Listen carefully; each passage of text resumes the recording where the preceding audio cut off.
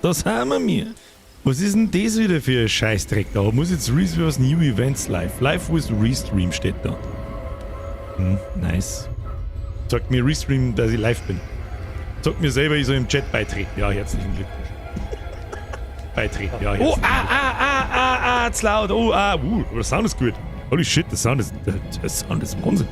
Ah, schauen wir, wer überhaupt da ist. Keine Ahnung. Drücken wir mal rein, bevor was weiß ich, schlimme Sachen passieren. Harvey! Events, Birger, wie angekündigt, 16, 13. Heute ist Diablo, Alter. Es ist Wochenende. Es ist Diablo Closed Beta. In einer halben Stunde, hoffe ich zumindest. Jetzt wenn Mann noch einer kommt und fragt, ob wir Hunger haben. Und 2, 3 spät sind, in dem Fall ihr 120 spät sind, oder wie viel sind wir? 140 auf YouTube zumindest, oder irgendwie so. Auf der Couch schon ganz zum Zuschauen. Wird nicht mehr besser. So schaut's aus. Ah! Da, Freunde der Sonne. Schauen wir mal. Nein, ich chill die Kniescheibe. Servus. Bin Grüße. Warum ist denn das unterstrichen? Verstehe ich nicht. Und wir daheim. Schöne Grüße zurück. Merci dir. Schluss. Mann! Schüssel! Sehr schön. Sehr schön. So. Ja, was tun wir jetzt eigentlich? Gibt nicht viel. Ist heute ein bisschen ein anderer Stream, als das normalerweise der Fall ist, weil heute gibt's keinen Bullshit. Für sonst. Heute wird halbwegs ernsthaft, soweit mir das möglich ist, ins Viech hineingezogen. Also folgendes. Weil wir vorher schon jemanden im Chat haben, der gefragt hat, so, hört wie Diablo 4, heute kapier's nicht, ich meine, das kommt im Juni. Kann ja nicht jeder alles wissen, das ist eh klar. Also, heute ist Closed Beta für alle, die vorbestellt haben. Jetzt sagen erst mal wahrscheinlich alle, oh Gott, wie kannst du vorbestellen? Wenn es diesen Stream nicht geben würde, hätte ich auch nicht vorbestellt. Aber ich habe das nun mal getan und tue es sowieso, damit ich 4 Tage früher spenden kann am 2. Juni, wenn wir unseren Marathon voll reinsuchten Stream machen, den ich auch schon ein paar Mal angekündigt habe. So, das heißt, ich glaube gestern oder am Mittwoch seit 5 Uhr hat man das Spiel vorab runterladen können, also die Beta-Version davon. Closed Beta ist das heute, nächstes Wochenende am Freitag gibt es die Open Beta. Da kann es dann jeder spielen. Ich glaube auch die Leute, die nicht vorbestellt haben. Es gibt absolut keinen Grund, das Spiel vorzubestellen, damit man heute spielen kann. Überhaupt keinen. Aber, it's a stream alive. Was soll ich machen? Gnädelwusser! Mehr als ein Zückel. Ich hätte gern ein Wurstbrot. Da muss uns machen. Oder der alte in den Kick schicken, ich weiß es auch nicht. Merci. Oh nein, und ich kann es mir nicht anschauen. Herr Schaff, wieso nicht? Ich lasse nichts bestellen. Alter. Oh Gott, wie kannst du nur vorbestellen? Herzl. Mr. Mitch. Ja, wir kann ich nicht. Ich sag das aber, wie es ist. Ich hab, jetzt geht die schon. Jürgen! 2:32 in der Früh bei mir, Australien. Erst bei Birger. Was ist es? 2:30? Das ist, ja, was sonst du hast? Jürgen! Na bitte, wer ist denn die? Das ist der Dissolvering schon wieder. Na bitte nicht. Hi. Ich weiß ja nicht, warum es schon wieder ausblinkt, einfach mittendrin. Ich mach nochmal. Ich kann es nicht retriggern, glaube ich. Ich weiß nicht. Dissolvering, ich war bitte. Heute reißen wir uns wenigstens an die Sonderstream-Tage, an den Freitagen zusammen. Weiß nicht, was es ist. Bitte. Die Soldering, merci. Und hi! Zurück. So. Ich glaube, ich muss da mal schnell die Alerts so ein bisschen leiser machen, weil es mir da sprichwörtlich den Schädel zerreißt. Babyboy! Ja, dankeschön. Weil ja sonst keine Rückzahlung. Das ist jetzt kein zweiter, ich habe einfach bloß ein Desoldering gerist-dingst, weil er nicht angezahlt worden ist. Und das ist aber das Mindeste. Hi, zurück, nochmal merci dir. Schluss jetzt, Bitchen. So. Da, der Faschist, Leute, schreibt, jawohl, das passt mir gerade gut. Du, mir auch, tu dich nicht runter. Oh Gott, ich kann's gar nicht so, ich hab's gar nicht so, ich warte so lange auf dieses verfickte Drecksspiel. So lang. Das ist unfasslich. Unfucking fasslich. Schluss jetzt. Jürgen! Oh Gott, die Listen wird schon wieder, es eskaliert schon wieder. Es ist wirklich wurscht, wenn ein Stream anfangen, es eskaliert einfach immer. Es ist wurscht, ob 8 Leute da haben oder 1800. Das ist einfach egal. Jürgen, ist ja Wochenende, das stimmt. Da gondelst du jetzt noch eine halbe rein. Ich weiß nicht, wie gut das Bier in Australien ist, aber das mag's ehrlich gesagt gar nicht wissen. Wer ist das wieder? Löwenzepp. Nein, das ist der Lucky. Mir ist wieder ein Reset. Habe ich die Birger auf und Zerbümmelungsstream. Hoffentlich wird Diablo 4 genauso gut wie das 3 und kein Schund wie Immortal. #Kim sehr hell. Wir werden es herausfinden. Sag ich dir, was es ist. Hidden Blade!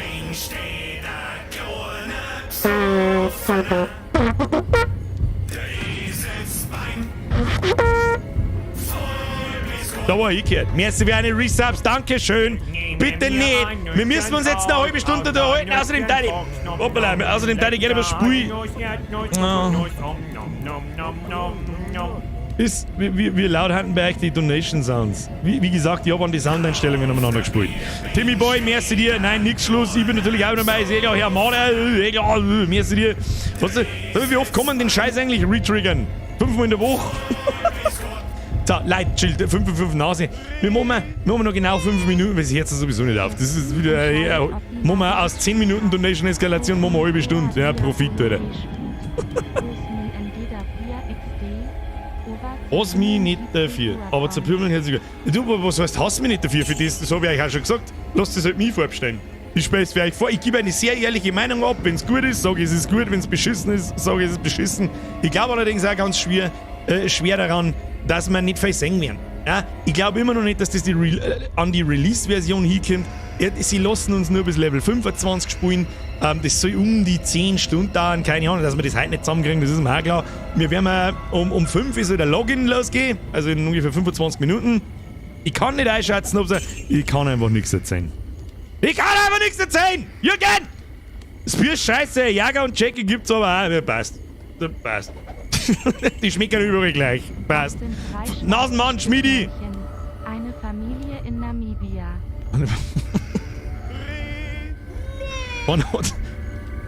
Langsam schleicht sich der finstere Humor scheiß per Donation. Nein, ich hab's schon gesehen. Kadaver, Gulasch, merci dir. Jürgen, merci dir. 5 Nase, aber Trittbücher, wünsche viel Spaß in Diablo 4. Ich hackel's mir heute und als Wochenende auch durch. Die Menge ist bei dir heute Open End. Nachtschau Squad. Das wollte ich gerade erzählen, aber ich darf einfach nicht. Damit Leute schon wieder nicht lassen. Merci. Flo, merci. Sauber endlich Beschäftigung im Stau. Hashtag Stausquad. Ich lenk die ab und du baust irgendeinen Scheiß mitten auf der Autobahn oder sonst irgendwas. So, also, nochmal. 5 geht's los. Wenn ich in meinen Freundes- und Bekanntenkreis einschaue. Kruzifix nochmal. Hey Bürger. Hey! Auf den Einsatz Grüße aus dem... Einsatz, aber grüß doch Ich sitze da unter nix Squad. Quacksalberchen! Quacksalberchen! Der kommt gleich wieder. Ist nichts Schlimmes passiert. Der ist gleich wieder da. Merci dir. Bitte. Bitte. Bitte. Bitte Schluss jetzt damit. Dankeschön. So, nochmal, wo haben wir stehen bleiben? Dankeschön, seriously. Danke an alle Resubs. Danke an alle... Ist eine neue Mitgliedschaft dabei, wenn ich glaube nicht. Danke für die Donations. So, jetzt lasst's mir labern. Kruzifix. Das wird ein kleiner Vorgeschmack auf den Juni-Stream. Da werde ich nämlich sehr viel... Werden wir so da sitzen und in die Viecher einpimmeln und da wird nicht viel Scheißdreck passieren. Schwierig ist es wahrscheinlich für Leute, die sonst einen Blödschiss gewohnt sind. Es ist dann wichtig, das Spiel zu verstehen. Warum tut er das? Der sitzt da, zerpimmelt in die Viecher ein und warum macht er das? Ich verstehe es nicht. Ist es jetzt die ganze Zeit das Gleiche da? Und sage ich, ja. Und ich werde mein Bestes tun, zu erklären, warum das so ist. Für Leute, die Diablo nicht kennen oder das Spielprinzip dahinter nicht kennen oder das, was so krass anfixt dahinter und so weiter und so fort. Philipp der Vlogger!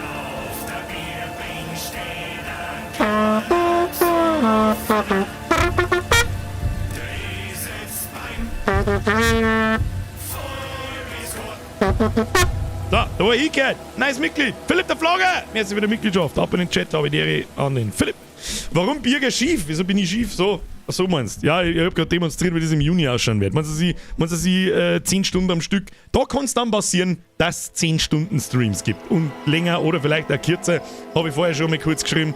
Das muss dann der Zukunftsbürger entscheiden, wie er sich das hinkriegt. Ich meine, ich muss auch irgendwann mal zum Pissen gehen oder sonst irgendwas da oder mal was essen in Ruhe und zeigen und klump.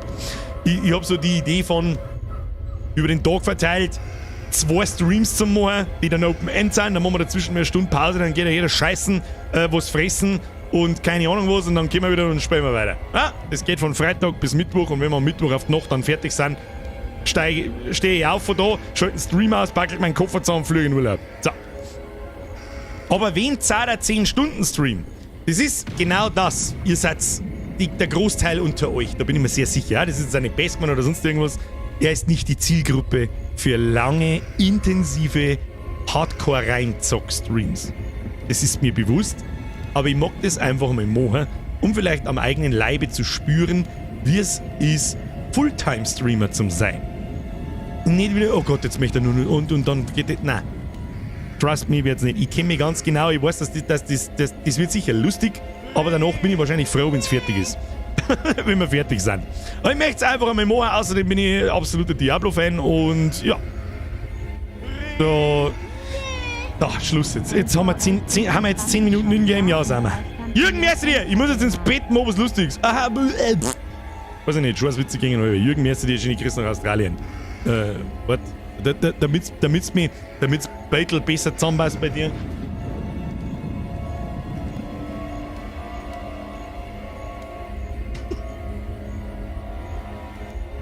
Schöne Grüße nach Australien. Bis später oder so. Habe ich die recht.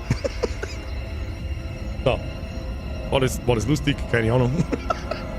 Mehr ist mir nicht eingefallen. Entschuldigung. Stefan! Level 25 schaffen wir in 3 Stunden, wir sind Pro-Gamer. Heißt das, man braucht in etwa 10 Stunden, bis man Level 25 ist. Und ja, we will see. Ja. Und sonst, was gibt's sonst noch zum Sagen? Jetzt müssen wir nur irgendwie 20 Minuten zusammenschlagen. Zu 5 am besten. Und der Lynn schreibt, habe ich dir warum jetzt schon? Lass jetzt zurücklaufen, das erkläre ich jetzt nicht nochmal. 10 Stunden mit der Kreditkarte. Was 10 Stunden mit der Kreditkarte? Verstehe ich nicht. Reicht! Danke dir! Gute Nacht! Ich schlaf gut. Wie ist es in Australien einfach, eigentlich? Wenn man auf dem Bauch schläft, schläft man dann auf dem Rücken? Weiß ich nicht. Und ist es wirklich so, dass die eigentlich von 10 Viecher 11 umbringen wollen? Weiß ich nicht, wenn du in deinen Schuh einschlürfst und du hast Pech, dann ist eine schwarze Witwe drin und du bist tot. So stell mir ich Australien vor. Du gehst aus dem Flieger raus, dann hängt da eine fette Wolfspinne und die beißt deinen Kopf ab. That's the experience. Have a nice day. Timmy Boy! Warum freuen sich Kinder in Bangladesch nicht auf Geschenke? Weil sie selber herstellen. Niemand mit heim. Stefan, merci dir. Level... die hab ich schon gelesen. So, Schluss jetzt. Machen wir mal die Donations an, also jetzt geht uns selber schon auf den Sack. Das ist sowieso... Mir ist es so schon zuwider, aber wenn es ein extra Stream wird, dann ist mir irgendwie zuwider. Ich weiß nicht warum. Der A-Track schreibt, Shroud-Stream oder Birger? Ja, safe zur Pümmelung Birger. Ja, alle spulen es jetzt, ja. Außerdem habe ich ja schon angekündigt, so, ich möchte mich mehr auf die Streams konzentrieren und darum werden auch sicher die extra Streams dann vorkommen, wenn Spiele an einem Freitag erscheinen, übrigens nächsten Freitag wieder, da kommt Resident Evil 4, da werden wir mir nicht warten bis Montag, sondern da gibt es nächste Woche wieder einen Stream am Freitag, aber halt zur gewohnten Uhrzeit zumindest, um 8 Uhr auf die Nacht. Okay? Das werden wir einfach mitnehmen. So ist das nun jetzt. Und ich glaube dann, die Woche drauf kommt dann der Last of Us, es kommt am Dienstag. Das ist was, einen Tag, glaube ich, können wir verkraften. Es kommt am Dienstag raus und am Mittwoch fangen wir mit dem Stream an. Also es wird sich nicht grundlegend etwas ändern an die Montag- und Mittwochabende. Es wird sich eigentlich am Spieleprogramm auch nichts ändern. Aber wenn halt sicher die Sachen rauskommen, wo ich halt selber auch Feuer und Flamme bin, dann rein ins Viech. Einfach rein ins Viech. Jürgen! Kommt drauf, wo du in Australien bist. In Melbourne geht's noch, in Brisbane oder nördlicher bist tot beim Aussteigen vom Flieger. Ich weiß nicht mehr, ich habe irgendeine Ex-Freundin, das ist ja 1000 Jahre, irgendeine Ex-Freundin, die hat so ein halbes Jahr in Australien verbracht, ich weiß aber nicht mehr, wo die war, keine Ahnung. Die hat in der ersten Woche, haben wir telefoniert, und dann hat sie in der ersten Woche, hat's schon irgendein Viech gehabt, das bei ihr unter die Haut einbriert hat. Weiß ich nicht, irgendein scheiß Fliegen, keine Ahnung. Da habe ich da schon gewusst, Alter, fick dich, Alter. Birger, mach die Musik bitte ein wenig leiser. Ist das... Aber extrem leise. Also wenn das Gehörverhältnis stimmt, ist die Musik jetzt laut? Bitte let me know in the chat. Cyberpunk! Merci wieder Euro. Bussi auf das Nussi. Herr Stahlinger, ist Schluss jetzt mit den Beträgen. Was ist denn mit euch? Herr Stahlinger, Haut! Aus der Hoten, bin voll motiviert. Es ist ja, jeder ist motiviert, es ist Freitag, Alter. Laut, aber nicht zu laut. Ja, wenigstens. Ja, ist okay. Ist okay, ist okay. Hab ich bloß ein wenig gewundert, denn da machen wir auf minus 48. Oh, das war jetzt kurz. Genau. Hört jetzt überhaupt noch irgendwas? Ja, 48 ist zu leise. Minus 45 mal minus 46. Ist gut. Ist jetzt durch dieses schöne Wort. Ich hör's mir selber mal schnell. Ist jetzt durch dieses schöne Wort. Ich hör's mir selber mal schnell. Ist jetzt durch dieses schöne Wort. Ich hör's mir selber mal schnell. Moment einmal. Ihr hört ja da noch ganz was anderes. Moment einmal.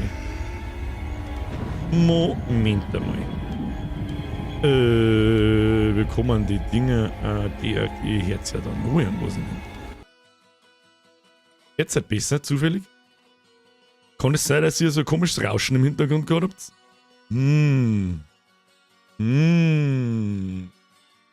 Jetzt. Hab ich nicht gesehen. Tut mir leid, was hast du nicht gesehen? Gesehen habe ich sowieso nicht. Ich hab's nicht gehört. Haben wir das nicht? Ja, das ist dumm. Das, was da hinter mir fährt. Sagst du das? Ich hab einen Hintergrund gebastelt. Ja, ich hab mir Mühe gegeben! Der sich da ein bisschen bewegt und lauter so ein Kack. Das ist ein Video und der hat einen Hintergrundsound. Und den habe ich nicht gehört im Monitor. Und ja. So, pass auf. Jetzt können wir auch die ursprüngliche Tristram-Musik. Ich kann mal wieder ein bisschen lauter machen, glaube ich. Muss schon zusammenpassen. Ja, das ist alles neu. Ich habe mir richtig Mühe gegeben. Ja? I hear colors, I can see sound. Warum hast du die Briefmarken gefressen, die komisch bunte? So, jetzt passt's. Na, wir haben den Ingame-Sound gehabt. Ja, das war nicht der Ingame, ja, das war der Soundtrack wahrscheinlich, oder Ingame-Sound, der halt an dem Video dran klebt.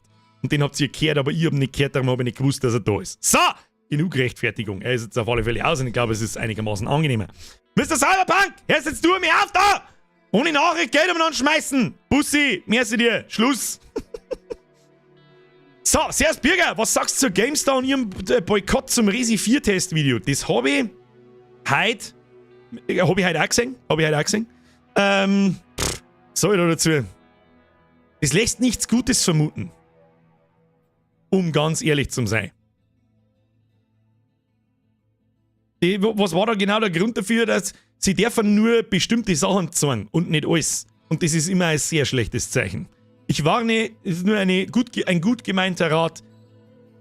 Ich sag's euch, was es ist. Schaut euch den ersten Stream bei mir in Resident Evil 4 an, bevor ihr es euch kauft, weil ich ahne fürchterliches. Wir werden sehen. Capcom hat noch nie richtige Scheiße abgeliefert, aber das haben wir von Blizzard auch einmal gemeint. Nasmann! Mit was für einem Job fangst du heute an? Das ist eine gute Frage. Da, jetzt kommen die richtigen Fragen. Wir haben noch gute 13 Minuten. Jetzt ist es, also, es sind heute nur 3 Klassen verfügbar. Der Barbar, Zauberin und der Rogue. Also der Art Schurke oder Jäger oder was weiß ich, wie man es benennen will. Eine Intelligenzklasse, eine Stärkeklasse und eine Beweglichkeitsklasse. Am wenigsten Bock habe ich auf diesen Jäger-Dings-Scheißen mit Bogen und Dingen. Erinnert vielleicht, mit was kann man es denn vergleichen? Vielleicht ein bisschen mit der Amazone aus Diablo 2 und vielleicht ein bisschen mit dem Demon Hunter aus Diablo 3. Also mit Armbrust, Bogen, Schießen, Range, bla bla bla. Da habe ich gar keinen Bock. Sag ich dir, was es ist. Also entweder Zauberin oder der Barb. Ich glaube aber auch, die klassischste Klasse in Diablo ist ein Barbar. Und darum werden wir wahrscheinlich einen Barbaren spielen. Es ist halt meine eigentliche Lieblingsklasse oder die Lieblingsklassen in solchen Spiele ist für mich Pet-Klassen. Deswegen habe ich zum Beispiel einen Hexendoktor in Diablo 3 sehr viel gespielt, am meisten gespielt von allen Klassen wahrscheinlich. Bis dann der Necromancer kommt, der im Prinzip das gleiche ist. Er schickt halt Untote umeinander und der Hexendoktor war irgendwie dasselbe in Grüne. Tja, Basti ist da! Mit Birger ist es vorbereitet. Schau, bin ich jemals vorbereitet, oder? Weißt du was es ist? Ja, ich denke schon. Wir spielen einen Barbaren. Wer ist für einen Barbaren? Hand hoch! Ich bin für einen Barbaren. Das muss gelingen. So. Birger, hast du das mit Warhammer 3 mitgekriegt? Das Chaos Dwarf DLC und die kostenlose Immortal Empires. Ich hab mir Warhammer 3 immer noch nicht besorgt. Ich weiß schon Schande über mein Haupt, aber ich mag diesen Chaos-Scheiß nicht. Weiß ich nicht.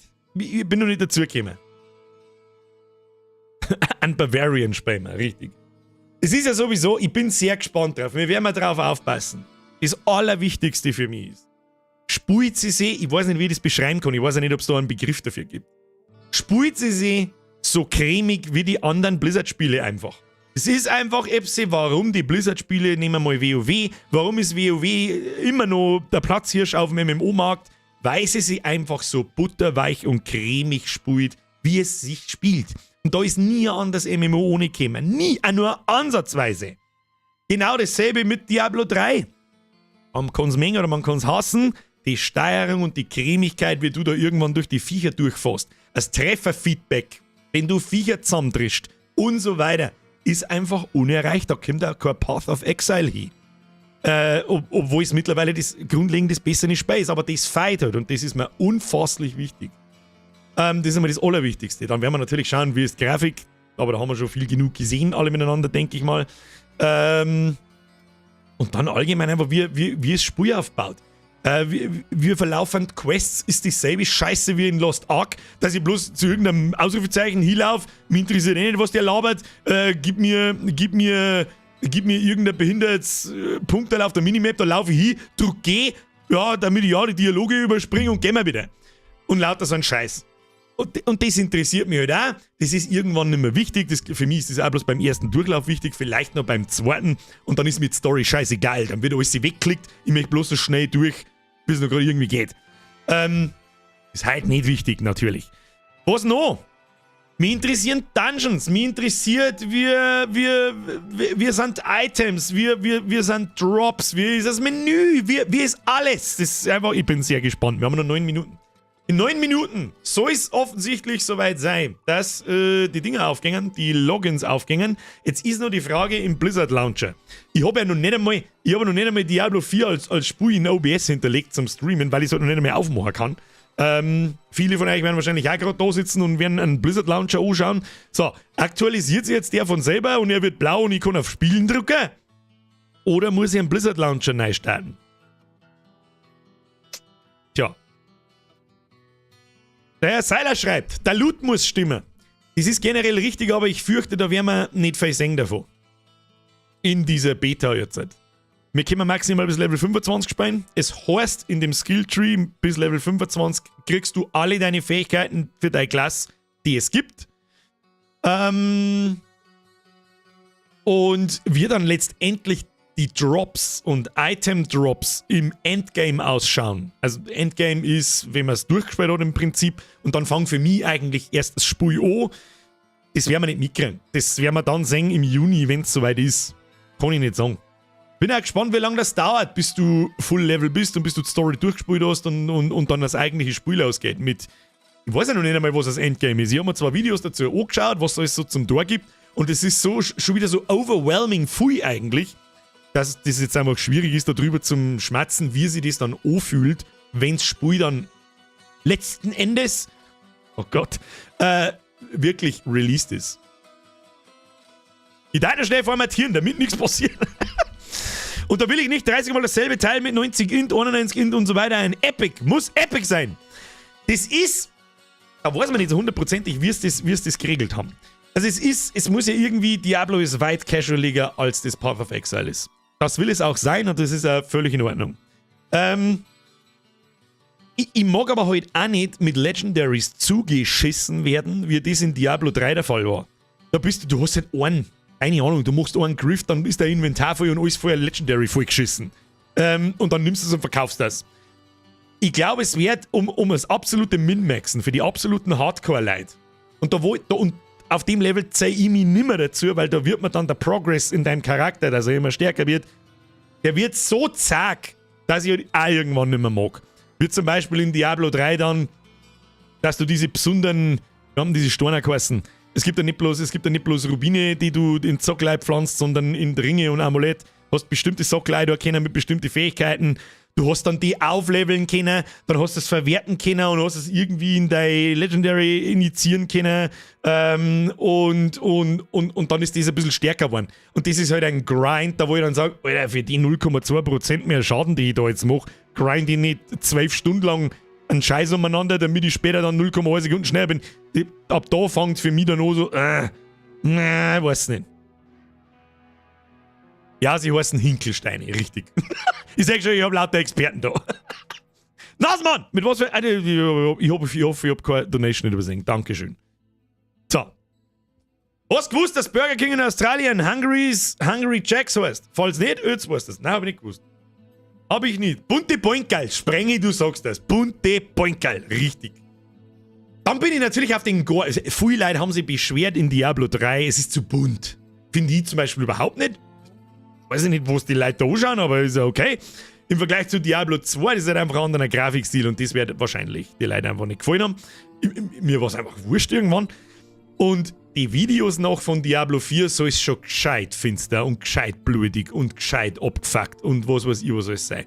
Da bin ich sehr gespannt drauf. Ich finde sowas wichtig, gehört einfach zu einem Diablo dazu, es muss abgefuckt sein. Aber es ist jetzt auch nicht so, dass man dann der Spielspaß verloren geht, weil irgendwann sehe ich das sowieso nicht mehr. Am Anfang nehmen wir, oh, schaut das alles toll aus. Ja, wenn ich dann aber 25 Minuten den gleichen Dungeon gemacht habe und immer noch nicht das Item gekriegt habe, was ich haben will, dann interessiert mich nicht, ob da Blutlocker liegt oder nicht. Hauptsache schnell nur durchhebel, passt schon. Birger, letztes Diablo war Diablo 2. Schau es mir bei dir vorab an. Weil Diablo 2 ist lang her. Das waren dann ungefähr 23 Jahre. Mit dem Add-on waren es 20. Spielst du allein oder im Team? Heute ist allein spielen. Der Artstyle war das größte Problem bei die 3 plus Echtgeld-Shop, aber man war lecker, den verdränge ich gern mal.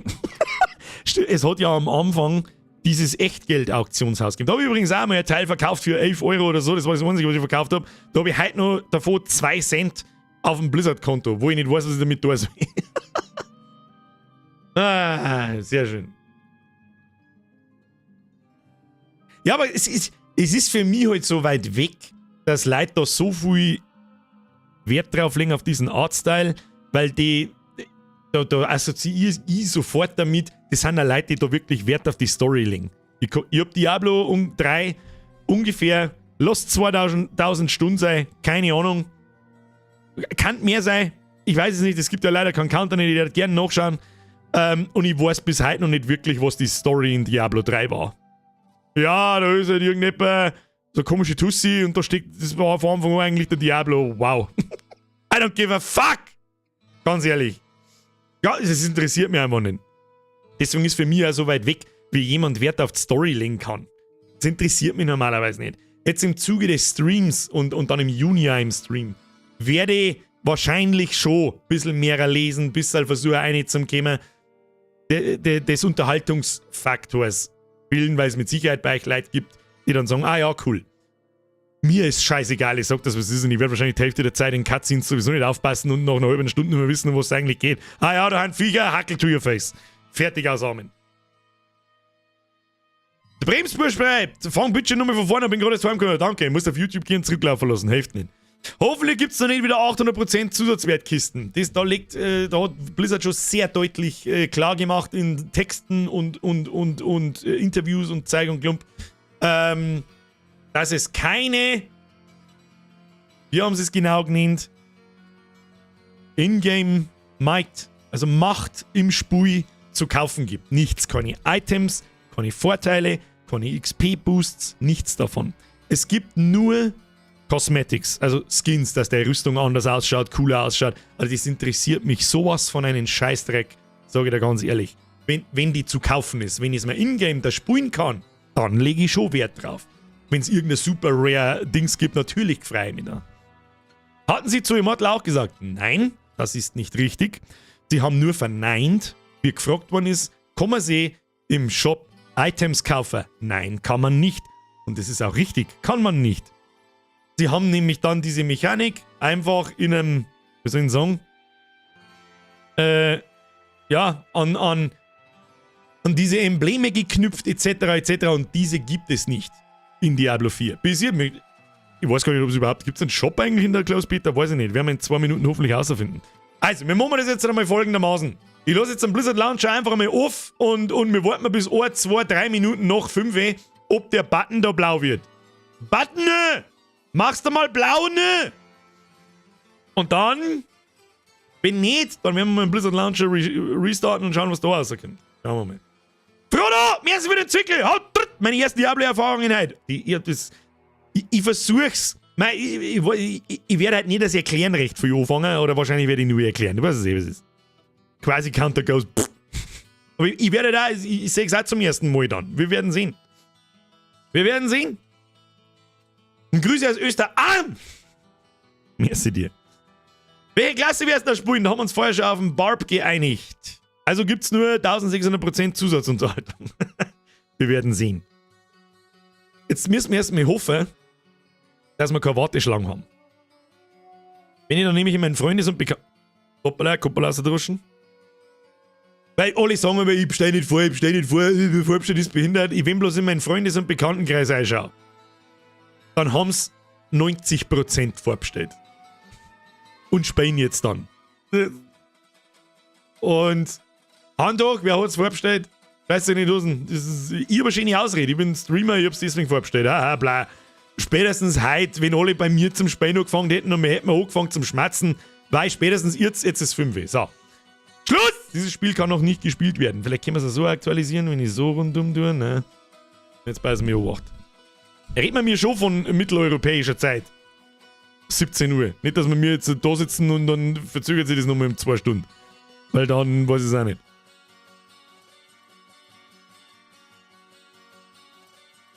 Es hat 5 Uhr geschlagen. Jetzt müsste eigentlich langsam einmal... Logisch, die 100-Euro-Version, Herr Kreuzer. Gut gemacht. Battle.net Login ist schon auf Warteschlange. Ja gut, dann gehe ich mal lieber nicht aus dem Battle.net Launcher raus. Kann das irgendjemand bestätigen? Hey, probiert einmal irgendeine Pause, aber am Battle.net Launcher zumacht und wieder aufmacht, ob dann der Button blau ist. Bitte. Nope, ich hab bloß die Merchkisten gekauft, kommt im Juni irgendwann. Das, Steffi, da muss ich jetzt ausnahmsweise sagen, das ist, finde ich, ein bisschen fragwürdig. Das ist die Collectors Edition. Und eine Collectors Edition ohne Spiel drin ist einfach fragwürdig. Baust du einen Wirbelwind-Barbier gezockt? Ja, werden wir ausprobieren. Wenn wir so weit kommen, also ich glaube nicht, dass wir mir halt bis Level 25 kommen. Hauptsächlich geht es an mir darum, Level 20 zu werden, damit ich den Wolfsbaby-Skin kriege. Den möchte ich haben. Aber es ist an mir wurscht. Da gibt's noch eine Edition, die Ultimate! Battle.net gerade neu gestartet, geht noch nix. Okay, sehr gut, sehr gut. Der Login-Button! Ja, ich kann immer noch nicht auf Spielen drücken. Keine Ahnung, wir werden sehen. Oh, der Jesse Rocks wird im Battle.net-Account, also im Battle.net-Launcher angezeigt. Jetzt ansehen, sollen wir da mal reinschauen. Ach, aber nur Herren. Anderes außer ein bisschen Diablo spielen, bringen hin und wieder einen schlechten Witz und wir warten jetzt auf die Diablo 4 Beta. Das heißt also, ihr konntet das Spiel im Ideal... Okay, kommen wir mal kurz rein, Herren. Mr. Jesse Rocks, schöne Grüße gehen raus. Ist einer der größten deutschen Diablo 3 Streamer, Content Creator, wenn man so will. Ja, Mentropy, oh boah, bitte nicht, ich kann ihn nicht ab. Schwierig. Finde ich auch schwierig. Er hat Ahnung, ja, kann schon sein, aber ich kann mir ihn auch nicht lang geben. Frag mich bitte nicht, warum, ich kann ihn mir nicht lange geben. Und dennoch natürlich schöne Grüße, bitte nicht aus dem Leben striken, Dankeschön. So. Du wirst mein Test, wenn es gut ist, dann bestelle ich es auch vor. Mr. Bahako, ja, um Gottes Willen. Ich glaube, man kann halt einfach, der für mich wichtige Teil, was sagt denn der Battle.net Launcher? Ich kann immer noch nicht auf Spielen drücken, das ist mir das Wichtigste. Das muss man auf dem Monitor daher, damit mir das ja nicht auskommt, wenn der blau wird da. So. Ich kann nicht einloggen! Julpet, bist nicht da einsingen. Bin für mehr australienfreundliche Uhrzeiten. Heute ist gut. Ja, 2:30, perfekte Zeitpunkt, um einen Bürgerdeppen in Bayern von Australien aus anzuschauen. Also bei Max geht auch noch nichts. Ich weiß nicht, wer der Max ist, aber okay. Kannst du Twitch schaust, ist noch keiner drin. Denke ich mir schon. Also wenn die anderen nicht drin sind, sind wir mehr noch drin. Das werden wir aussitzen. Das ist genau der Punkt, den ich gemeint habe. So, ich weiß auch nicht, was passiert. Vielleicht geht es auch gar nicht. Was passiert, vielleicht rauchen Surfer schon ab, bevor wir überhaupt irgendwo hindrücken. Ich will Unreal Tournament spielen. Richtig, dann spielen wir Unreal Tournament. Okay, bin nicht der Einzige, der gerade durchdreht, weil es nicht losgeht. Ja, chillt die Kniescheibe. Chillt die Kniescheibe. Ich bin schon etwas älter. 26 plus nach wie vor. Und sehe die Releases und Beta-Tests etc. Die habe ich schon mitgemacht. Da waren andere noch in Abrahams Wurstkessel. Manche Dinge ändern sich nie. Aber ich bin ja nicht davon ausgegangen, dass heute nur Vorbesteller spielen können, dass es keine Warteschlange gibt. Ich glaube, wenn es eine gibt, dann nur eine kurze. Ist eh klar, die ganze Welt wartet jetzt, bis sie die einloggen kann. Das ist eh klar, dass da wahrscheinlich ein bisschen umeinander geht. Aber ich kann mir jetzt nicht vorstellen, dass wir jetzt da 8 Stunden in der Warteschlange sind. Sollten wir jetzt da wirklich 8, das haben wir ja bei New World, haben wir das auch gemeint. Beim Jesse geht's. Man muss dazu sagen, am Jesse nicht orientieren. Der ist sogar im Blizzard Launcher verlinkt. Diablo B, da ist gestanden. Diablo 4 Beta mit Jesse Rocks, erkunde gemeinsam mit Diablo-Veteran Jesse Rocks die Open Beta. Der wird vom Blizzard selber promoted. Das ist halt schon krass eigentlich. Ein Name im scheiß Blizzard Launcher drin. Was geht denn da eigentlich ab? Ja gut, größte deutsche Streamer, was das betrifft, ist eh klar. Und der kriegt einen Streamer-Bonus. Ja, der kriegt gezielt so, du darfst jetzt rein. Ist übrigens bekannt, dass das so gehandhabt wird, dass große Streamer gerne mal den einen oder anderen Vorteil genießen. Ich nicht. Mir hat noch keiner gefragt. Bin ich wahrscheinlich zu klar. Weiß ich nicht. Komm mir, weiß ich nicht. Schrei mir auf mich hinauf, ich bin der größte Streamer in Österreich. Komm mir irgendjemand kurz einmal österreichische Staatsbürgerschaft leihen. Weiß ich nicht. Gibt's. Aber es gibt mit Sicherheit weit größere wie mich in Österreich. Das haben wir auch wieder. Du schreist zu viel, die haben Angst vor dir. Ja, das kann sein. Das ist aber, das ist, weiß ich nicht. Wir haben ja auch Barbar und kein Mumu. Der Twitcher Holy LP ist bereits im Spiel. Ja. Ich weiß jetzt, bin mir jetzt nicht hundertprozentig sicher, ob das Werbung ist jetzt für die Leute, dass ihr alle da rumgeht, aber da haben sie halt den falschen Stream. Keiner von euch möchte sich irgendeinen Preisenfotzen anschauen, wie es Diablo 4 spielt. So! Kann ich jetzt da bitte nochmal, ich wechsle jetzt einmal von live auf Diablo 4 Beta. Nein, ich kann immer noch nicht, dieses Spiel kann noch nicht gespielt werden. Die Beta ist ein unvollständiges Produkt und enthält daher keine der lokalisierten Sprachausgaben, die Diablo 4 bei der Veröffentlichung haben wird. Das ist es automatisch Englisch dann. Da klang ich schon wieder eigentlich. Launcher neu starten hilft. Okay, probieren wir's. Schluss! Panda, lese ich gleich. Ich muss mich jetzt da mal kurz konzentrieren. Oh, da macht sie automatisch zu. Wahrscheinlich kommen wir jetzt nie wieder in Battle.net rein, aber wir werden sehen. Panda! Nicht hier! Aber waren Sie schon einmal in Baden-Württemberg? Oh! Ich kann auf Spielen drücken! Hat geholfen. Wer hat das geschrieben? Achtung! Achtung! Oh, da ist ein Klapperl. Circa 1 Minute. Okay. Ich hab die Wette sozusagen verloren. Es gibt eine Warteschlange, circa 1 Minute für Blau. Oh. Friends of the Sun, jetzt ist Weihnachten. Sehr schön. Es ist nicht die Frage, ob die 1 Minute stimmt. Ich kann es nicht glauben. Ich glaube, das ist, um die Leute zu beruhigen. Wahrscheinlich bleiben wir Warteschlangenposition 84.005. Aber wer weiß, wahrscheinlich kommt die Hälfte der Leute nicht auf die Idee, dass sie einen Blizzard Launcher neu starten und sich der Button dann aktualisiert. You need at least Windows 10. What? Fuck you, Blizzard, Alter, wir hatten kein Windows 10. Also wer jetzt noch mit Windows 7 umeinander guckt, dem kann ich halt auch nicht helfen. Jetzt zwingen sie mich, Windows abzudaten. Das muss halt einfach abbrechen. Das hilft ja nicht. Du hast jetzt mit deinem Ständer? Ja, das werden wir uns jetzt anhören müssen. Hilft nicht. Ist da gerade unter 1 Minute, ist da vorher schon unter 1 Minute gestanden? Also das kleine Krokodilmaul. Ich weiß nicht, wie man das nennt. Das habe ich in der Schule so gelernt, das ist das Krokodilmaul auf und Krokodilmaul zu. Da hat sich schon gerade irgendwas im Text geändert. Ich habe im Augenwinkel gesehen, dass er gesprungen ist. Ich habe schon gesehen. Das Krokodilmaul ist neu! Dies wollte ich lesen. Mr. Beatings Guy, genau das. Hab 3 Minuten Wartezeit. Also ist realistisch, okay. Okay. Ja, jetzt singen natürlich alle Leute bei den Streamer. Oh mein Gott. Oh! Nein, nicht wieder in Warteschlange. Nein, nicht. Oh Gott, Server rauchen ab. Bitte nicht, das lass mich rein. Lass mich doch bloß mal rein. Wenn man mit drin ist man drin. Ich mag nicht erst noch mehr auf Abbrechen. Das sitzt mir aus. Ist mir egal. Der bußwürdige Mann wird bestehen. Der geduldige Typ wird bestehen. Lemien! Ja, raucht man dabei und der mal philosophieren, weiß ich nicht. Bleib jetzt da einmal und ja. Das ist die Warteschlange von der Warteschlange. Aber ganz ehrlich, wenn kein Text nicht dort steht, das hätte da jetzt schon so den Eindruck, als wäre es abgehackt während dem Login. Er wollte sich einloggen, dann hat es irgendwie gemacht und jetzt steht in Warteschlange dort und ohne Zeitbegrenzung.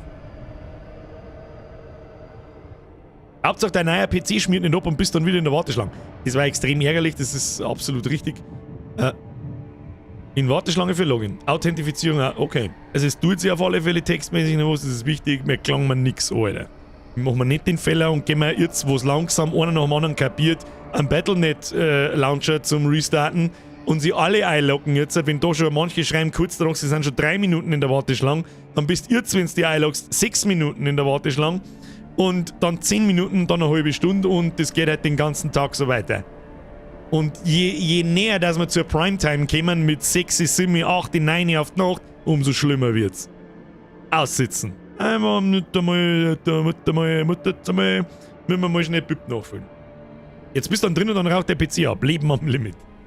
Ich hab keine Probleme mehr gehabt. Also, für die Leute, die vielleicht beim PC-Zusammenbau dabei waren, das ist... Also wieder 2 Wochen her, oder? War das letzten Samstag? Also, letzten Samstag war ich besoffen. Vorletzten Samstag. Der Gärtner kann spielen! Chill die Kniescheibe. Hat das bei dir ähnlich ausgeschaut?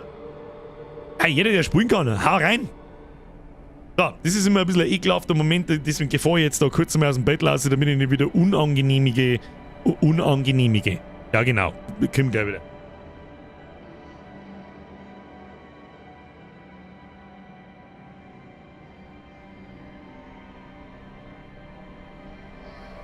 So, bin wieder da.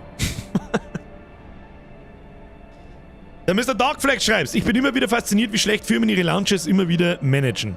Ja, Blizzard könnte damit rechnen, aber ganz ehrlich, es ist eine Closed Beta, da muss der Login nicht funktionieren. Außerdem ist es der erste Ansturm, morgen interessiert es wieder keine Sau. Das ist immer, weißt du eh.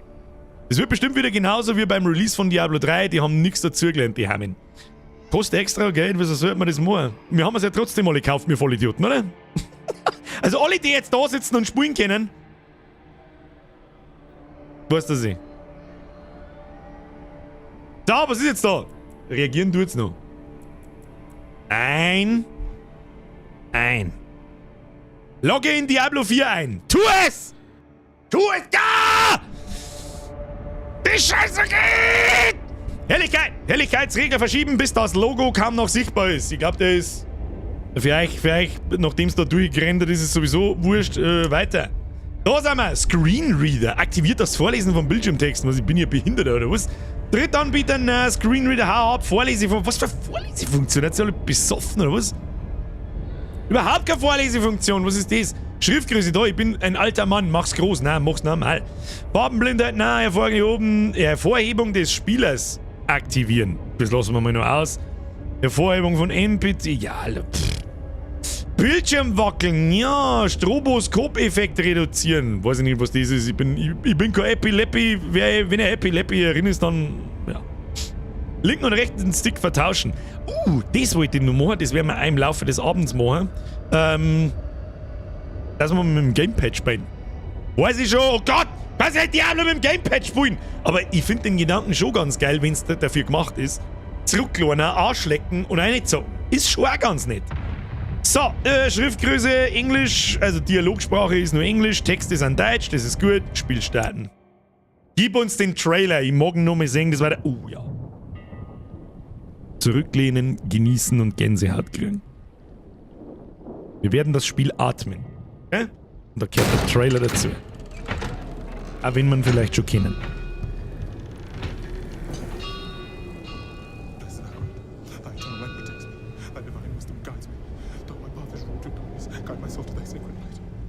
Blessed Akrat, thy eternal light protects me.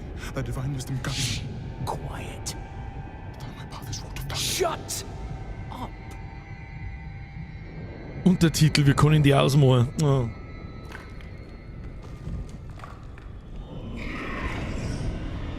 Ist es überhaupt? Run!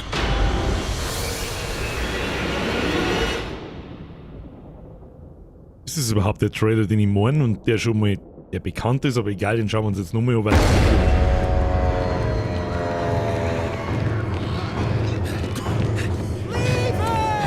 Just keep running.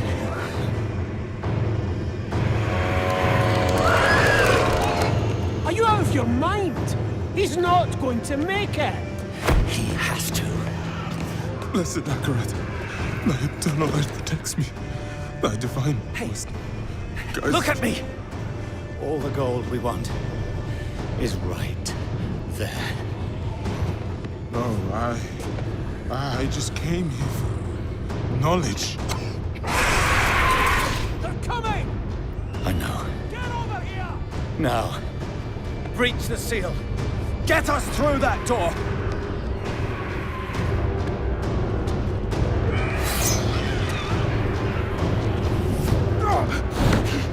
Oh, Leid, help me. Wie, ich kenne den Trailer oder den Einspieler, was auch immer, und hab Gänsehaut wie ein Behinderter. By 3 they come. By 3 thy way opens. Blood shows. Schluss! This doesn't make any sense. See. Blood. Blood is the key. Blood is the key! What? I need 2 of you! Now! Go! I'll hold them! Go! So, it says the blood of the willing goes... You gotta be kidding me!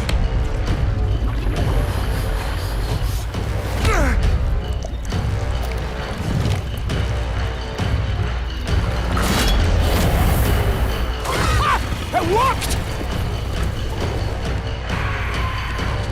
We have to help him! He's dead already.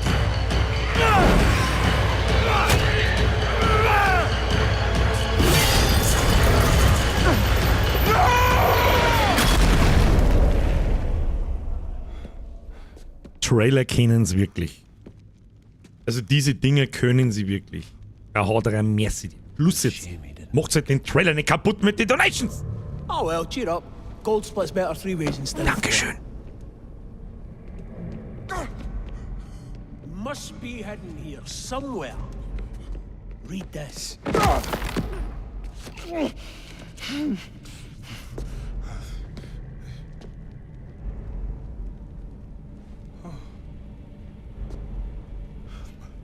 By 3 they come, by 3 thy way opens, by the blood of them willing.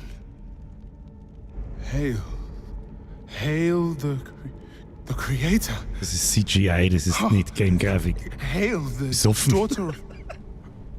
Oh no. No. What about the coin? What's it say? This is forbidden. This is a summoning. I cannot speak. Don't lie to me! We came here for treasure. What is this place? I don't know. Maybe it's a temple. Or a tomb, or... It's a gate.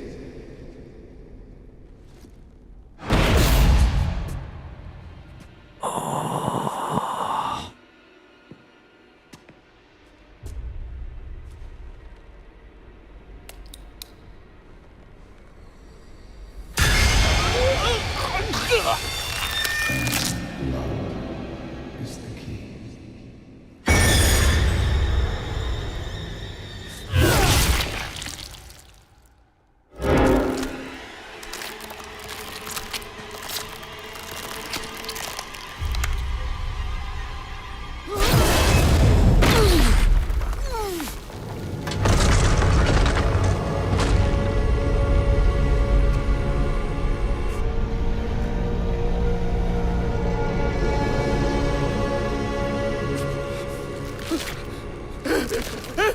Blessed Akrat, thy eternal light protects me. Thy divine wisdom guides me. Though my path is wrought upon us, guide my soul to thy sacred ways. From the abyss, we see thy salvation. By 3 they come. Schluss jetzt! Kai, merci dir! Schluss jetzt mit Donations! By the blood of the willing.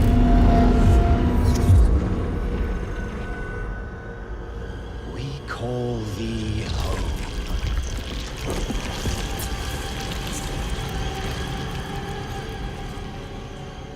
Come. Blessed Akrat, thy eternal light protects me. Thy divine wisdom guides me. Though my path is Open wrought your upon us. eyes. Eternal light protects me. Eternal light protects me. Eternal light protects me. Eternal light protects me. Eternal There light... is no light here. You came to the darkness for knowledge.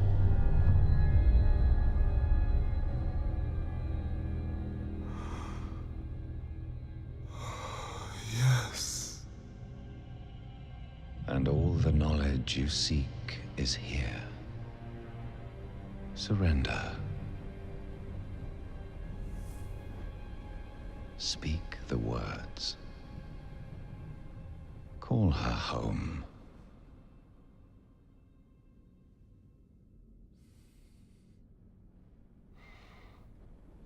By 3 they come. By 3 thy way opens. By the blood of the willing, we call thee home.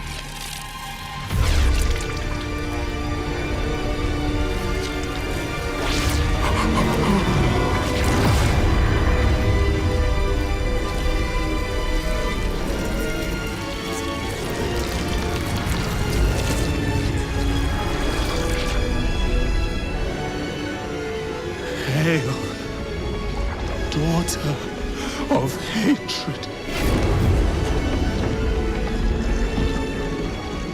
creator of sanctuary. Das ist so geil. Hail,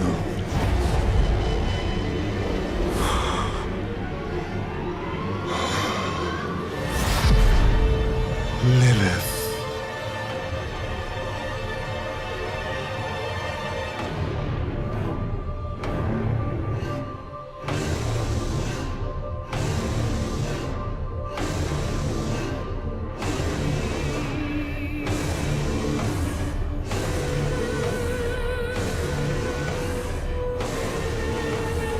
Blessed Mother,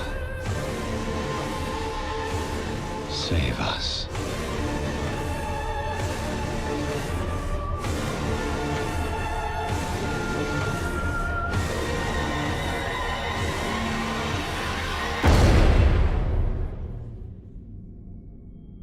Holy shit. Der ist schon gescheit gut gemacht. Kruzifix, der ist schon gescheit gut gemacht. Leck mich am Sack, der ist schon gescheit gut gemacht. Das kann ich gar nicht oft genug sagen. Leck mich am Arsch. Ich wiederhole, leck mich am Arsch. Freunde der Sonja! Ich dachte, das ist vielleicht ein nettes Intro. Gehört dazu. Jetzt werden wahrscheinlich Leute, die Diablo nicht kennen, die werden jetzt Erwartungen haben, wo sie jetzt dann gleich wieder ganz furchtbar schnell auf den Boden der Tatsachen zurückgeholt werden. Aber egal. Kai, nochmal merci für die Mitgliedschaft. Bussi aufs Nussi, welcome to the squad. So! Kinder! Da sind wir. Ich kenne mich auch nicht aus. Schluss jetzt! Timmy Boy! Zerböbelung! Wir werden sehen. Die Frage ist, ja genau, wollte ich gerade sagen. Es gibt die 5 Klassen des Spiels. Heute sind nur 3 verfügbar. Dann haben wir den Barbaren. Wir haben den Totenbeschwörer, den werde ich dann spielen, wenn Release ist. Wir haben einen Zauberer. Wir haben einen Jäger. Okay. Und wir haben einen Druiden. Spielen lässt sie heute der Barbar, der Zauberer und der Jäger. Interessiert mich alles ein Scheißdreck. Wir spielen mal einen Barbaren. Danke noch nicht. Einfach weil geiler Trailer, have fun, Bürger. Ja, für den Trailer habe ich auf alle Fälle mal 10 Euro verdient. Ist ja klar. Ist sowieso klar, ich verstehe die Frage nicht. Du müsst noch einen Mann mehr zu dir. Ist nur bei mir schwarz. Was ist schwarz? Was ist denn schwarz? Zeigt sich schon was, hallo? Blood Tiger ist nur bei dir schwarz, glaube ich. Muss man vielleicht einen Stream neu starten. Aber es fällt nichts. Ich bin eine alte, ist aber nicht schlimm. Hoppala. Ja gut, noch nicht, da hätte ich ja selber drauf kommen können. Entschuldigen Sie bitte. Topper auf die Tipp. So, hast einen Trick. Wir spielen mal ein paar Bahnen. Das ist mal schnell Spielmenü, was einmal schnell wichtig ist. Sound, wo wir Gesamtlautstärke. Die der wir mal oben auf 75, Musiklautstärke, der wir mal oben auf 50. Soundeffekte müssen wuchtig sein, die lassen ein bisschen weiter oben. Dialog laut, Umgebungslautstärke machen wir auf 85. So, was haben wir da? Gerät, Audioausgabe, alles Steini, interessiert mich alles ein Scheißdreck. Kann man da speichern? Änderungen speichern. Grafik, Vollbild, Fenster, ist da irgendwas mit Bildschärfen? Nö, Schriftgröße, HDR, nö. Vertical Sync braucht heute Sau nicht. Neue Einstellungen übernehmen, ja, wie muss es speichern, Sternencreme-Vogel. Helligkeit, Auflösung im Prozess, kann man auch. Also maximale Vordergrund FPS 155 passt, DLSS braucht keine Sau nicht. Und ansonsten ist alles auf Anschlag, genauso will ich das haben. Verringerte Spezialeffekte, ein bisschen besoffen. Natürlich nicht. Barrierefreiheit, Freundesteuerung interessiert mich jetzt alles nicht. Jawohl, Freunde der Sonne, wir fangen an. Da spielen wir natürlich einen Barb. Das erste, was mich da jetzt gleich mal interessiert ist, das erste, was mir auffällt, ist, siehst du die Grafik und die Detail Sauberheit. Also ich kann mir sehr gut vorstellen, dass das jetzt schon Ingame-Grafik ist. Siehst du, wie dermaßen detailliert diese Rüstung ausschaut und so. Okay. Okay. Körperbau wählen. Sie haben nicht einmal hingeschrieben, sie dürfen wieder nicht hinschreiben, Geschlecht wählen, gell? Kannst du jetzt weiblich oder männlich wählen? Ich finde aber so, seid's mir nicht böse. Das hat jetzt nichts mit Männlein, Weiblein, bla zu tun. Aber eine Barbarin, ich finde, das passt einfach nicht. Allein schon vom Körperbau, der Barbaren-Typ einfach. Ich sag's einfach, wie sie ist, ich bin oldschool. Mandal, Weiberl. Mandal, der ist einfach fetter und schaut besser aus. Gib ihn mir. Ich bin jetzt gespannt, wie man anpassen können. Okay, es gibt offensichtlich Preset. Der kasige Rothaarige. Bin mir nicht sicher, ob das glaube ich ist ein Umbau da. Bin mir nicht sicher. Was haben wir da? Der Emo-Barb. Ja, können wir der Sache schon nicht, ne? Oh, was gibt's so? Ne, der Bim-Dude Barb. Na, ich glaube, wir machen mal mit dem da weiter. Man kann ja. Oh ja. Das ist das erste Mal in einem Diablo-Spiel, wo du deinen Charakter anpassen kannst. Das hat es noch nie gegeben, die haben normal immer gleich ausgeschaut. Passen sie natürlich dann an mit. Oh Gott, die Haare schminken mit. Schon hin. Gesichtsvariationen. Schauen wir uns mal, wir haben ein bisschen das große. Ah, der schaut wütend aus. Was haben wir da? Hauttöne. Kann man ganz weiß gehen? Ja. Dann haben wir Kellerkind Barbar. Kann man ganz schwarz gehen? Ja, das ist gescheit schwarz. Das ist wirklich gescheit schwarz. Nehmen da.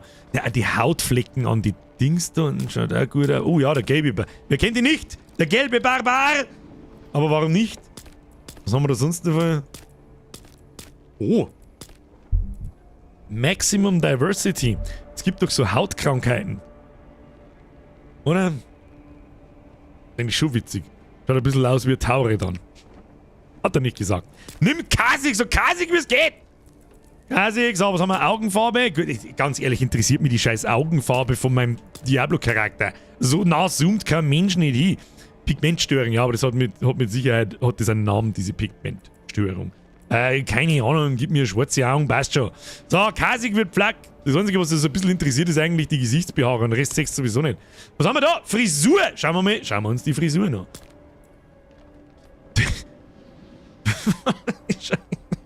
Es ist was, wenn ich sage. Es ist irgendwie so, wenn ich sage, dein Mann zieht um uns in der Früh Lastwagen auf DSF, keine Ahnung. Ja, das ist eine Barbarenfrisur, tu mich auszoomen. Ja, das ist eine Barbfrisur. Barbfrise, merkt euch mal Nummer 10. Was haben wir noch? Das ist die Gronk-Frise. Ja, gut. Was haben wir noch? Ja, das ist auch gut. Glatzen geht auch immer. Glatzen geht einfach auch immer. Das schaut schon wütend aus. Das ist schon, er ist schon sehr maskulin. Er ist schon extrem maskulin. Ja, dann kannst du sprichwörtlich die Monster mit den Monster am Bund zusammenwischen.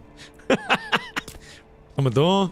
Ja, so ein Dreadlock-Haufen, das passt eigentlich auch ganz gut zu so Barbaren, muss ich sagen. Oh, was war das? Ich glaube, das war die. Ja, gut, war Stoppelfrisur.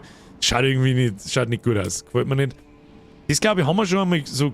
Was ist das schon wieder dumm ist, wieso kann ich nicht so weit auszoomen, damit ich mir die Frisur ausschauen kann? Geh mir nicht dahin. Jetzt so. Auch nicht gescheit. Ja. Relativ barbarig, aber es müsste ein Zipfel sein, so ein Ragnar Lothbrok. Friese, wenn du mich fragst. 6, ja, dann haben wir wieder beim ich glaube, das ist unser Barbar oder so, ein paar so emotionale Probleme dann. Was haben wir da? Ja, Zopf zu lang. Zu lang! Was haben wir da? Ja, oder einfach wuschelig. Das ist einfach, so wie es beim Start war, das ist okay. Aber ich glaube, ja, das ist einfach nur eine Emo-Frisur. Wieso soll ich denn meinem Barbar eine Emo-Frisur tun? Sag, ich weiß es nicht. Ich glaube, this is the way. This is the way. Das schaut sehr barbarig aus, das mag ich. Aber ist doch schön, wenn er lang ist. Na und? Dafür so dünn. Ich glaube, das lassen wir. So, auf Gesichtsbehaarung bin ich jetzt sehr gespannt. Mit dem wir nach vorn. Also der Vollbart, so wie er ist es okay, aber der Speitel da unten, der, weiß ich nicht, das ist ein bisschen komisch. Ja. Das ist so, als wäre er nur ein Heranwachsender, ich weiß nicht. So weiß ich nicht, nein, sag's nicht, Birger, was das ist, weil hier noch sitzt jemand, der zuschaut und hat den Bart. Das ist auch nichts gescheit. Oh, das ist das Kratos-Ziegenbärtchen. Ja, okay. Passt aber nicht so. Charaktername, der Lude. Der Lude in der Bude. Was haben wir noch? Ja, irgendwie aber geil. So ein richtig geiler Fick dich Pornobalken. Richtig geile Nummer. Also, merkt euch mal Nummer 8. Merkt euch mal Nummer 8. So 3-Tage-Bad mäßig. Ah, kann man machen. Ist aber auch irgendwie nix. Der kommt meinem etwas näher, glaube ich, so im Allgemeinen. So ein bisschen bloß, dass mir da gefällt mir gefällt einfach das maskuline Kinn, ja. Was haben wir noch? Ja, und ganz knockert. Was haben wir? Geil. Oh, ernsthaft, Blizzard? Ernsthaft? Nummer 1, die Gesichtsbehaarung ist ohne Augenbrauen und ohne Bart? Are you fucking serious? Ach komm her, hör mir auf, du! Ja, kennst du die Strongman-Typen? Die so Betonkugeln rumhängen und so? Him und so ein Scheiß? Genau so schaut er aus. Und Nummer 3, da waren wir schon. Na, sag ich dir, was ist? Das wird uns nichts helfen. Was sagt ihr? Approved. Ja. Und man Kevin draus. Da, saubere Pornobalken. Der Porno-Paul. So, können wir noch Haarfarben durchschauen? Was haben wir da so? Ja, das ist... Ich finde, es ist so irgendwie so ein Problem eines jeden Editors, dass die Farben da irgendwie so knallig angezeigt werden und im Endeffekt sechst das nicht gescheit. Ich finde jetzt so zum Beispiel die roten Haare auch gar nicht schlimm. Ja, da ist für mich gar kein Unterschied nicht, außer ich bin mittlerweile schon farbenblind. Was haben wir da? So, ja, orange, weiß glänzert. Was haben wir da? Schwarz, blau glänzert. Was ist denn das? Da hat er, weiß ich nicht, hat er ein wenig eine Farbe eingeschmiert. Oder die Schattierung ist dann... Das ist komisch. Was haben wir da? Kenne ich nicht gescheit mit so rote Dinger drin. Ja. Es war halt jetzt interessant, ob man das im Nachhinein noch mehr ändern kann. Und seine Rüstung, ja, wer da Wert drauf legt, auf Transmog, also seine Rüstung, passend zur Frisur, so dumm wie sie das hat, aber ich bin da ähnlich, dann da ich das gern wechseln können später, aber das kann man mit Sicherheit. Was haben wir da? Leicht grün. Nein, nehmen wir schwarz mit leicht rot drin. Das ist gut. Grau ist das neue Schwanz. Da hast du eigentlich auch nicht ganz unrecht. Ne? Ja! Ja, das ist gut. Das ist eine gute Idee gewesen. Weiß, hellgrau, grau. Ja, das ist schon wieder zu finster. Dunkelgrau. Nein, ist zu finster. So hell wie es geht. Nimm mal das letzte, bitte. Das ist das letzte. Das hätte ich jetzt ehrlich gesagt auch genommen. Nein, es ist mit roten Strähnchen. Mit roten Strähnchen. Lass die mal drin jetzt. Ich hab rote Strähnchen mit dem Pornobalken. Nix da. Grau macht man. Wenn er nicht wütend ausschaut, dann weiß ich es auch nicht. Hallo? Weiter im Programm. So, bin ich gespannt. Schminke. Furchtbar wichtig. Schminkt. Was tut Schminke, Alter? Tu mir... Ah ja. Ja, ich sehe schon. Wie nennt man das? Liebe Frauen in der Community, ist das Lidschatten? Ich hab doch keine Ahnung, Alter. Ich schmink mich so selten, Entschuldigung. Ist das... Oder was ist das? Rouge? Ich hab keine Ahnung. Ich hab keine... Kajal! Na, Kajal, das weiß ich, glaube, das sind die schwarzen Stifte, wo du wirklich deine Augenliderlinien ziehst, oder? Was ist das da? Ja, das ist, Smoky Eyes.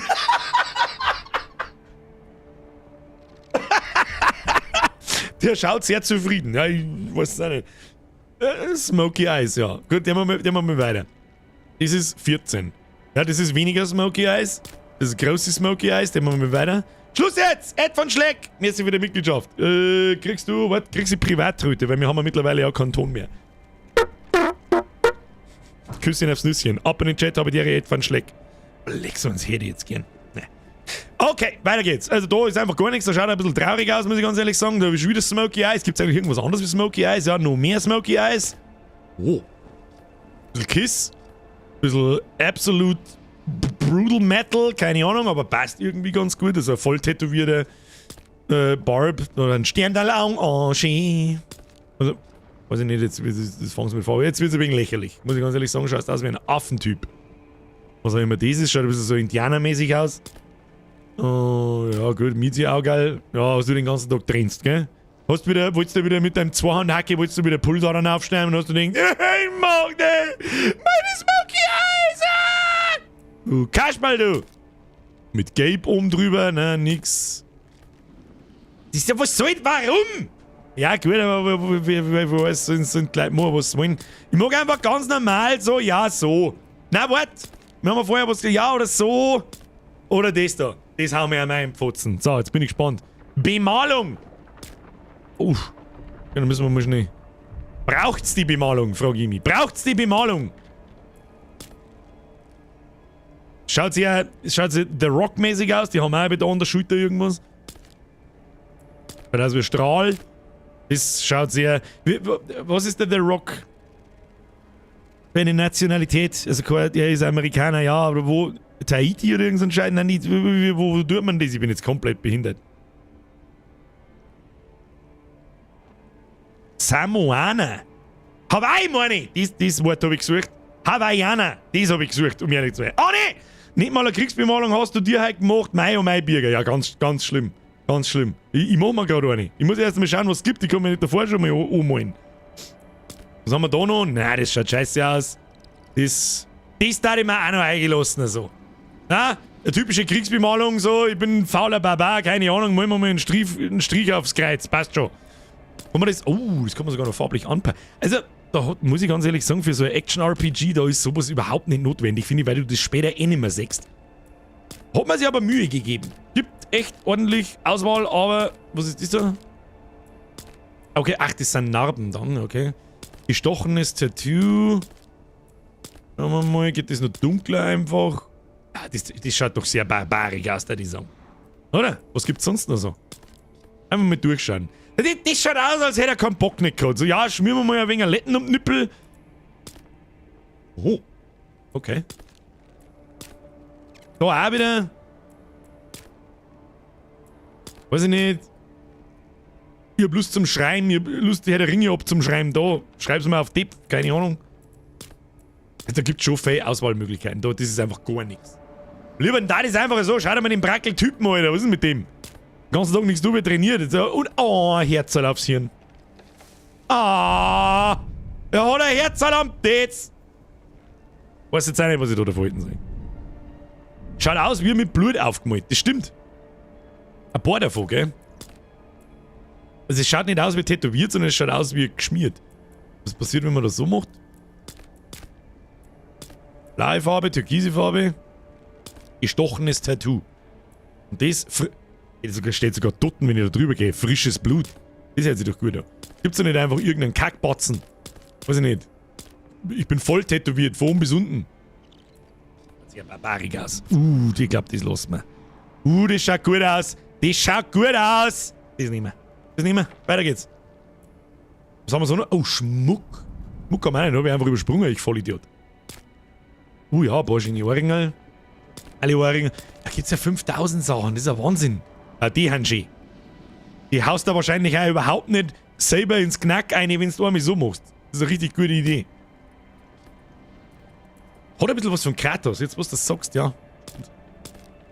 Einfach mal, ich schau jetzt mal gerade da rein, weil sonst sehe ich nichts. Ja, große Teller und Torwaschlinge ist auch eine gute Idee.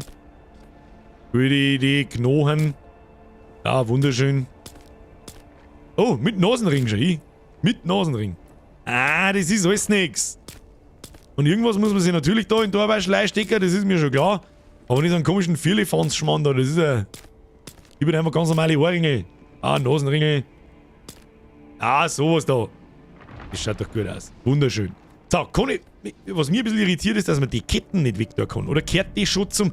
Oh, das war ja voll krass, wenn man zum ersten Mal eine Halsketten optisch am Charakter sehen kann. Das war geil. Also als Item. Für die Leute. Jetzt nehmen wir das gut. Wir schauen mal wütend aus. So wieder, wie es ist. So, Hardcore.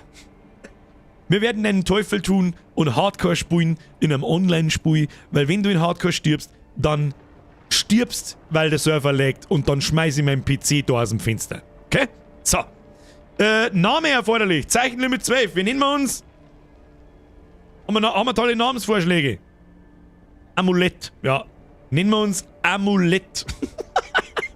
Der Bavarian, das ist ein guter. Das passt. Der Barbierger. Barbierger gefällt mir aber auch gut. Pornoberle, Beidelbierger, Pornodirk. Der Biergilf, der Birgulas, Birgerion, Barbierger, Muckibierger, der Bifiker, Hatzelwolfe, Pimmelvarian, ja. Gianluca.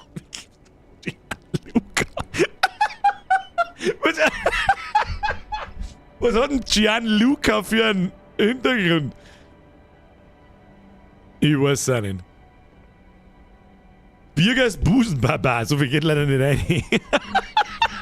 Der Gianluca.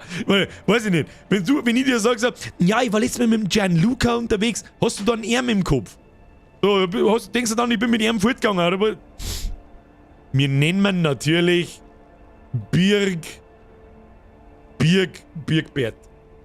Was sagen wir zu Birgbert? Birgbert ist gut. Der Busenbaba. So krasse Busen hat er gar nicht. Nippel sagt man gar nicht so gut. Testo-Barbierger. Ist auch nicht schlecht. Auch nicht schlecht. Elisabeth. So. Ich hab einen besseren. Nicht Elisabeth, sondern Elisa.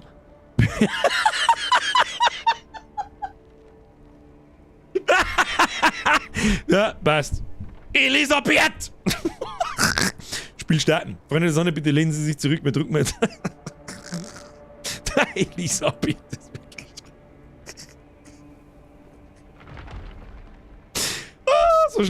So schnell kann man. Nein. Spiel starten. Sag ich auf alle Fälle. Ja! Tutorial-Präferenz. Wählt unten, wie viel Unterstützung ihr benötigt. Dies lässt sich jederzeit im Optionsmenü ändern. Ich sag dir jetzt, wie es ist. Bitte keine ausführlichen Tutorials. Soll man mit Tutorials oder ohne Tutorials spielen? Also ich glaube nicht, dass ich eins brauche. Aber vielleicht halt ohne. Ja, ich sage dir die ersten ohne. Glaube ich, brauchen wir nicht. Ich glaube, da wird halt wirklich der absolute Low-Pop-Scheiß erklärt. Ja, drücke hier hin, um hier hinzugehen. Nein. Das brauchen wir nicht. Annehmen! Schwierigkeitsstufe auswählen. Dies kann jederzeit im Fenster der Charakterauswahl oder beim Weltstufenstatue. Ich bin schon wieder blöd zum Lesen. Oh Gott im Himmel. In Kyo? Ich sage jetzt bloß noch Kyo. Oh Gott, jetzt kommt Mizi. Leute, wir haben ein Problem. We have a Mizi in the house. Und eine Bürgerin ist nicht da. Ich muss die Mizi schnell auslassen, sonst randaliert mir die da herin alle meine Viecher weg. Ja, Mizike, ja, los! Los, ab!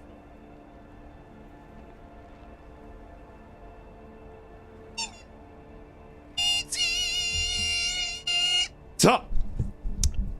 Ist der Schwierigkeitsgrad. Kennt man auch aus den vergangenen Diablos. Weltstufe 1. Abenteurer. Spieler, die zum ersten Mal Diablo spielen, die eine leichte Herausforderung suchen. Stufen 1 bis 50. Gegner lassen sich leicht besiegen. Und Veteran Stufe 2. Spieler, die eine größere Herausforderung wünschen. Stufen 1 bis 50. Ich glaube, stimmt nicht ganz. Man kann bloß bis Level 25 spielen. Gegner sind herausfordernder. Monster gewähren 20, kriegst aber auch mehr Erfahrung. So war es auch schon immer. Und Monster lassen 15% mehr. Wir spielen natürlich Veteran, ist ja klar. Damit wir gleich erst einmal sauber sterben. So, jetzt Schnauze halten. Es radelt. Ich hoffe, ihr seht was. Eventuell muss ich mich in der Kamera da noch wegmachen. Ich weiß nicht, wie es hart ausschaut. Ich sag das, was es ist. Nein! Was war's für Code in Diablo 3? Code 3 einfach oder so anscheinend?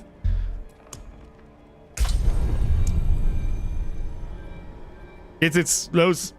Haben wir jetzt zu viel Zeit verschissen in der Dings?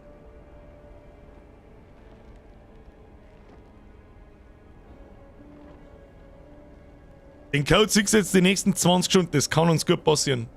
So war's in Diablo 3 auch. Bei Release. GZ-Bürger, scroll hoch, kannst dir durchlesen, wie das gleich abläuft, weil das schreiben gerade so viele Leute, ich weiß nicht wo, was sind. Ja, super. Aber die Elisabeth. Hast du einen Hardcore-Charakter? Nein. Wir spielen kein Hardcore. Ich spiele ja grundsätzlich kein Hardcore, weil das einfach, das ist nicht lustig. In 90% der Fälle stirbst, selbst wenn's die auskennst, am Lag. Und das ist einfach Bullshit. War schon bei der ersten Quest, kickt mich das Spiel raus ins Menü. Ciao, ist futsch, neu erstellen, geht nicht wegen Fehlercode FO oder so, konnte nur neu starten, Warteschlange 63 Minuten. Oh Mann.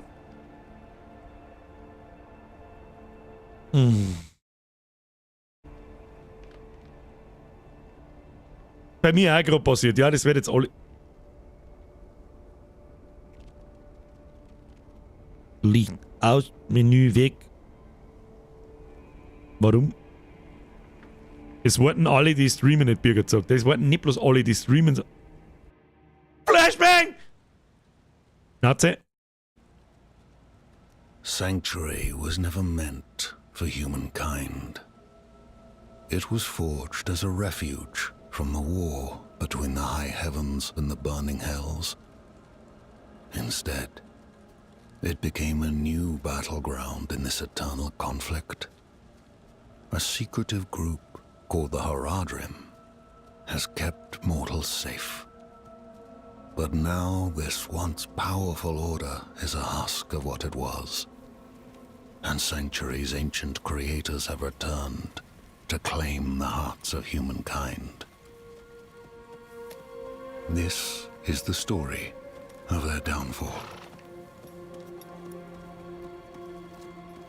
Okay. Das habe sogar ich verstanden und nachvollziehen können, obwohl ich ja Behinderte bin bei sowas.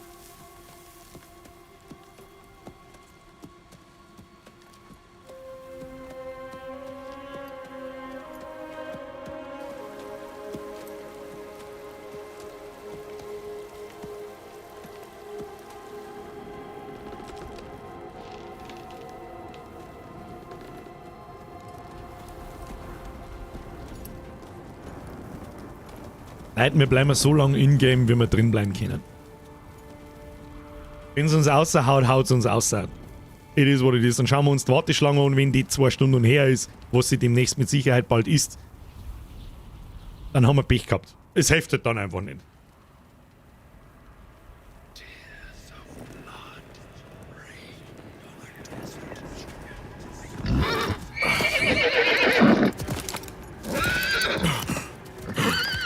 Elisabeth grunzt. Das ist jetzt übrigens Ingame-Grafik. Aui, der Manni hat jetzt bei uns ein Pferdl gefressen. Ne? Und da bin ich schon wieder instant lästig. Drecksviecher, sofort der Schlong. Oh, Press F fürs Pferdl. Fürs Elisa-Pferd. Oh.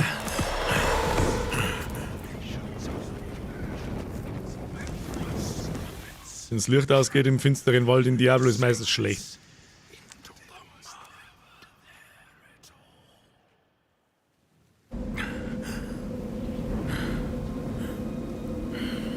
Elisabeth atmet angestrengt.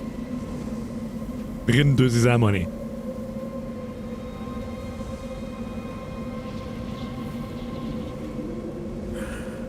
Elisabeth seufzt.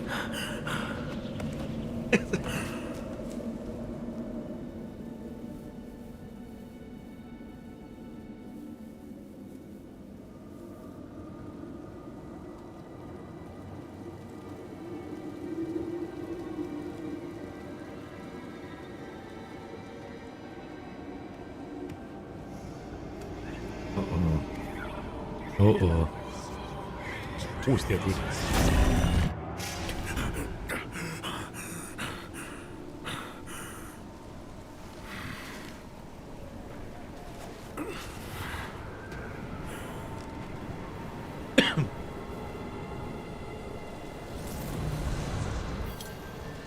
I should find better shelter before I freeze.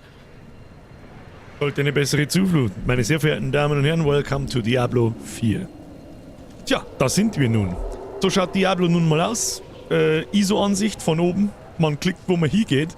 Phase 1. Erst mal anschauen, was da überhaupt alles los ist. Rechts oben steht Uhr. Was ist mit Tab? Tab geht Map auf. Schauen wir uns später. Map! Ab in den Chat. Wenn ihr mitmacht, ist raus. Wir haben eine Taiga des Frostgeholz. Rechts oben haben wir eine Minimap. Was mich da schon wieder nervt ist, kann ich da nicht. Man muss das. Ja, da schauen wir später nach dann. Man kann. Ah ja, Orte markieren. Oh, mit Wegfindung. Schau hier. Oh, das ist neu. Das ist neu. Da steht Tab, Karte, Tagebuch. Berg in der Dämmerung. Sucht Obdach in einer nahen Stadt. So, mit Shift. Okay, die Prügelei hört sich zumindest schon einmal wuchtig an. Auf Q haben wir da unten einen schwachen Halter. Ich glaube, ich sitze auch richtig. Hinter mir ist nichts, da seht's nichts. Leertaste entrinnen. Hiermit kommt ihr schnell aus brenzligen Situationen. Ah! Was soll denn das? Schaltet Fertigkeiten mit A. Fertigkeitsbaum frei. Um Gottes Willen. Na, da schauen wir später noch, was ist. Das ist neu. Das ist eine grundlegende Fertigkeit, die hat's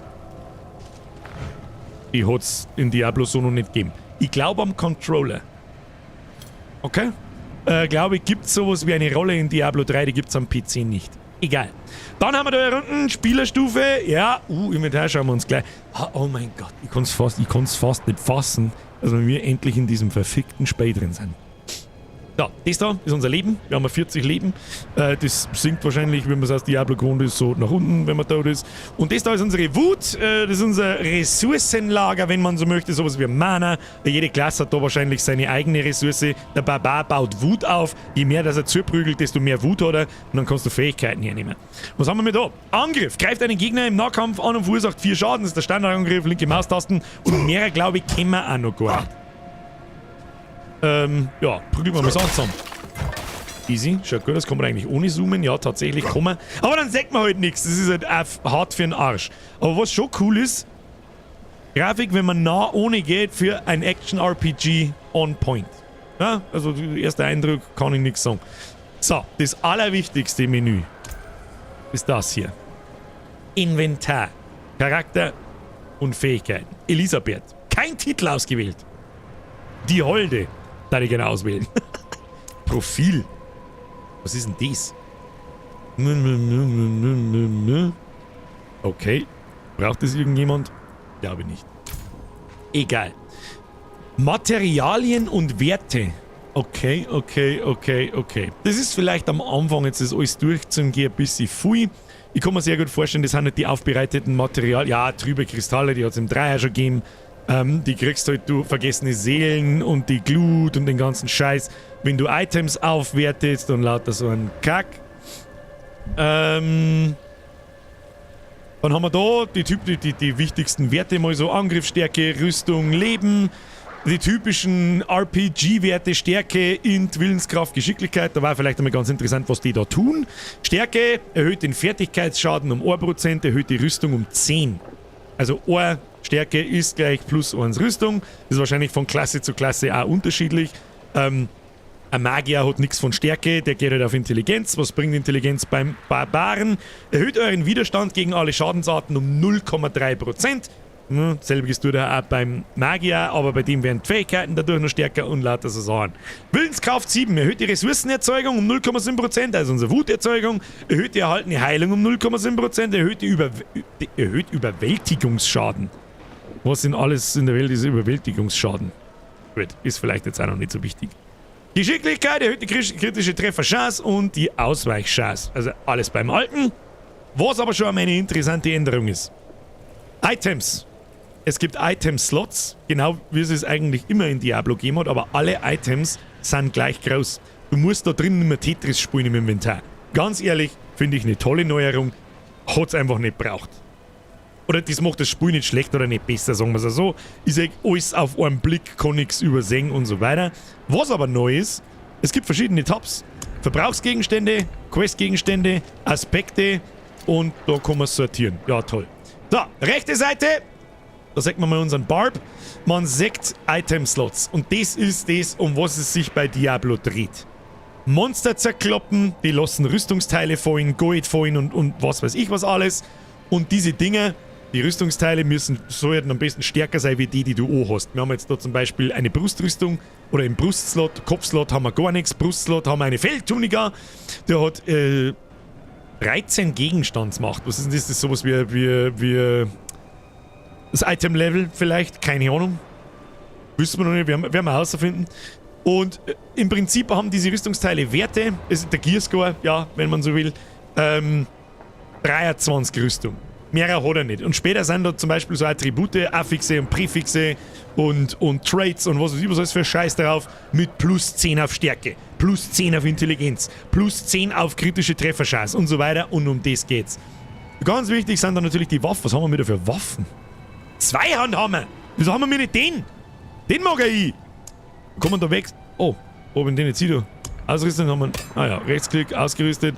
38 Schaden pro Sekunde, 0,9 Angriffe pro Sekunde, 8% Überwältigungsschaden. Ah, okay, verstehe. Ich weiß zwar nicht genau, was der tut, aber der Überwältigungsschaden scheint auf Zweihandwaffen zu sein. Die sind zwar Einzelwaffen und das da. Warte mal, was ist das da? Man muss doch da irgendwie. Wie kann man das wechseln? Wie kann man das wechseln? Das weiß ich nicht. Das weiß ich nicht. Werden wir herausfinden. Und da herum haben wir Fähigkeiten. Den habe ich natürlich schon so ein bisschen gesehen.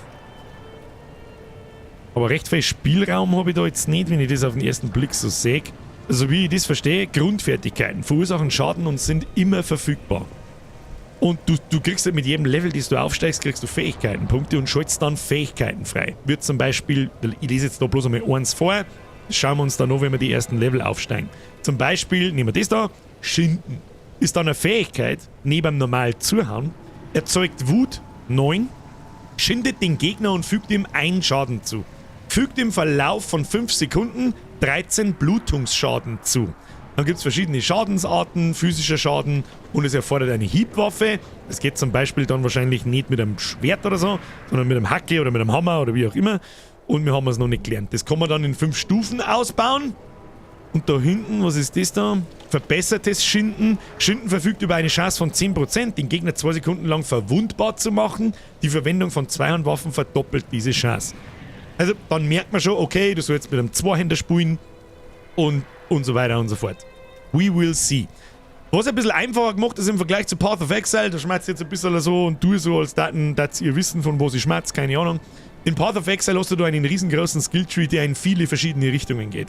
Und da schaut es mir fast so an, als müssen wir Grundfertigkeiten kriegen wir dann schon mit Level 1. Ab Level 2 schaltet sich dann der Tree da frei und dann komme ich zu diesen Fähigkeiten wieder.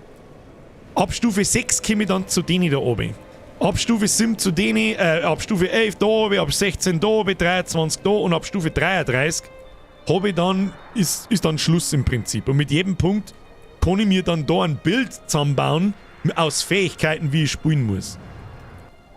Der Hopeless schreibt, Optik, muss ich sagen, ist es schon geil. Also, jetzt wenn ich mal die Menü-Optik mir da mal so anschaue, ja, mir nervt da schon wieder, dass ich nicht komplett außer scrollen kann oder außer zoomen kann, dass ich alles auf einen Blick sehe. Aber gut, da geht jetzt auch keine Welt nicht unter. Menü optisch gut, fühlt sich gut an. Da sehe ich, was für Fähigkeiten, dass ich ausgerüstet habe. Hab momentan noch keine Fähigkeiten, außer den normalen Angriff. So. Raus jetzt hier, jetzt pimmelt man mal in irgendein Viech ein. Enter zum Chatten. Was haben wir da? 69 Gold Giveaway. Ich schreibe jetzt da mal eine lokal. Ene, Mene, Miste, ich bin Elisabeth und Fiste. Ausrufezeichen. So. Sehr gut. Mach den Chat zu, den braucht kein Mensch. Kann man noch irgendwo anders wieder? Mach weg jetzt! Komm jetzt zu mir! Hinfahrt! Ja, der wird schon zugetan. So, dann, wo müssen wir hin? Map! Map sagt, wir müssen da nicht mehr folgen. Wir könnten aber natürlich jetzt, ja, der Entdecker, der Suchte in mir sagt, wir laufen mal rechts rum. Los geht's. Ich möchte schon wieder mit WASD spielen. Wie behindert bist denn du eigentlich? Da, wir gehen mal nach links rum, schauen wir, ob da irgendwie 4 seine Herse hat. Da, Vogel! In die besten Spiele kommt am Anfang immer ein Vogel. Oh mein Gott. Ja, okay, haben wir schon da. Oh, ja, ich verstehe. Ja gut, wir haben auch noch keine Fähigkeiten, müssen einfach dumm draufprügeln. So, mit jedem Viech, das wir mir zusammenhauen, Besteht natürlich die Chance, dass die da was fallen lassen. Haben die was fallen lassen? Nein. Das wollte ich nicht. Kriegen wir da eine Runden Erfahrung. Und offensichtlich kriegen wir mir 20 Erfahrung pro Wolf. Mehr Wölfe müssen sterben. Wolf! Are! Papi! Lol. Dann kommt's Bambi auch zusammen. Entschuldigung, Bambi. Oh, wir haben was gefunden. Verlorener Rucksack. Der erste Loot! Meine sehr verehrten Damen und Herren, es ist Zeit für den ersten Loot in Diablo 4.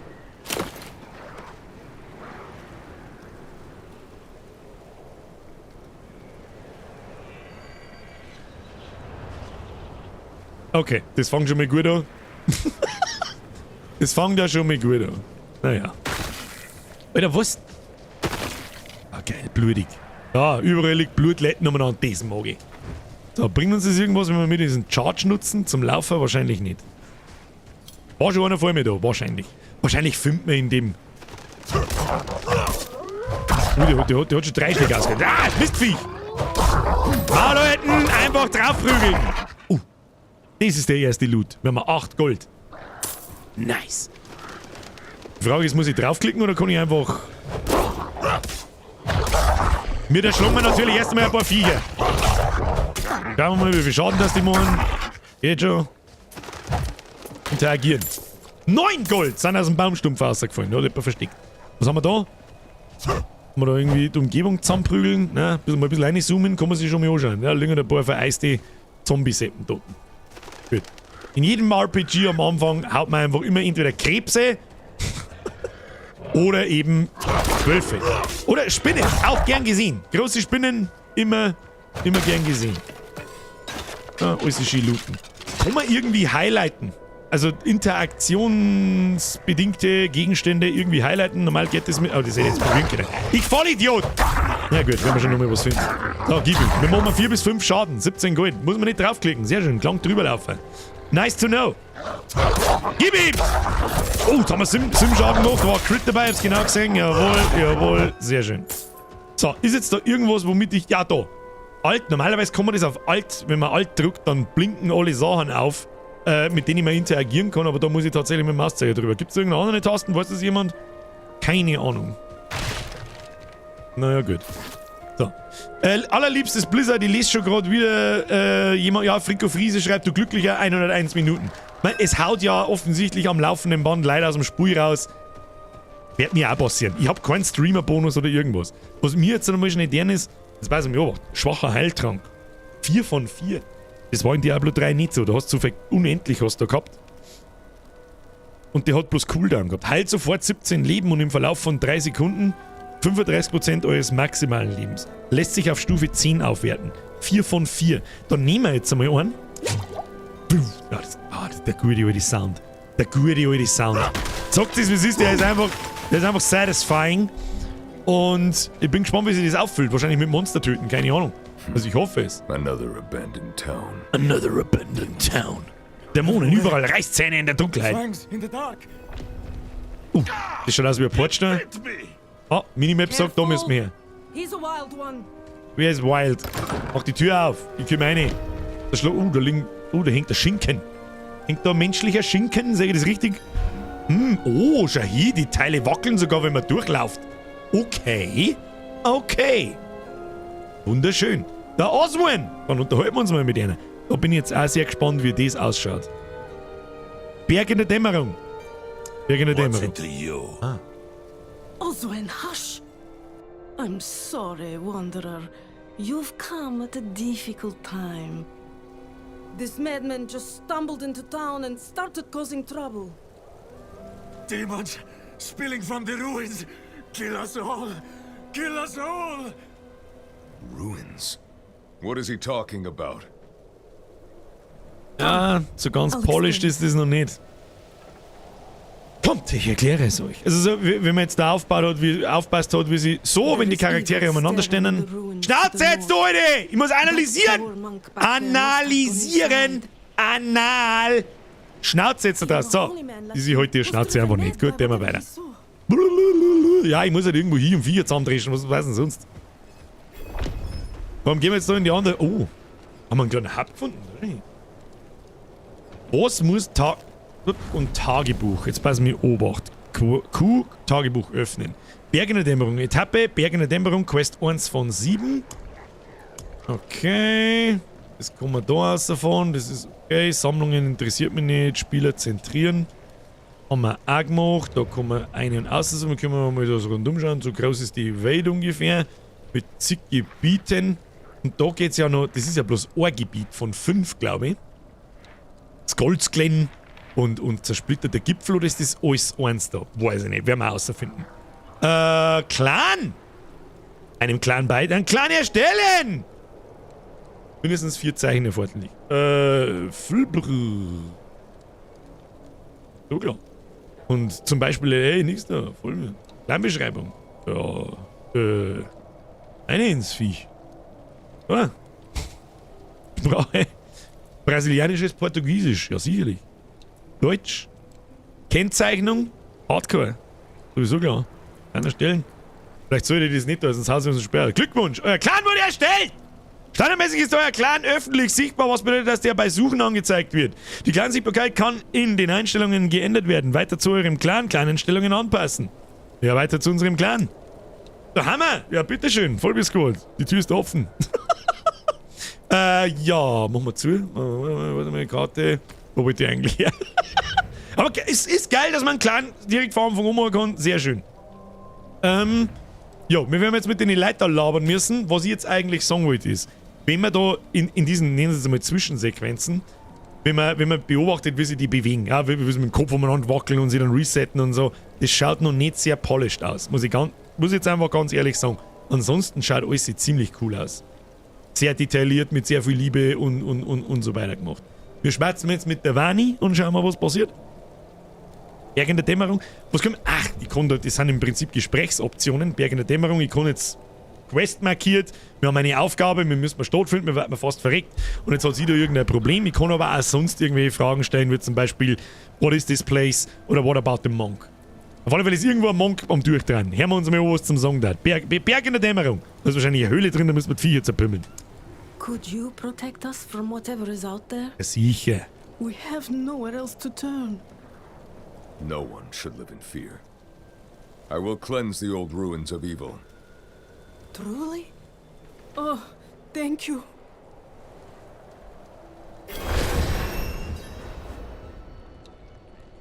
Okay. Sind wir auch noch mitten im Intro. Wir haben 800 Erfahrungen gekriegt, wir haben eine Quest abgeschlossen, also eine Aufgabe, wenn man so will, und haben 80 Gold dafür gekriegt. Das ist der absolute Anfangsscheiß. Und jetzt können wir unsere erste Fähigkeit ausbauen. Ihr habt verfügbare Fertigkeitspunkte, Level Up. Da möchte ich übrigens nur noch GG Easy Noob /Dance Motherfucker im Chat lesen, wenn das passiert. Übrigens auch dann im Juni, wenn wir reinsuchten wie die Behinderten. So, schauen wir mal. Ja, es zeigt es ganz schön. Wir befinden uns da und ich denke, ab Stufe 2 wird dann das da freigeschaltet und dann können wir unsere Punkte da investieren. Was mich ganz stark interessiert, was es Respecken kostet. Aber gut. So, schauen wir uns die ersten 4 Fähigkeiten an. Das haben wir schon gelesen. Schinden, das ist im Prinzip also eine Fähigkeit, die einen Dot austeilt, also ein Damage over Time.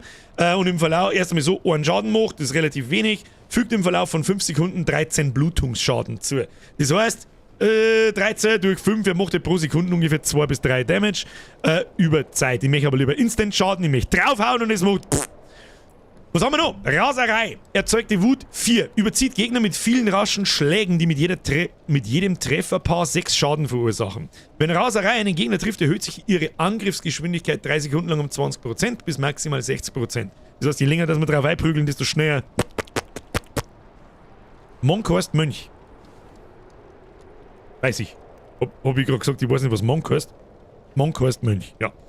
Da braucht man 2 Einzelwaffen. Da braucht man, da ist irgendwie dabei gestanden, eine Hiebwaffe. Also es geht auch mit Einhandwaffen, geht aber auch mit Zweihandwaffen und es muss eine Hiebwaffe sein. Wahrscheinlich ein Hammer oder ist eine Axt eine Hiebwaffe? Ja, ist. Dann haben wir den Hieb.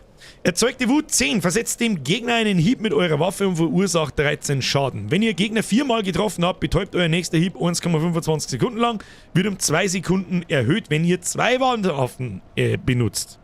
Was haben wir noch? Sprungschlag. Das hört sich doch gut an.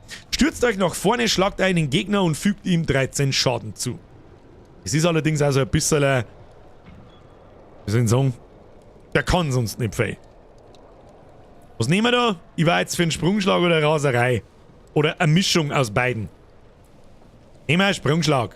Rein dafür. Ah. Das heißt, jetzt geht da so eine Grundfertigkeiten verursachen Schaden und sind immer verfügbar. Und dann geht da das Blut weiter, wie wir es schon gerade beim Intro auch gesehen haben. Das heißt, ich muss mindestens, wenn ich das jetzt so richtig sehe, wir haben da auf der Hälfte, müssen wir mindestens 2 Punkte in die Grundfertigkeiten investieren, damit wir überhaupt da oben kommen. Und ich denke, dass das dann auch so weitergeht, dass wir mindestens 5 Punkte da herum ausgeben müssen, bis wir dann da oben kommen zu den nächsten Fähigkeiten. Zum Beispiel Aufstampfen, Schlachtruf, Eisenhaut und was es halt dann alles noch für Fähigkeiten gibt. Okay. Ja, gut. Das zwingt mich schon wieder so ein bisschen, mir an ein bestimmtes Schema zu halten, wie ich zu skillen habe. Gut, muss man schauen, wie sich das dann anfühlt. Alle erstatten. Bis Level 25 kommen wir einfach so mal. Seid ihr sicher, dass ihr alle Knoten erstatten möchtet? Rückerstattungskosten kostet Gold. Das habe ich gelesen, man weiß aber nicht wie viel. In dem Fall jetzt 0. Ich glaube, unter Level 25 kostet es Respecken, nennt man das. Also neue Skillen, neue Fähigkeiten verteilen, kostet nix. Ab Level 25 kostet es dann Gold. Mit jedem Mal wird es teurer. Und da bin ich gespannt, wie das wird. Ja, brauchen wir jetzt nicht rückerstatten, interessiert uns nicht, passt. Jetzt haben wir eine Aufgabe gekriegt, betretet die Ruinen des Frostgeheuls. So, und da herum haben wir noch ein Symbol, was ist das? Das ist der Ispel. Who the fuck ist Ispel? Ispel, wo bist du? Du hast Rüstungen. Ja, lass mich mal schauen. Ispel, was kannst du? Keep you safe. Ispel will keep you safe.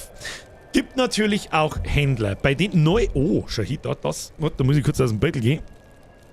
Neue Ware geliefert. Mit einem Timestamp dran. Also da läuft der Zeit ab, das ist interessant. Ist halt der Open World wahrscheinlich geschuldet. Gehen wir wahrscheinlich auch noch später dazu. Also da spiele nicht bloß ich in der Welt, sondern auch noch andere, aber das kommt wahrscheinlich erst noch. Bei dem kann man sich Rüstungen kaufen gegen Gold oder gefundene Rüstungsgegenstände verkaufen oder wahrscheinlich auch irgendwo reparieren. Nehme ich an. Was ist das da? Händler, Rüstungen, was das da bedeutet, weiß ich nicht. Feldtuniger, Fellhose. Ja, die haben schlechte Bedient, die wir auch haben, brauchen wir nicht. Geht noch nicht viel. Ja gut, dann würde ich sagen, oh, da unten haben wir auch noch so ein Herzl, was ist das da? Stanis. Wo ist der Stanis? Da ist der Stanis, ein Heiler. Was kann der Heiler? Ah ja. Jetzt habe ich nicht auf... Hat der unsere... Haben sie unsere Heiltränke von selber aufgefüllt oder haben sie die erst aufgefüllt, nachdem ich drauf gedrückt habe? Da habe ich jetzt nicht aufgepasst. Da habe ich jetzt auch nicht damit gerechnet, muss ich sagen. Naja, gut. Stanis Baratheon! Wir schauen uns jetzt nochmal kurz auf die Map und wir müssen da rauf. Und da prügelt man uns jetzt einfach mal in guter alter Diablo-Manier prügelt man... Oh, halt, stopp! Halt, stopp! Wir müssen mal unsere Fähigkeit noch da unten nieder. Oh, da haben wir einen Sprung. Warte mal. Not while I'm in town. Oh, okay, das kann man in diesem Gebiet nicht tun. Ich hätte gern... Jetzt passen wir an. Okay. Was ist denn da der Sprungschlag? Bist du besoffen? Insgesamt... Fertigkeitsplatz ist gesperrt, verdient zum Freischalten. Insgesamt 3 Fertigkeitspunkte. Ach, die Slots sind noch gesperrt. Also, ich kann noch gar nicht mehr Fähigkeiten. Ich hätte gerne einen normalen Angriff und den Sprungschlag. Und warum nimmt er jetzt da automatisch die Zweihandwaffen? Weil es wahrscheinlich vorgeben ist. Unser erster Loot! Schwere Stiefel! Eine damit! Uns gut her! Gleich anschauen. Oh, da nicht. Erst mit Viech zu pimmeln. Alles klar, bin schon wieder angeguckt. Oh Gott, da kommt nochmal einer. Da geh her. Ja, aufs Maul kannst du haben. Klären wir mal die Sieg da. Should clear up when the storm is past. Was? Road ist blockt? Da ist überhaupt nichts blockt. Scheiße, es ist voller Baum. Her mit dem Loot. Her mit dem Loot! Gibt's einen Horny-Bonk auf dem Kopf. So, wir haben jetzt Stiefel bekommen. Die Stiefel haben 10 Rüstung. Das kleine plus 5 sagt uns, so ist es mit Sicherheit, ohne dass ich jetzt nachschauen brauche, das sind 5 mehr Rüstung wie die Stiefel, die wir mir auch haben. Die haben 5 Rüstung. Das heißt, zieht die Stiefel an, geht unsere Rüstung nach oben, halten wir mehr raus. So, und das war jetzt ganz simpel und einfach erklärt, was die bei Diablo so hart anfixt. Ja, Bier! Kreis, du sauber der Schlange, der hätte uns schon noch gebissen, ne? Muss ich ganz ehrlich sagen. So, erster Eindruck. Übrigens einmal so. Steuerungsmäßig. Genau, bis sei es. Oh, was ist da? Ah. Und da kommen wir oben und dann war der erste Tanne. Was haben wir aufgeklappt? Irgendwas haben wir aufgeklappt. Nochmal besser eine Stiefin. Ja, Rechtsklick, ziehen wir an. Für das haben wir gekommen. Alles zusammendreschen, was da ist. Alles wird gelootet. Alles wird gelootet. Draufdrehen. Die ersten Skelly Boys. Skelly Boys! Okay, bye! Jawohl, Stufe 3! Und Handschuhe haben wir gefunden. Geht schon los. Haben wir schon wieder voll drin. Plus 15 Rüstung, haben besser wie unsere. Auf mehrere braucht man noch nicht schauen. Später wird es ein bisschen komplizierter, wenn da dann Werte drauf sind und so, was wirklich bringt und was nicht. Du möchtest mehr aushalten, möchtest schneller sein, möchtest mehr Cooldown, möchtest mehr Schaden, meistens möchtest mehr Schaden und so weiter und so fort. So, wir haben eine neue Fähigkeit freigeschaltet. Es geht echt ein bisschen ziemlich schnell. Jetzt ist die Frage, was passiert, wenn wir einen Sprungschlag Level 2 ausbauen? Steht sehr schön beschrieben dabei. Der nächste Rang erhöht den Schaden einfach auf 14. Von 13 auf 14. Wir könnten aber auch da einen verbesserten Sprungschlag machen. Ein Sprungschlag verursacht 30% mehr Schaden und heilt euch um 2% des maximalen Lebens, wenn die Fähigkeit einen gesunden Gegner Schaden zufügt. Sag ich dir ganz ehrlich, wir machen momentan wie viel? 13 Schaden plus 30%. Das sind auf alle Fälle plus 3, 4 Schaden und nicht plus 1. Dann nehmen wir lieber das da. Oder nehmen wir eine zusätzliche Fähigkeit. Ich weiß auch nicht. Ich weiß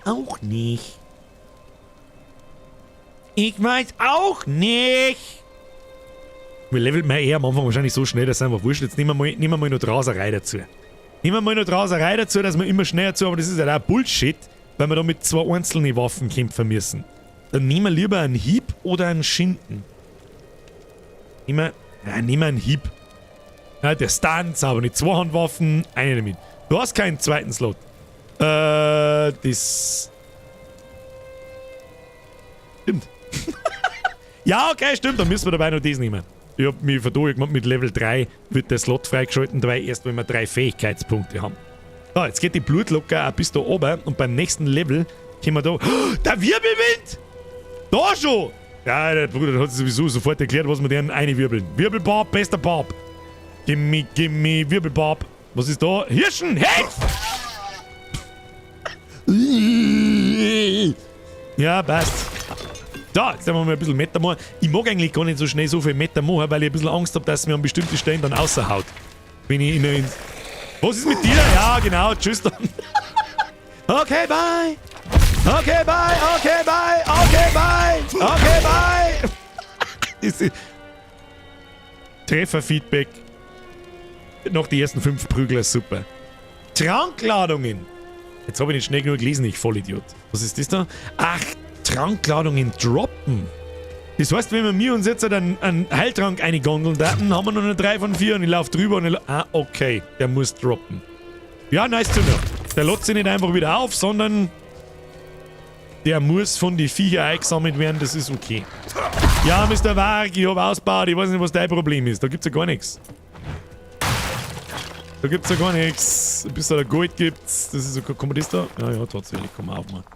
Ein Hügelgrab. Naja, gut, gehen wir weiter. Ruinen des Frostgeholz. Bitte, liebes Blizzard. Bitte Streamer-Bonus. Bitte, danke. Weiter geht's. Bitte nicht abkacken, nicht auswerfen. Ja! Finstere Atmosphäre, wunderschön. Es gibt Weltkarte, Sanctuaria, bla bla bla, Ruinen, verlassene Hallen, Etappe, Berg in der Dämmerung, was müssen wir überhaupt dort? Durchsucht die tiefen Ruinen des Frostgeholz. Ich habe zugestimmt, die zerstörten Ruinen nördlich von Nvesk zu durchsuchen und das Böse zu vernichten, das sich dort versteckt. Ganz klassische Quest in Diablo. Einfach einige und alle Viecher zusammenhauen, die drin sind. Da ist einfach in der Einführung, tut man das einfach so. Das, was mich noch ein bisschen nervt, ist, ich muss überall mit dem Mauszeiger drüber fahren, um zum sehen, ob ich es irgendwie looten kann. Und ich glaube nämlich, dass Alt nicht mehr funktioniert. Keine Ahnung. Muss ich gucken. Ja. Draufgedroschen, wunderbar. Zack. Oh mein Gott, das ganze Zeug zusammenhauen, cool. Also noch geil, wenn irgendwie 4 kommen da einmal. Was haben wir da? Da kommt da was rausfallen aus dem Zeug. Nein. Wir haben ja rechts oben eine kleine Minimap, die ist eigentlich, um ehrlich zu sein, angenehmer wie die drüber liegt. Finde ich jetzt, ich weiß es auch nicht sonst. Da haben jetzt da irgendwo einmal Viecher in der scheiße Bunkerkacke da drin. Bin zum Zerpö... Ui, Achtung, müssen wir ein bisschen reinzoomen. Der Herr Lex steht auf Gore, es hilft nicht. Meine sehr verehrten Damen und Herren, ich präsentiere die gute alte Hirnbrei-Barzletten. Sehr schön. Also gut ausschauen tut's vielleicht schon verdammt gut. Okay? Da brauchen wir nicht schmerzen. Ja, halt dein Maul, halt dein Maul, halt dein Maul. Ja, es schaut jetzt nur ein bisschen unspektakulär aus, weil wir halt auch bloß eine Fähigkeit haben. Ich kann nicht einfach nur hingehen und eine Horny Bonk verteilen und das war's dann. Mehr ist leider nicht drin. Gibt's da irgendwas? Nö, wird auf der Minimap eigentlich sowas angezeigt werden? Das ist schon geil, wie es sich davor hat. Gefällt mir gut. Fühlt sich gut an. Fühlt sich wuchtig an. Tschüss dann. Was haben wir da? Hat das irgendwie Flächenschaden? Nein, hat's nicht. So, Viecher sauber zerpimmelt. Wunderbar.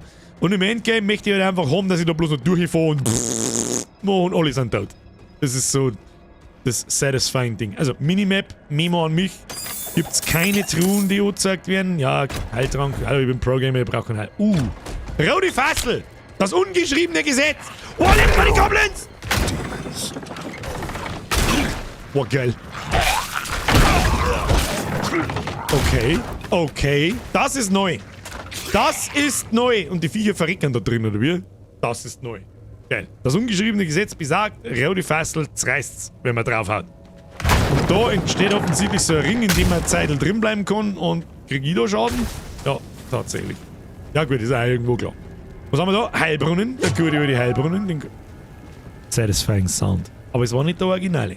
Es war nicht der originale Dings-Sound. Nein, war einfach nicht. So, machen wir auf da. Ist da jemand drin? Ja, okay, gut. Okay,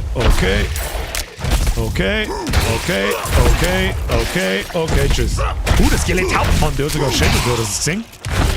Der hat nicht nur Link gehabt, ja, was ist mit euch zwei Idioten da?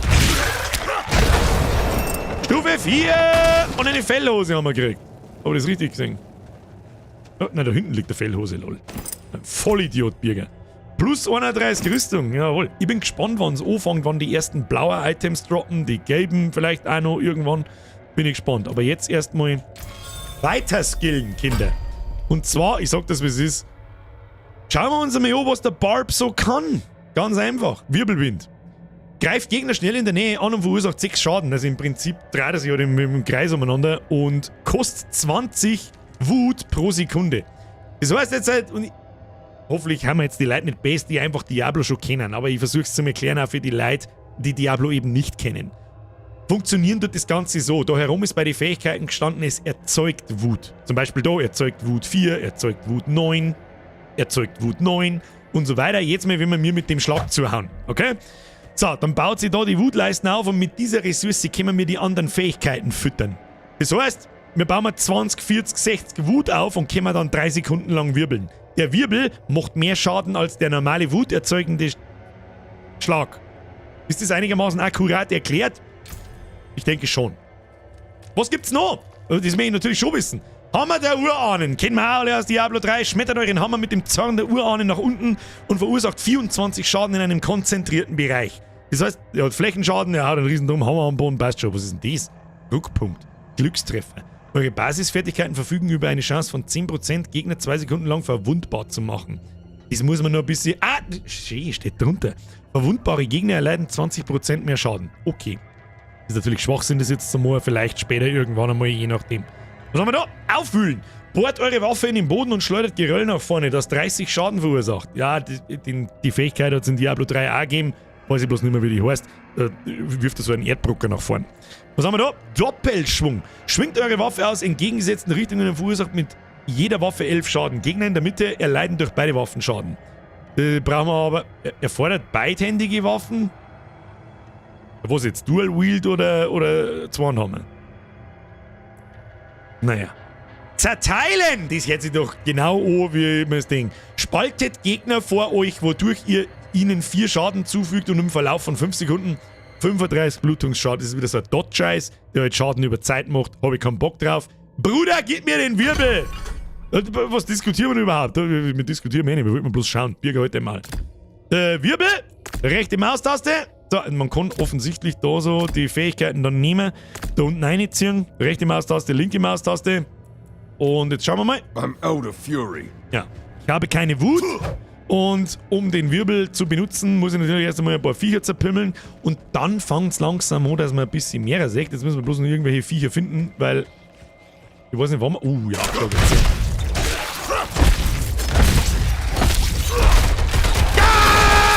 Don't have enough. Genau, das ist die Scheiße, auf die ich Bock hab. Aber wir kriegen ganz schön aufs Maul, oder das so? Muss man mal sehen, Eiling. Oh, da ist ein Boss dabei. Wirbeln! Okay, das fühlt sich ein wenig als schwerfällig an, muss ich ganz ehrlich sagen. Was ist... Oh, das sind Geister. Was ist mit dir? I'm out of fury. I'm out of fury. Oh, der erste blaue Gegenstand! Hui! Oh, da müssen wir nochmal schnell reinhuien. I need more fury. I need more fury. Oh, die halten gar nicht. Jetzt fangen wir aber schon an, das ganz schön aushalten, gell? Jetzt halten wir aber schon ganz schön aus, Kinder. So nicht. So, blaue Handschuhe. Da kommen jetzt nochmal blaue raus. Pass auf. Na, doch nicht. Ja, gut. Achtung, erster Eindruck. Der Wirbel fühlt sich sehr schwerfällig an. Muss ich sagen. Panzerhandschuhe. 23 Rüstung. Das ist 8 mehr als die wir haben. Und jetzt kommt eine der wichtigsten Sachen dazu in Diablo, die es gibt. Eben diese Werte drunter. Affixe und Präfixe. Steht jetzt drunter +1 alle Werte. Das heißt, ich nehme mal an, dass wir mir +1 auf Stärke, +1 auf Intelligenz, +1 auf Wille, +1 auf Geschick kriegen, wenn wir die anziehen. Genau. Genau das passiert. Und was die alle deren, haben wir vorher schon gelesen. Mehr Schaden, mehr Aushalten, mehr erhaltene Heilung und so weiter. Und um das geht's. So viel, wie soll ich sagen, so viel, die Werte so haut zum kriegen, wie es geht. Der Urbaut sagt, der Wirbel aber nicht so geil, oder? Das ist, was ich meine mit schwerfällig. Aber wir erinnern uns zurück, wann ist denn der Wirbelbarb in Diablo 3 erst so richtig geil? Wenn du das Bulkatos-Set hast. Dann wirbelt er nämlich nicht so, sondern so. Ja, man muss mal abwarten, ob das da auch irgendwann mal so wird, weiß ich nicht. Werden wir sehen. So, weiter geht's, weiter im Programm. Wo sind die Viecher? Da sind die Viecher. Rein in die Olga! Rein in die Olga! Vielleicht müssen wir mehr eine Fury aufbauen. Mal so Dings auf, gib ihm. Und auf einen Gegner mit dem Wirbel-iPhone bringt sowieso nicht. Der trifft halt mehrere Gegner gleichzeitig. Und das ist die tolle Sache daran. Was mich jetzt noch interessieren hat, ist, ob wir mir Wut verlieren, währenddessen mir nicht zuhören. Oh, eine Keule! Eine Keule! Oh, das ist eine Einhandwaffen. Die ist stärker wie unsere, die hat 10 DPS mehr. DPS, Damage per Second, Schaden pro Sekunde. Das werde ich wahrscheinlich öfter sagen. Ja. Da tun wir jetzt einfach mal den Knüppel da rein. Jetzt ist die Frage, zählen die Stats und die Waffen, die ich nicht benutze, wie jetzt zum Beispiel die 2 Einhandwaffen oder das Zweihandschwert, zweihändige Hiebwaffe, zweihändige Wuchtwaffe. Ja, jetzt Moment einmal. Jetzt muss ich nicht mal schauen. Wir könnten in Fertigkeiten eine A. Machst du mal A. Brauchen wir mir für den scheiß Dings dann nicht erfordert eine vollständige Arsenalwaffe. Na gut, dann war meine Vermutung falsch. Ja, ist wurscht. Dein Sprung geht auch auf Distanz, dann springst du auch quasi zum Ziel. Oh. Was ich da für einen Gewohnheitsfehler mache, ich drück Shift beim Zuhauen. Ah! Das habe ich mich vorher schon gewundert, so Sprung wo. Aber gut, hab schon verstanden, ich muss meine Bratzen da weg tun. Vielleicht sollte man mit dem Controller auch probieren nachher, weil warum nicht? Aber ich mag jetzt da keine Spirenzien machen, ich mag nicht, dass es uns aushaut. Aber was ist da los? Ich glaube, ich komme ins Dämonenloch. Da haben wir schon! Da gibt's alle herkommen, da alle wegrennen. Tunika, nice one, gleich mal anziehen, plus 31 Rüstung, die nehmen. Und was ich, ganz ehrlich, der Detailgrad von den Rüstungen. Man sieht halt das auch, wie sich der Charakter ändert. Und das ist halt wichtig. Das ist sehr wichtig. Und die Rüst, das schaut richtig gut aus. Kannst du sagen, was du willst. So, und ja, Wut entleert sich übrigens schon. Die Wut wird langsam weniger, wenn wir mir nicht zuhauen. Das heißt, je mehr Gas, desto gut. Mehr Gas, mehr gut. Mehr Gas, mehr gut. Waren jetzt schon wieder alle Viecher da, oder was? Du kannst schon mal ein paar mehr bringen, ich weiß es auch nicht. War noch irgendwas? Wir müssen ja alle Viecher umbringen da unten. Jetzt wird's abgefuckt. Da ist eine komische Hirnbrei-Batzletten in der Wind drin. Sehr schöne Umgebung. Ja, komm schon, komm! Hey, zusammen! Nicht schon wieder Schiffdrucker, Bier, du Vollidiot! Oh, da steht hinten der Schamanensepp. Ja, das hab ich mir gedacht. Der gute alte Schamanensepp. Da gibt's einen Wirbel ins Gesicht. Hat's euch schon. Da ist gleich Ruhe. So, was mich noch ein bisschen irritiert ist, ich weiß nicht, was man looten kann und was nicht. Ja, nicht, dass da irgendwo was weiß ich in der Versteck ist oder keine Ahnung was.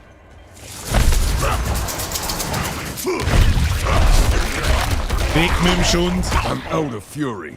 Ich bin auch out of fury. Sag ich dir, was ist. Gehen wir weiter. Machen wir mal ein paar Meter, damit da nichts passiert. Ah. Für jeden Goblin gibt's einen Hammer, mindestens. Gib ihm. Alter, was ist da am Boden? Was ist das da am Boden? Oh, der hat irgendein Attribut, der Typ da.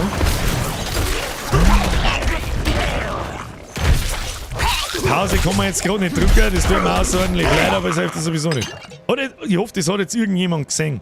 Über der Lebensleisten von dem einen etwas größeren Goblin, was vielleicht eine Elite war oder so, keine Ahnung, war so ein kleines Feiersymbol und der hat eine Fähigkeit. Da macht er diese roten Flecken am Boden, die sind jetzt noch nicht schlimm. Aber wenn man dann irgendwann einmal höherklassig spielt, sage ich mal, und du bleibst da drin stehen, dann stirbst du halt einfach.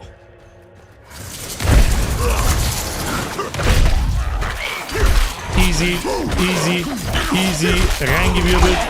Weißt du, was sich ein bisschen komisch anfühlt ist? Der Übergang von normal draufhauen und dann drücke ich schon lange auf die rechte Maustasten und bleib oben, bis er in Wirbel übergeht. Fühlt sich sehr träge an und sehr langsam. Wenn ich das so. Aber ansonsten, der wuchtige Zweihand, der fühlt sich wuchtiger. Wie er soll. Der hört sich wuchtiger, der fühlt sich wuchtiger.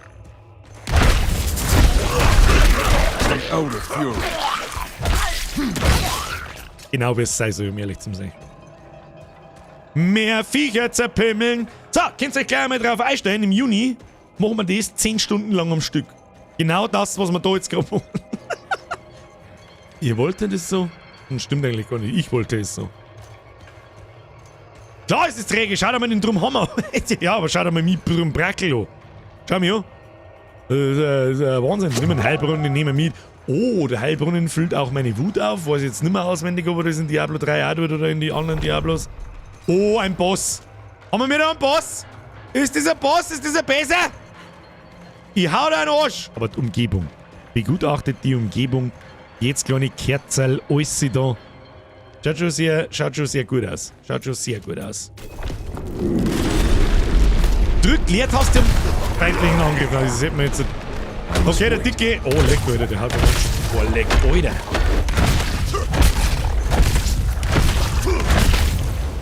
Okay, was tut der? Tut er nichts? Okay. Boss Mechanics. Okay. Ah, umgehauen. Oh, Scheiße. Du Aussage da. Ja, wo genau soll ich mich da hinstellen, dass er mich nicht trifft? Ja, gehen wir. Gehen wir, hau nochmal im Boden rein, Kim. Ja, hab schon verstanden. Dann bringt das eine kleine Viecher wieder. Schon ist sogar der erste Boss hat schon eine Mechanik. Nett. Das wollten wir natürlich nicht. Dann droppt er immer wieder mehr Heiltränke. Ja. Nö. Ausgewichen, Fetzer, aua. Ja, sein Cleave ist massiv. Geh mir mit deiner jetzt da an den komischen Pfosten mal eine Kämpfer, du Mongo. Gib ihm. Bring dir wieder die Fetten. Ja, den kriegen wir schon. So, da weg. Weg mit dir. Das wollten wir natürlich nicht. Das wollten wir auch nicht. I'm not ready yet. Ja.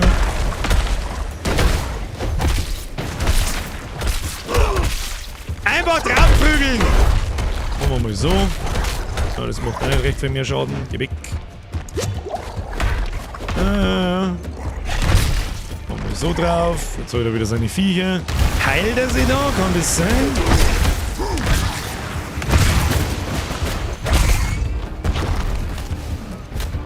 Oberfallen lassen.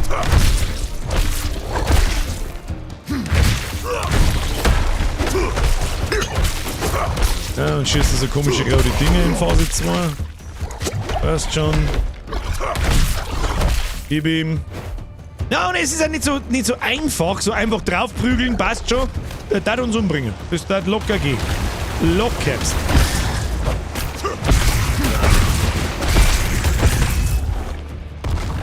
Ja, dann springt er wieder in die Luft auf.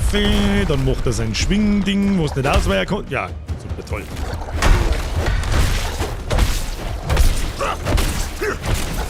Au. Doch, jetzt einmal von dem werden wir uns einfach treffen lassen müssen. Von dem einen Schwinger da. Und immer warten, bis er im Bohne haut. Ja, genau. Da ist jetzt das Zeitfenster zum Draufdreschen. Sehr schön. Jetzt hat er wieder seine kleinen Mistviecher. Da gehen wir gleich mal hin. Dann sagen wir, wo sie wohnen. Dann springt er wieder in die Luft. Ja, haben wir ihn schon durchgeschaut. Nö. Ja. Aua. Au, au, au, au. Weg. Au, au. Der X-Fall. Im Übrigen. Ah, man kann ihm da auch hauen, währenddessen er dies tut. Das musst du sagen. Ach, der ist unverwundbar während. Ah, geh weg von mir. Heilen wir uns nochmal. Dann kommt so ein Schwinger, halt einmal, dann kommt so ein Bohnhauen. Oh, da unten. Jawohl! Ne, tolle Wurst, Alter! Holzaxt! Handaxt! Fellhandschuhe! Haufen Gold! Drop die Scheiße! Meine sehr verehrten Damen und Herren, wir haben unseren ersten Boss zusammendroschen. First try, bitch. Innere Dunkelheit! Quest abgeschlossen! 1500 XP und wir haben ein Level Up und haben einen Haufen Klump und Scheiß und was weiß ich. Haben wir mir... Da wird schon irgendwas angezeigt. Tiger des Frostgehölz. Was ist ein Tiger des... Was ist das da? Ich hab doch da... Muss ich da irgendwas machen oder muss ich nach oben? Rückkehr eines Helden. Kehrt nach Westen. Ja gut, da müssen wir da rausgehen. Ja gut. GG Easy Noob /Dance Motherfucker. Ah, da waren wir schon. Ja, da wollte ich vorher oben. Wieso haben wir uns da nicht oben lassen? War schnell angegangen. Fähigkeiten. Jetzt schauen wir mal, ob man einen Wirbel nicht vielleicht sogar so verbessern kann, dass er eben schneller wirbelt. Was haben wir da? Wow. Greift schnell Gegner in der Nähe an und verursacht 6 Schaden. Der nächste Rang? 6 Schaden. Gratulation, Blizzard. Das ist, rendiert sich voll. Erhaltet eine Wut, wann immer wirbelwind einem Gegner direkten Schaden zugefügt oder 3 Wut gegen Elite-Gegner. Das heißt, dann kann man länger machen. Normalerweise verbraucht er ja bloß und so erzeugt er. Was haben wir denn da noch? Nachdem Wirbelwind 2 Sekunden verwendet wurde, verursacht Wirbelwind 30% mehr Schaden, bis er abgebrochen wird. Das heißt, wenn wir 2 Sekunden lang uns wirbeln, nach 2 Sekunden macht er 30% mehr Schaden, bis uns die Wut ausgeht oder bis wir aufhören. Furious Wirbelwind. Wenn ihr eine Hiebwaffe führt, verursacht Wirbelwind im Verlauf von 5 Sekunden zusätzlich und wieder Basisschaden als Blutungsschaden. Ja, mir fällt auf, es ist sehr viel Blutungsschaden unterwegs. So, was kann unsere andere Fähigkeit? Was ist denn da wieder? Timmy Boy, Birger, wie lange geht's heute? Weiß ich nicht, so lange wie lustig werden. Wie spät ist es überhaupt? 3/4 Zimmer. Ich hab jetzt, weiß ich nicht, ich hab noch keine Zeit zum Aufhören. Habt ihr Zeit zum Aufhören? Soll ich mal aufhören oder was? Ich verstehe die Frage nicht. Sprungschlag! Sollen wir den weiter ausbauen? Was kann denn der da noch? Sprungschlag des Kampfes. Kritischer Treffer. Mit Sprungschlag versetzen euch 1,5 Sekunden lang im Berserker-Modus. Der Berserker-Modus verleiht 25% höheren Schaden und 15% höhere Bewegungsgeschwindigkeit, ja, du Vollidiot. Bewegungsgeschwindigkeit. Dieser Effekt hält bis zu 5 Sekunden lang an. Naja, ich glaube, dass unsere kritische Trefferchance noch nicht so 100%ig hoch ist. Sprungschlag der Schlacht. Sprungschlag verursacht im Verlauf von 5 Sekunden wieder Blutungsschaden. Den ganzen Tag Blutungsschaden. Kann man das da eigentlich öfter ausbauen? Nein. Also die kleinen Nodes kann man nur einmal ausbauen, aber das kann man halt öfter ausbauen. Ich weiß jetzt auch nicht, was da das Gescheiter ist. Was haben wir da eigentlich? Also wenn wir Sim-Fertigkeitspunkte verteilt haben, dann können wir die anderen Fähigkeiten freischalten. Bis dahin... Weiß ich auch nicht. Der verbesserte Wirbelwind oder den Sprungschlag noch mehr ausbauen. Nehmen wir einen verbesserten Wirbelwind. Das passt dabei schon. Ums Becken kostet sowieso nichts. Das passt schon. Gehen wir heim zu. Oh, da haben wir noch so einen Rüstungstypen. Der hat sich jetzt von da herum nach oben geportet, warum auch immer. Das weiß kein Mensch. You've returned, sure, lady. The old ruins are clear. Your town should be safe now. Truly. Ha! By the light, you are heaven sent. Oh, I'm so sorry. We haven't any coin to offer. But we have hot stew, good company, and... Stay for a pint. Alle grüßen uns und Rausch, ey. We'd be honored if you'd join us. Sicher, erst mal reingondeln.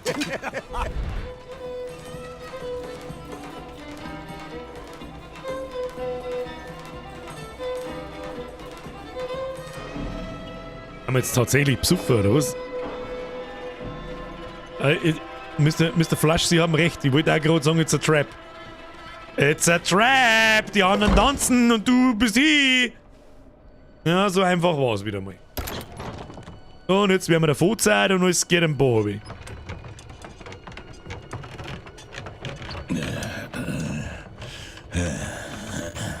Ansonsten da er nicht mit dem Ruhewagel kommen.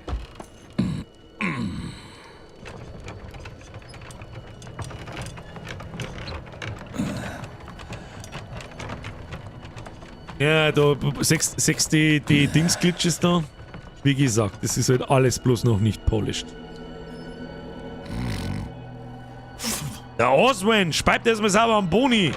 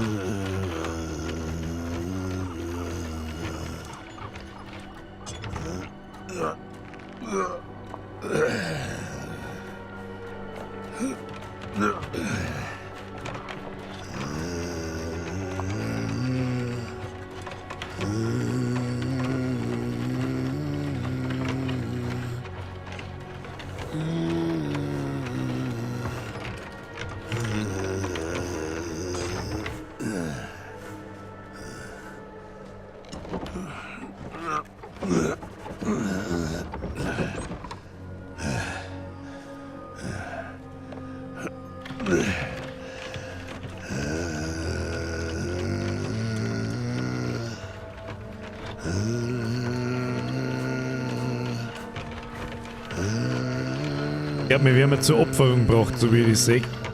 Da liegen ein paar, zwei, drei Leichenteile umeinander. Geil.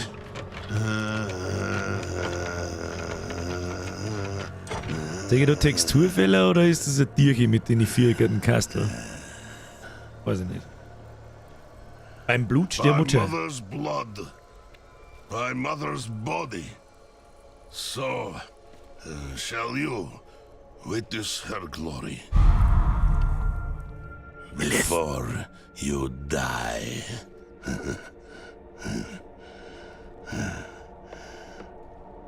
Der möchte uns jetzt wirklich schlachten. Oh, da kommt jemand. Not ready yet. Aufwerfen jetzt! Bonk.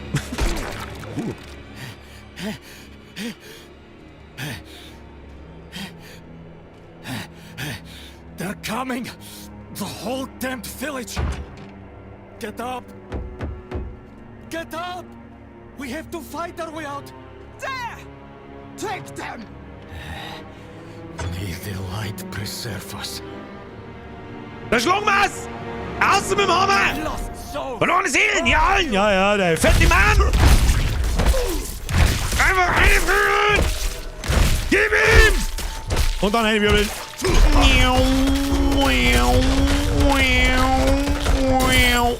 Easy. Easy.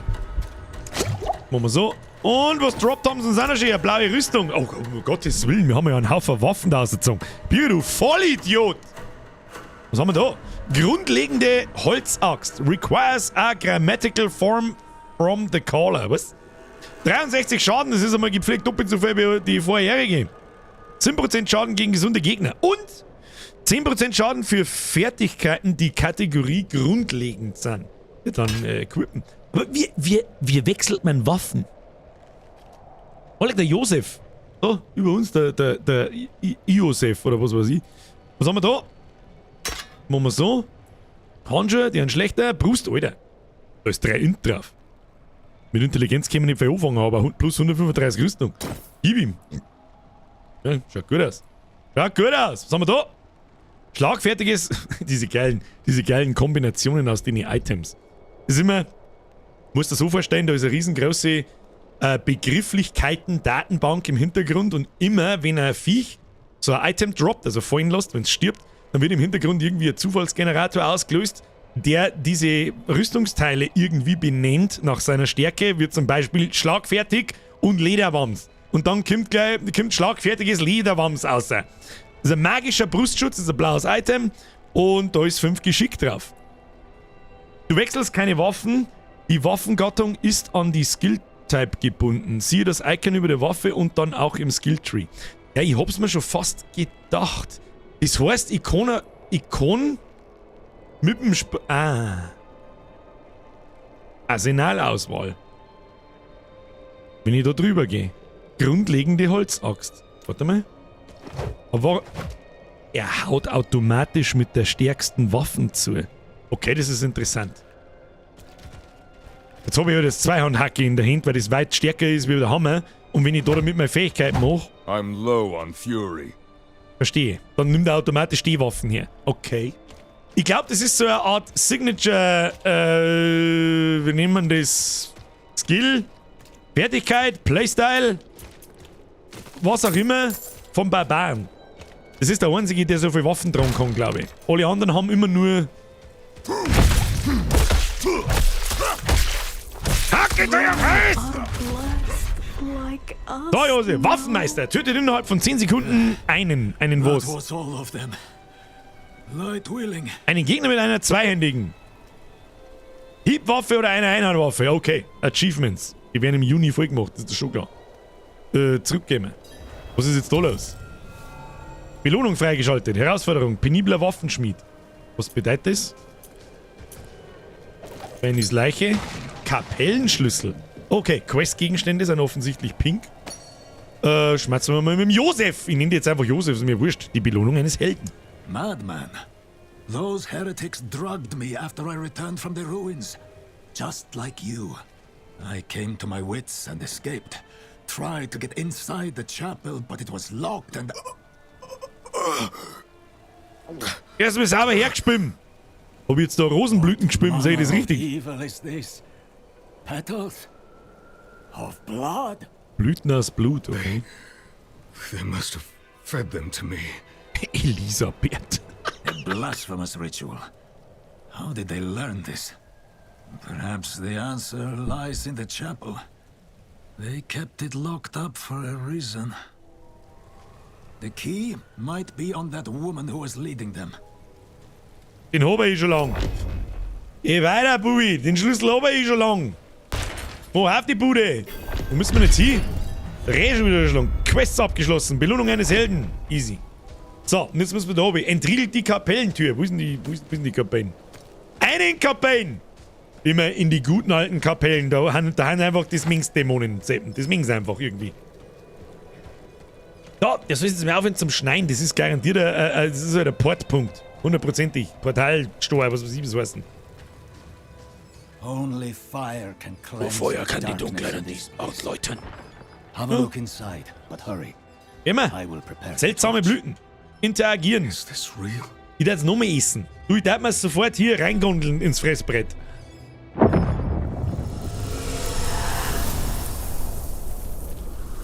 Okay.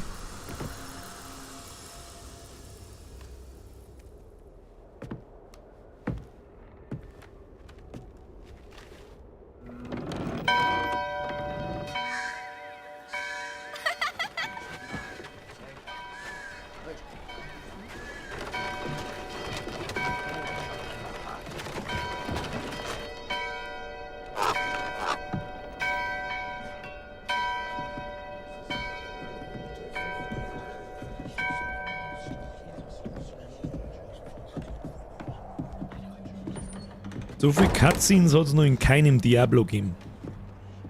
Just saying. Shameful. Our Father has granted you a path to salvation. And yet, you stray from it at every opportunity. You drink and gamble. You covet and steal. Shameful.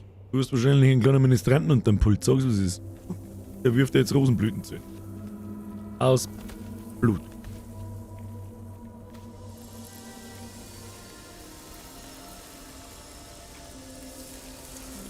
Sin is their birthright.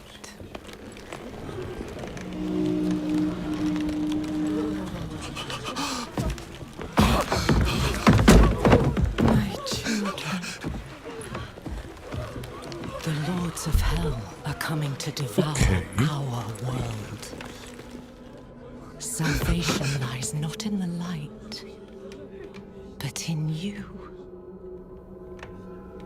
The faith has taught you to deny your heart's desire and turned you into a prisoner within yourself. Break the chains and discover who you were meant to be. Break the chains and be beautiful in sin.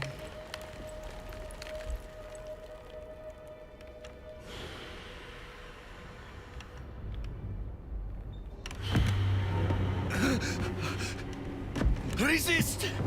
Resist her temptation!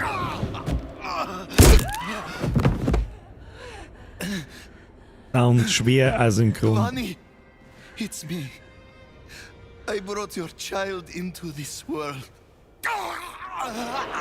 Nein, you brought you into her child. Ja, sag's nur, was es ist. Hornybonk.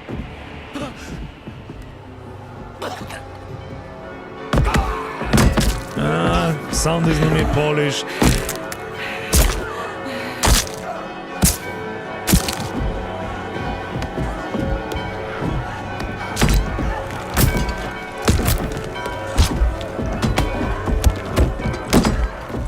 They have awakened, Mother.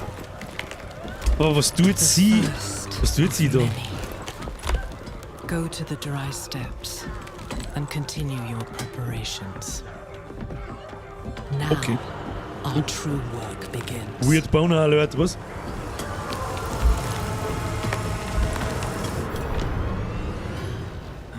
You came to thank the light. Okay. Okay, ich wollte gerade die Frage stellen, was zur Hölle macht sie? Das war übrigens die aus dem Intro, ja, das ist die Hauptantagonistin. Wahrscheinlich ist es am Ende wieder der Diablo. Sie möchte wahrscheinlich einen Diablo zurückholen und seine Brüder, einen Mephisto und einen Baal und was weiß ich denn alles. 100%ig, so ist es halt. Aber was tut sie am Arsch der Welt in irgendeiner Kackkirche mit einem Dorf mit 3 Einwohnern? Ja, irgendwo muss man anfangen. Keine Ahnung, da ich sagen. Hey Josef, how did I get out here? You collapsed inside. I thought the darkness had swallowed you. I dragged you here and put this cursed place to the torch. Jawohl! What Wenn mir happened to you? Nein, sag's nicht, Birger. Sag's nicht. I saw a vision. A horned demon. She said the lords of hell are coming. She wanted to help the people survive. Help them. She called them her children, and they welcomed her like a mother. Mother. No. It cannot be. I must report to the cathedral. Warum immer Listen, Cathedrals? There is a hermit to the northeast. A man of questionable loyalty. But he knows of the forbidden. He might be useful to us. Bring Ist der him to the Doverkin? Ich kann's dir noch cathedral in nicht sagen. Jovashad, and you will be in the light's favor. Wenn es ist, bis später. Und wenn nicht, viel Spaß beim Nachschauen. Auf der Suche nach Antworten findet die Hütte des Eremiten. Das sind ein bisschen Sachen, das ist, oh, wir haben ein Amulett gekriegt. Questbelohnung, ein Amulett, und das haben wir noch nicht. Da ist drauf, 4% Widerstand gegen alle Schadensarten plus 2 maximales Leben. Das ist jetzt nicht so der Teufel, aber beim Life-Pool von 64 ist gar nicht so wenig. Besser wie nix, ziehen wir an. Ist eh klar. Dann haben wir da, Quest hat da blinkt. Haben aber keine Quest-Gegenstände mehr. Aber gut. Expertise. Was ist denn Expertise?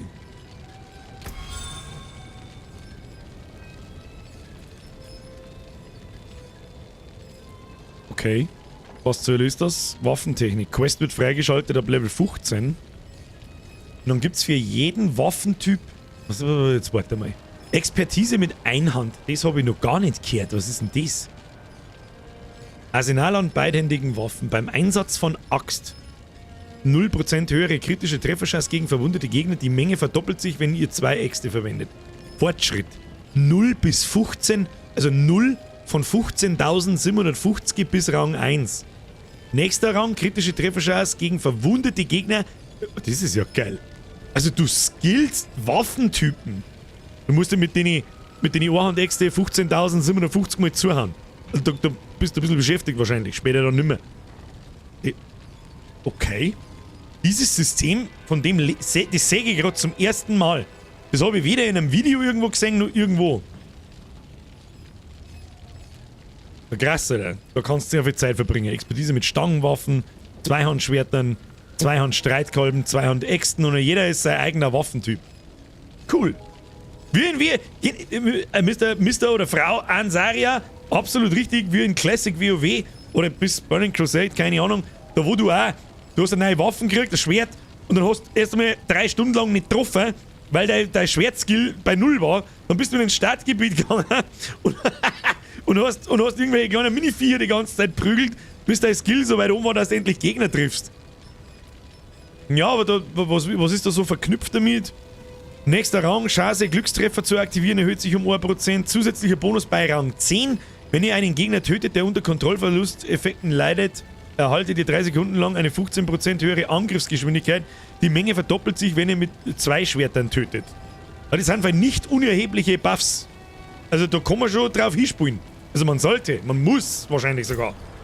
Haben wir einen Punkt gekriegt? Nein, haben wir nicht gekriegt. Gell? Ja gut, dann prügeln wir uns weiter. Wo müssen wir hin? Ja.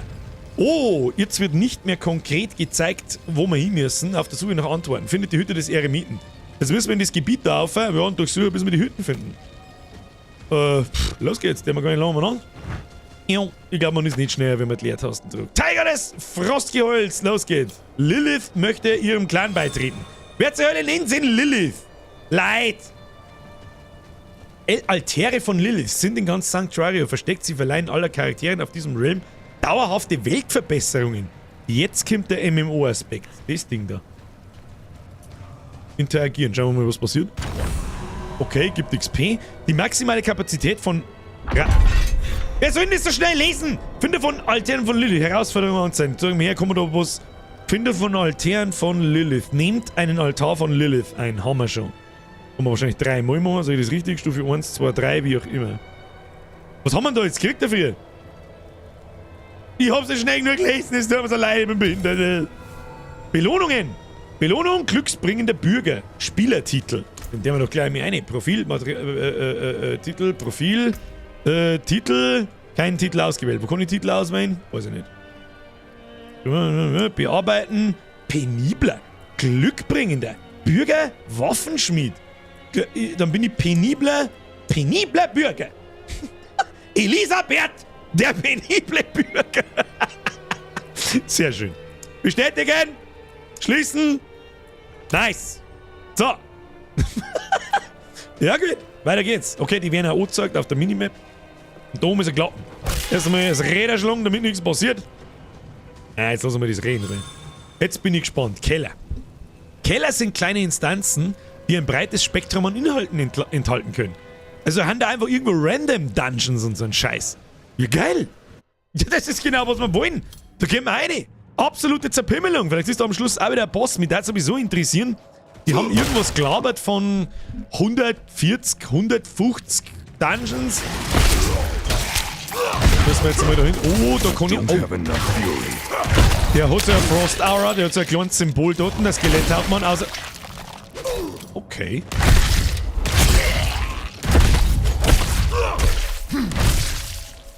Ja, man muss das Ausweichen vielleicht tatsächlich öfter nutzen, als man das da, als uns das möglicherweise lieb ist.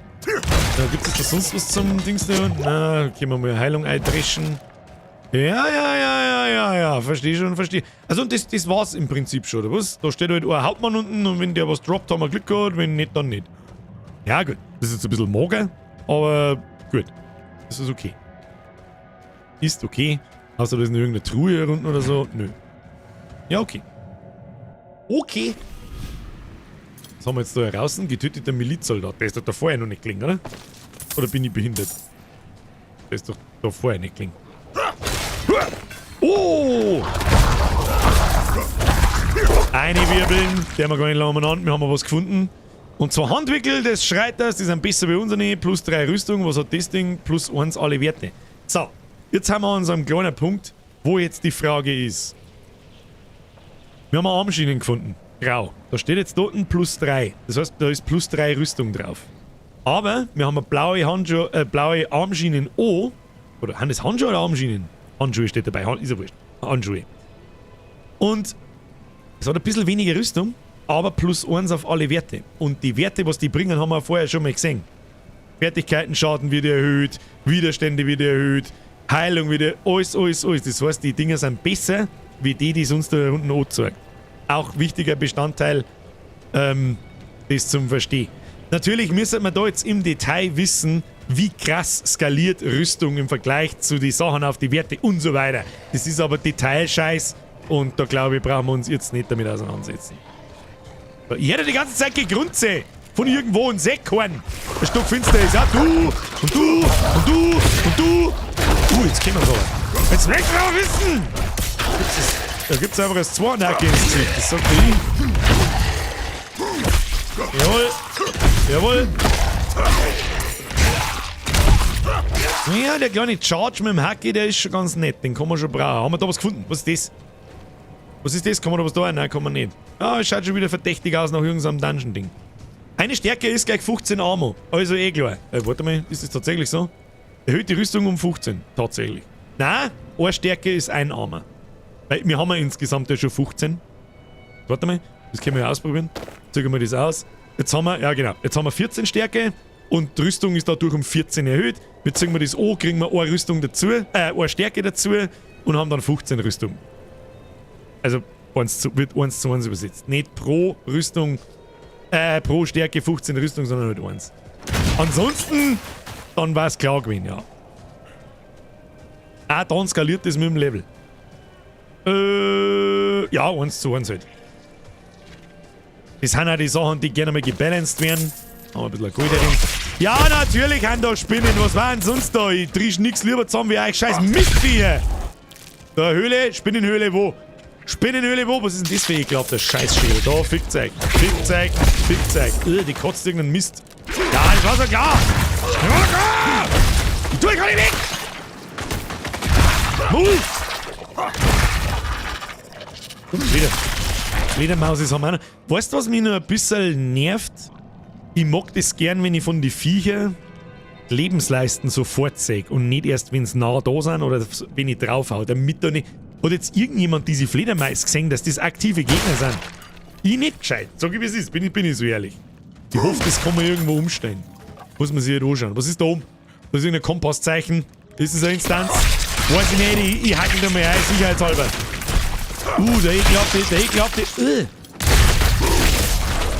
Der ekelhafte Spinnentyp! Weg mit euch! Fellhose! Deine Mutter ist eine Fellhose! Was ist jetzt das da? Oh. Okay, man kann klettern. Interessant, hat es auch noch nie gegeben. Dann heißt das Symbol da, was heißt das Symbol da? Man kann da aufgraben, oder wie? Okay, okay. Was haben wir da? Ducken. Okay, ducken und klettern.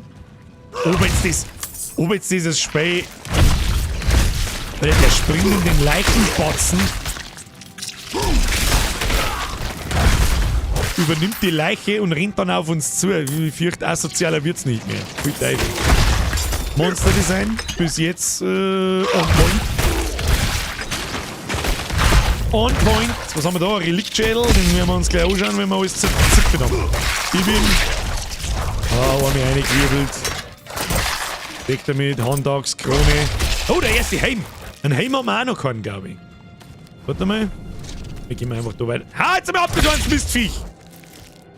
Machen wir so. Haben wir einen Haufen Zeit gekriegt. Hurtiger Reliktschädel. Magischer Fokus. Kann von eurer Klasse nicht verwendet werden. Hat's nicht geheißen, dass Items, die nicht für meine Klasse sind, nicht droppen? Ich kann nämlich mit dem jetzt nichts anfangen, außer verkaufen.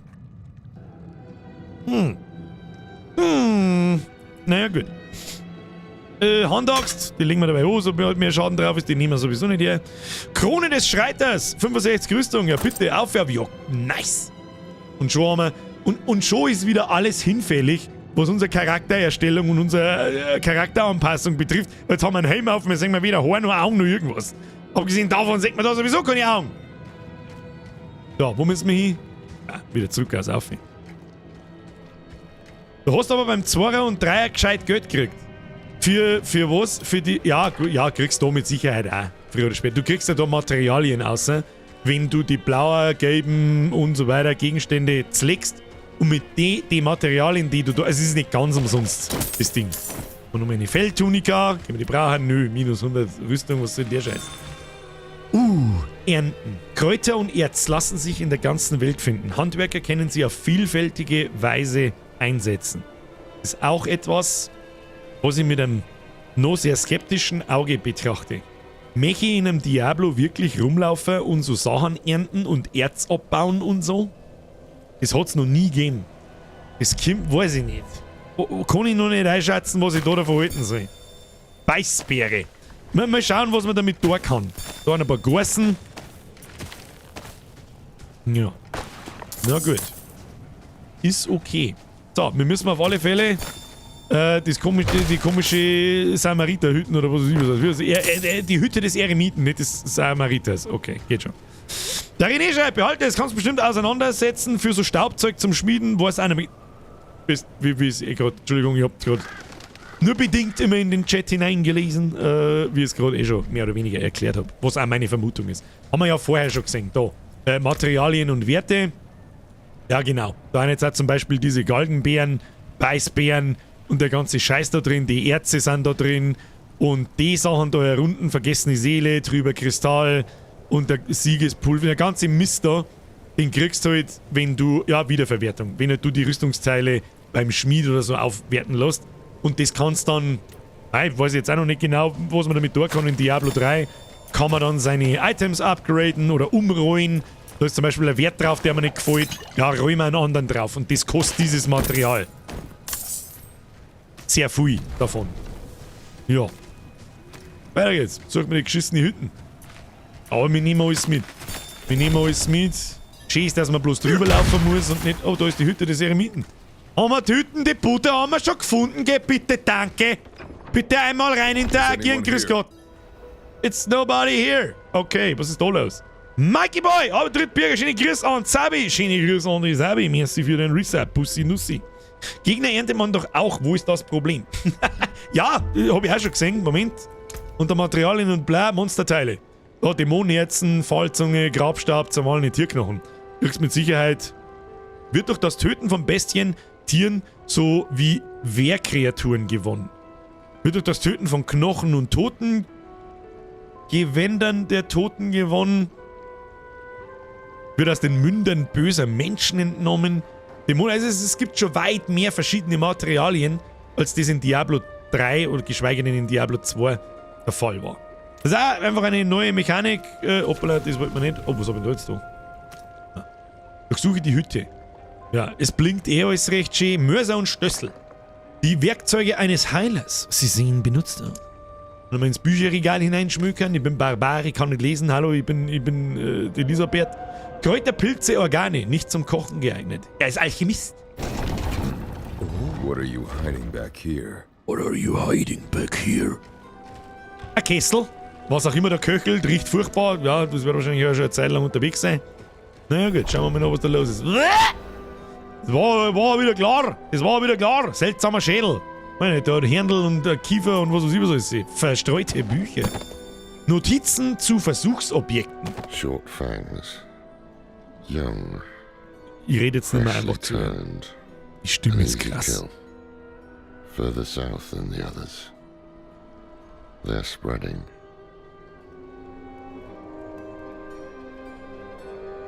Oh, du warst das schon. Okay. Jetzt hat es ein bisschen geruckelt. Aber gut. Das ist noch das. Ich sage dir einfach, das Spiel ist nicht fertig. Oder das ist nicht die ganz finale Version. Er hat einfach so kleine Fehler. Oh Gott, wer kommt denn jetzt? Kommt der Hackelbär-Zepp. Oh, nein, der Typ kommt heim. Hat er dabei ein Reh. Watchild schreibt Servus, so ich Servus zurück, damit ich auch mal mit dem Chat interagiere. Heute nochmal. Habe ich die Ehre an alle, by the way. Ich würde mal Zeit für ein Like. Okay? Weiß nicht warum, drückt einfach auf Like. Der Berg-Jeremy. Rifle through my things. Then at least have the decency to join me for supper. I'm bloody hungry. Oh, und er ist Engländer. I'm bloody hungry. Oder ziemlich tiefe Stimme für dich, dass er so normal ausschaut. That's quite the story. I wish it wasn't true, but it is. Ich finde das richtig cool gemacht mit diesen Zwischensequenzen. Why did I have that vision? Thank those friendly villagers. They gave you the blood of Lilith. The blood of a demon? Not just any demon. The daughter of hatred. The mother of sanctuary. She was banished ages ago. But this world is her creation. It was prophesied she would come back. What does she want? That's the question. Sanctuary has always been trapped amid the eternal conflict. A war between angels and demons. But Lilith serves neither side. She has her own plans for us. And me? Am I corrupted? Not sure yet. But you two share a connection. What will you do about it? Use it. Find out what she's after. Good. Then we're in this together. Rest while you can. Then we'll start in Kiovashad. If we can't stop Lilith, we'll all be damned. Das ist der neue Deckard Kane. Unser guter Best Buddy. Okay, um ganz ehrlich zu sein, ich finde das mit den Zwischensequenzen für ein Action-RPG absolut ausreichend. Sehr gut vertont. Sehr, sehr, sehr gut vertont. Ja. Das ist allerdings der Part, wenn jetzt der Stream nicht laufen hat. Escape, weiter, von Punkt zu Punkt. So schnell Max-Level wie geht. Drauf geschissen, interessiert mich nicht. Zerpümmelung. Ich bin nur unschlüssig, was wir da im Juni tun. Sag ich dir, was ist. Ob wir einfach durchpümmeln, volle Kanone, oder ob wir uns die Story in Ruhe anschauen. Das müsst ihr dann nie entscheiden, wisst ihr es gerne haben das. Ja, jetzt einmal 4 zerpümmeln, das ist alles, was ich weiß. Da ist wieder der Schamanenzepp hinten, der ist wiederbelebt. So, Schlo, da geht's her. Na, hat's euch schon. Mist, Grippe. Fix, Griffe, Anschlagviech. Müssen wir ab hier da aufhängen. Gehen wir auf. Ja, mehr Goblins, die guten alten. Das hat in Diablo 2 schon gegeben, Stufe 6. Oh, leck, wieso hatten die jetzt so vor mir? Hatten die jetzt so volle. Warum haben die jetzt so vor mir alle umgefallen? Weiß auch nicht. Na gut, weiter geht's. Ein bisschen finster ist alles. Ah, das setzen wir so alle. Da ist noch ein Ticker dabei. Eine wirbeln. Eine wirbeln. So ist fein, so ist fein. Was ist mit dir? Eine wirbeln. Stirbt das Sau. Stirbt das Sau. Sehr schön. Oh, Kurzschwert haben wir gefunden, aber Kurzschwert interessiert uns einen Oh, was ist da? Sprecht mit Lorat. Lorat! Lorenz! What is the statue? Oh, wenn wir da einfach wieder an irgendwas vorbeigelaufen. The angel in Arius. I'm sure you've heard the Cathedral of Light babbling about their Holy Father. Well, he's real. An angel walks among us. And when he learns that Lilith is here, blood will flow. They are ancient enemies. They'll drag the whole damn world into their feud unless we can stop it. Ja, mir braucht doch keiner verzeihen, Let's dass... not linger. Kiovashad lies just ahead. Ja, sind wir nicht mehr weit weg, hab ich schon verstanden. Mir braucht doch keiner verzeihen, dass die nicht einen Diablo holt. So, was heißt denn spät Diablo? Jetzt kannst du mir den Maul halten! So, wir müssen 7 Punkte verteilen, damit wir den nächsten Slot da unten kriegen. Da haben wir immer noch weit entfernt davon. Ist die Frage, was wir der Furious Whirlwind im Verlauf von 5 Sekunden, der Blutungsschaden, habe ich eigentlich gar keinen so einen Bock dazu. Ich weiß auch nicht, ich würde fast vorschlagen, wir bauen mal den Sprungschlag aus, dass er einfach mehr Schaden macht. Oder... Ja, Sprungschlag, wie weit haben wir da mittlerweile? Ja, dann macht der Wirbel mehr Schaden. Ja, mal einen Sprungschlag. Können wir sowieso noch 1000 mehr umskillen, drauf geschissen. Da, Freunde der Sonne. Wir werden jetzt übrigens Folgendes tun. Wenn ihr wollt, dass wir noch ein bisschen weiter spenden. Wir spenden schon ein bisschen weiter, nicht in die Hose gehen. Aber dann muss ich aufs Klo. Und dann gehen wir mal noch uns was zum Trinken holen und einmal eine rauchen. Und währenddessen zeige ich euch mal Diablo-Kruzifix. Ich glaube, das passt ganz gut. Aber ist das in Ordnung? Ist das in Ordnung? Denke schon. Sprecht mit Lorat. Und dann bin ich noch ungefähr 4 Minuten wieder da. Kiovashad, you must perform a cleansing ritual. Meaningless gesture, but some people take comfort in it. Ein Läuterungsritual. How dare you? Just let him through, lad. I've tried for years to get Lorath to do the ritual. Fine, but this one stays. I'll meet you inside. Muss jetzt irgendein Ritual machen, oder was? Take a piece of holy cedar wood from the shrine. Verbrennt eure Sünde. The sin which troubles you. Then cast it into the brazier. As the fire burns the wood, so too will the light burn away your sin. Was ist denn meine Sünde? Fear, Anger, Pride oder Greed. Inscribe nothing but scribbles into the wood. Wir nehmen Greed. Greed ist die Todsünde Level 9000. Greed.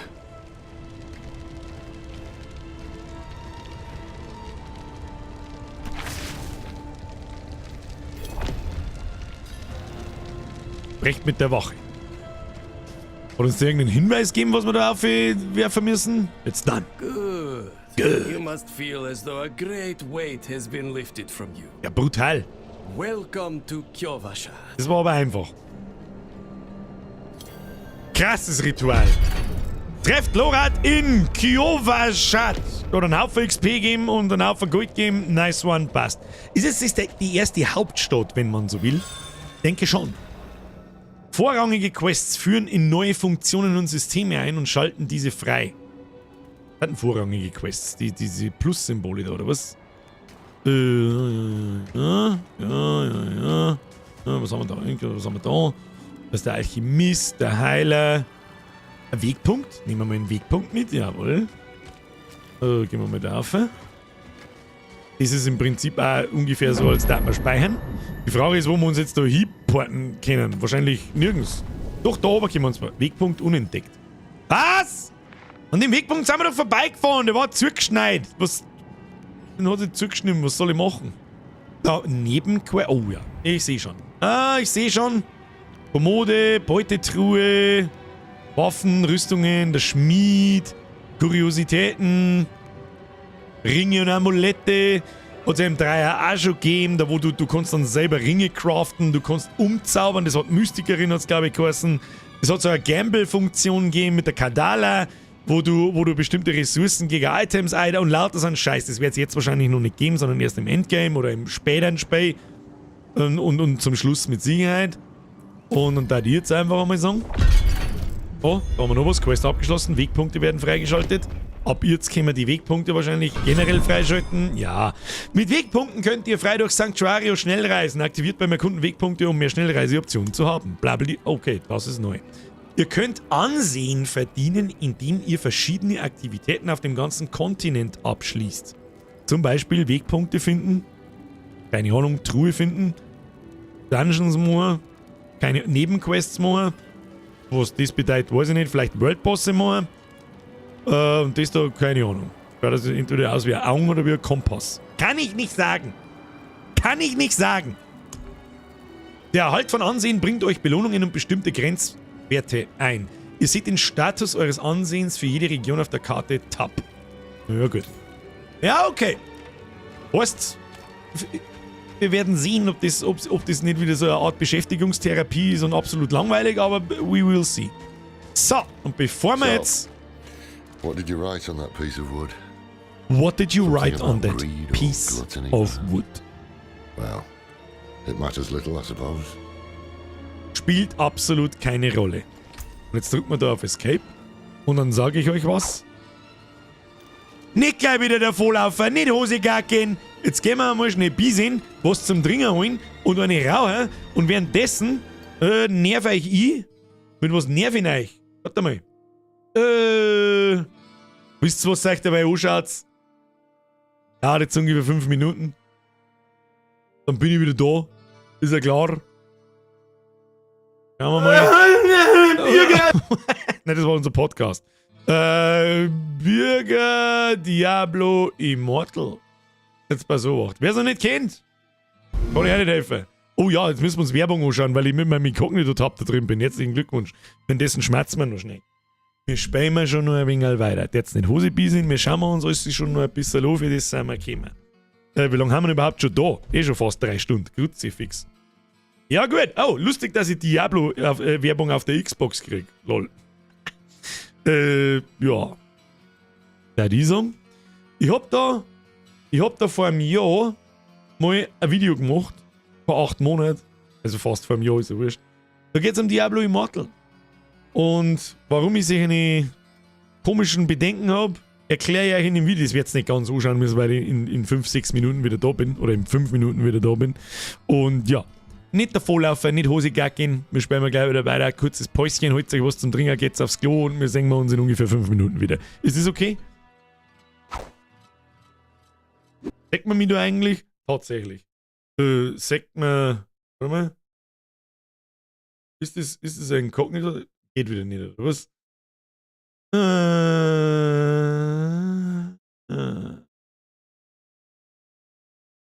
habe ich noch nicht eingerichtet, dass man was. Jetzt. Und dann machen wir es so. Ja, haben wir schon mit der Hard Way learned. Und da die sagen, ich wünsche euch viel Spaß. Wir sehen uns in 5 Minuten wieder. Bis gleich. Oh, endlich ein neues Diablo fürs Handy. Fabelhaft. Und die Steuerung, ein Hochgenuss. Meine 2 Gichteldamerling, da sehe ich so viel von der grandiosen Grafik. Ui. Und das Gameplay, das ist so abwechslungsreich. Wundervoll. Freut mich, dass man anscheinend endlich auf Diversity setzt und nimmer auf Innovation. Geil. Na, ich würde so gerne mal ein Review über ein Spiel machen. Was, über das zum Beispiel. Aber leider habe ich ab Level 8 Privatinsolvenz zumelden müssen! Habe die Ehre! Ich bin's, der Bürger! Tja, das letzte Mal ist eine Zeit her und oje, Kinder, wo zur Hölle fang ich an? Nein! Heute geht's nicht um den 158. Preisentrottel, das ist ein Weißwurst frittiert, die der quer ins Arschloch schiebt, oder um Preisentrottel Nummer 166, der seine Leberkassemi mit Knoblauchsoße und Stabal frisst. Nein! Über die Lebenshilfe auf der Fluchtpreisen habe ich die letzten 5 Jahre Doktorarbeit geschrieben. Ehrendoktor, wo? Es reicht! Heute geht's um...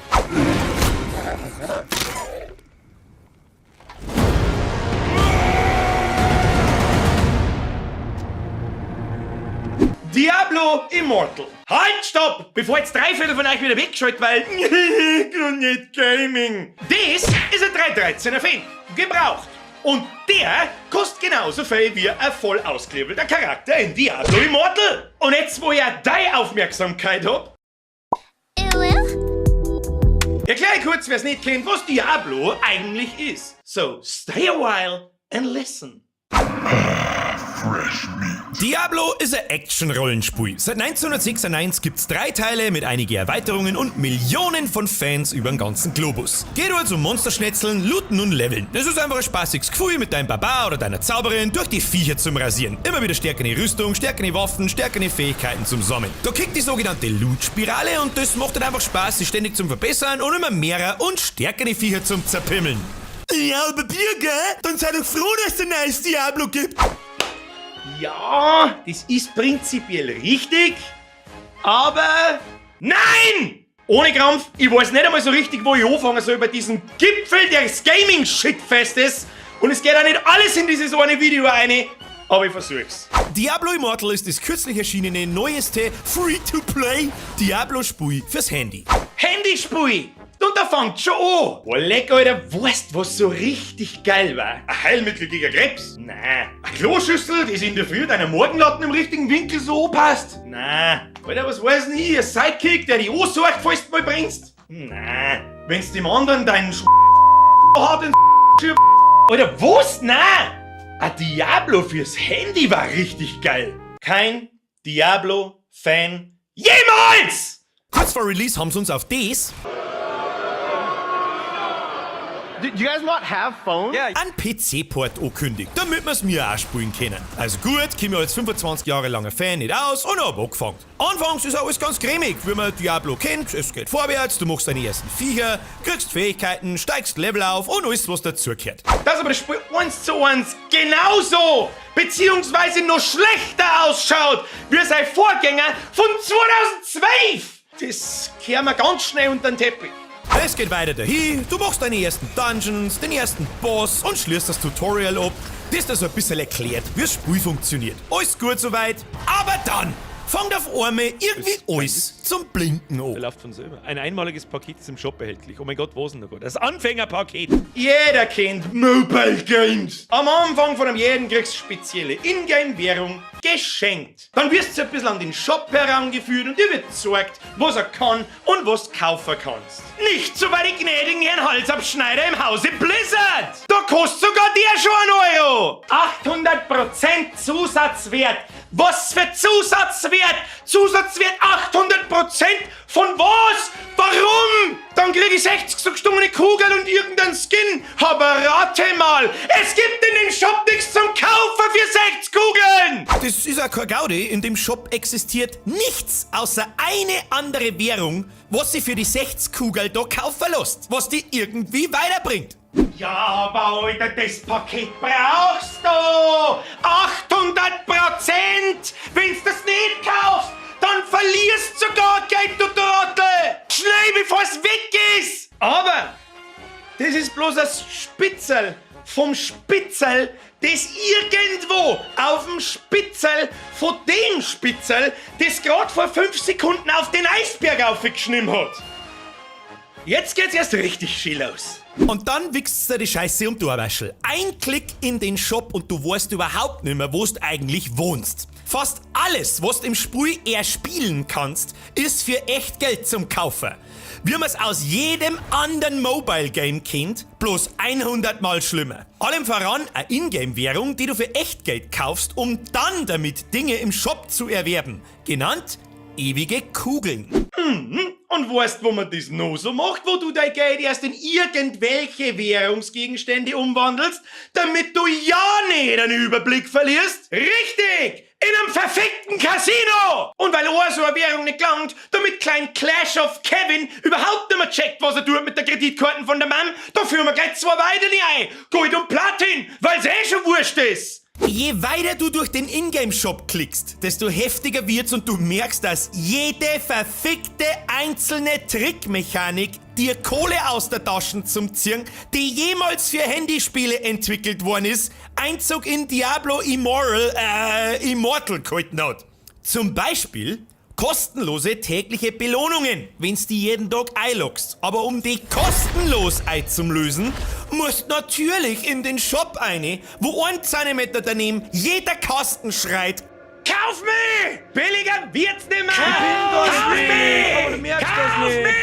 bin totaler Schwachsinn, aber kauf mich! Zum Beispiel so Währungspakete zwischen 1 und 100 Euro. Und immer schön mit Feierrode 15, 20% Mackerl drauf, damit's ja schön künstlich billig ausschaut. Alter, du darfst niemals vergessen. Du bist ein Trottel! Wenn's nicht das größere Backel kaufst! Alter, du verlierst quasi ein Geld! Wenn's da nicht das größere Backel kaufst, du Trottel! Und das Geilste ist, in diesem Shop sind alle Preise so angelegt, dass du deine Kugel nie ganz ausgeben kannst. So bleiben da immer schön ein paar übrig, damit's dich schön hinter mich indirekt dazu zwingen, dass du noch mal welche kaufst. Ja, sag einmal, Kruzifix, für wie blöd halten uns die denn? Selbstverständlich gibt's auch einen Battle Pass. Sowas. Ja, Schluss! Bin schon wieder da. Ich hoffe, ihr seid auch noch da. So, machen wir den schon wieder zu. Mach den schon zu! Back to the game! Habt's was zum Trinken? Schauen wir aus. Ist noch jemand da? Das könnte ich nicht finden. Oh Gott.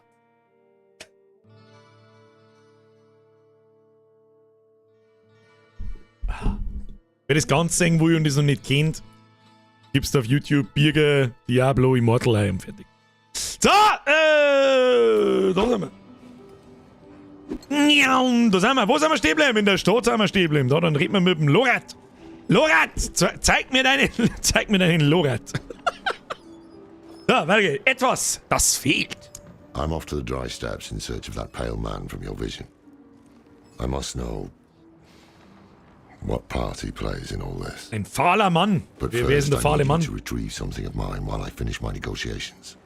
A merchant in the center of the city has it. Tutorials. Just tell him I sent you. Flo, merci dir. Der Chef sagt, Oberland, Anwesen. Hab ich was verpasst? Ja.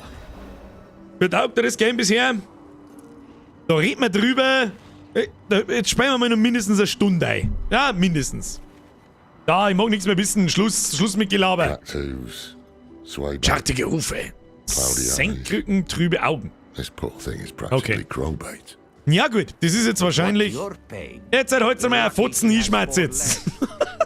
Ja, da wird uns jetzt halt wahrscheinlich gezeigt, wie... Was mich da schon wieder ein bisschen nervt jetzt auf den ersten Blick, die Sachen sind relativ weit auseinander. Dass man da über so viel laufen muss. Aber gut, jetzt gehen wir mal zum Händler, zum Osren, der hat Waffen. Lorat sent me. Ah, so the old man's finally decided to buy it back. Ah ja. Knowing him, he didn't mention coin, did he? Warum reden da eigentlich alle wie If he Russen? wants his weapon, you will need to pay. Wieso muss ich nicht zahlen? Du Kretin, kauft Lorats Stangenwaffe. Hört man das so? Ah ja, wird eh schön markiert, lila, wunderschön. 20 Gold, die haben wir gerade noch beieinander. Zack. Ah ja. The Hammer. old man sold me this too. Said he didn't need it anymore, but I think he'd want it back all the same. No charge. Okay. So. Erster Eindruck blärt. Wir müssen mal beim Waffen hin. Was, da haben Symbole drauf. Was heißt das? Schaltet beim Wiederverwerten ein neues Aussehen frei. Verkaufswert. Also auf Rechtsklick verkaufen, Shift links verlinken. Verlinken? Was heißt denn verlinken? Ach, im Chat verlinken. Ja, also gut. Man kann dann Items in den Chat posten, damit sie das andere Spieler oder deine Clanmitglieder oder deine Freunde oder was auch immer anschauen können, wenn du irgendein richtig krass Todes-Item irgendwie gekriegt hast, dann tut man das. Interessiert keine Sau nicht, mach den Scheiß weg. Was noch? Shift vergleichen. Ist auch schon immer so, dann vergleicht die Waffen, die du da hast, mit der Waffen, die du auch hast. Und da sagt man dann, die ist besser wie eine, die wir haben. Und ja. So, jetzt ist die Frage, ich möchte gerne den Hammer sehen, der kostet 1500 Gold. Wie viel haben wir? 2700. Mit was wird denn das verglichen? Mit unserem Hammer. Das ist ein Zweihandstreitkolben, eine Wuchtwaffe. Der hat 58 DPS. Und was hat unser Hacke? 63. Brauchen wir nicht kaufen, bringt's nicht. Jetzt ist die Frage, können wir die Sachen wiederverwerten oder verkaufen? Ich würde es gerne wiederverwerten, weil ich lieber die Materialien habe als das Gold. Schauen wir mal bei ihr. Furs, skins and steel. Die hat auch, oh, die Stiefeln sind besser wie unsere, aber das rentiert sich nicht für 300 Gold. Und die 8 Rüsser, das rentiert sich auch nicht. Ja. Ist die Frage, Wo kann man wiederverwerten? Wahrscheinlich beim Schmied. Stay on your Schauen wir guard. mal, der Schmied ist da herunten. Schauen wir mal bei ihm da. Ah ja, jetzt pass Obacht. Und zwar direkt ins Inventar. Was heißt das? Ah ja, da kann ich jetzt draufklicken. Und dann probieren wir es mal bei den Handschuhen da. Und wir Shift ausmachen. You can take Zack. what's left. Plus ein Rohleder. Und wir haben ein Transmog gekriegt. Das heißt, wir können, was ist Transmog? Kurz erklärt für die Leute, die das nicht wissen. Das habe ich, glaube ich, schon einmal erklärt, aber ist wurscht. Unser Waffen, schauen wir mal von hinten. Unser Zweihandhacki schaut aus, wie es ausschaut. Wenn wir mir jetzt ein anderes Zweihandhacki finden, das cooler ausschaut, aber schlechter ist, wir aber haben wollen, dass unser Hacki so ausschaut, dann können wir es transmocken. Dazu müssen wir zum Schmied gehen, das Ding slingen und dann können wir irgendwo, wo, weiß ich auch noch nicht, das haben wir noch nicht gefunden, kann man halt wie in Hogwarts auch, da kann man seine Ausrüstungsgegenstände ja auch anders ausschauen lassen, wie es eigentlich sind. Ja, ich glaube, das ist einigermaßen verständlich. So, gesamter Ramsch. Sag ich dir, was ist, wir können da nichts brauchen von dem Zeug. Oh, da haben wir Stiefel, die haben besser wie unsere, glaube ich. Ja, dann machen wir so. Da haben wir eine Rüstung, die ist nicht besser, das ist auch nicht besser. Da geht man halt einmal so durch. Ja, ziehen wir die Rüstungsteile noch, die besser sind als unsere. Da darf halt nicht mehr viel dabei sein, passt. Und das da, glaube ich, ist dann der Klick, dann muss ich nicht alles einzeln anklicken zum Wiederaufwerten, zum Wiederverwerten, sondern ich drücke einmal so. Ihr habt kein als Ramsch markierten Gegenstände zum Wiederverwerten. Was ist ein Ramsch? Gilt das als Ramsch oder ist es ein gewöhnlicher Gegenstand? Gewöhnlich? Ah ja, dadurch werden alle normalen Gegenstände in eurem Inventar unwiderruflich zerstört. Seid ihr sicher, dass ihr das tun wollt? Annehmen. So, 15 Rohleder, 18 Eisenbrocken oder 8 Eisenbrocken. Ja, genau. Jetzt haben wir da 8 Eisenbrocken, 16 Rohleder und für die Verbesserung von Rüstung wird von verschiedenen Wildtieren und Bestien gewonnen. Oder halt eben durch die Waffenaufwertung. Come back if you need work. Hoppala. Und alle magischen Gegenstände machen wir es genauso. Jawohl. Da kriegen wir dasselbe. Also nicht recht viel hochwertigeres Zeug. Okay. Dann haben wir einen Reparieren-Slot.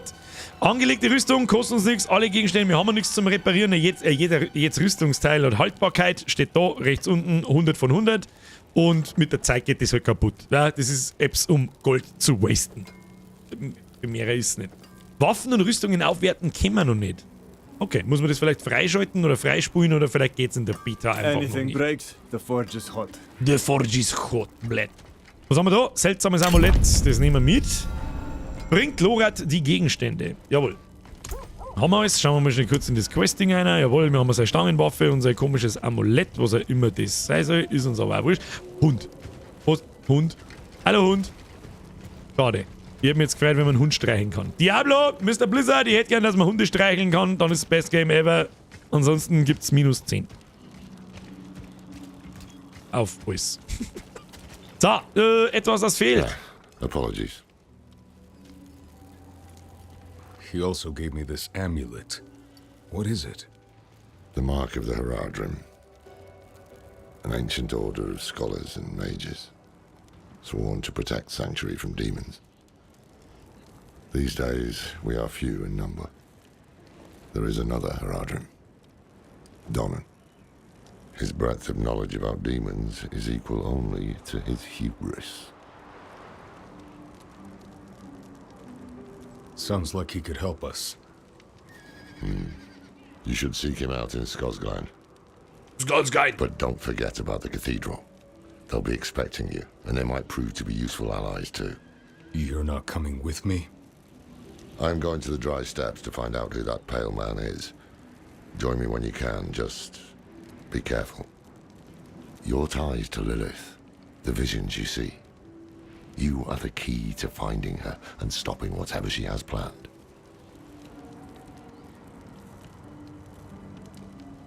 Ja, sie ist alles noch nicht so super synchron. Die Vignette hat sie jetzt nachgeladen, lauter so Sachen. Es ist alles bloß noch nicht gepolished. Sag ich dir, wie es ist. Ich hoffe, dass das in der Release-Version anders ist. Wäre schade drum. Sag ich dir, wie es ist. Animationen, gut, die werden sie nicht mehr ändern. Saved by a lone monk. Die Rüstung da von dem Typen, da von diesem Rittertypen schaut krass aus. Incidents drawn together. By what? Destiny? Or some greater power pulling the strings? I did not know. But at the time, I thought I had the chance to protect humanity from the daughter of hatred. The Wanderer's connection to her gave me hope. Imagine that. Okay, dann haben wir vor allem einen Haufen Questmarker. Dunkelheit breitet sich aus.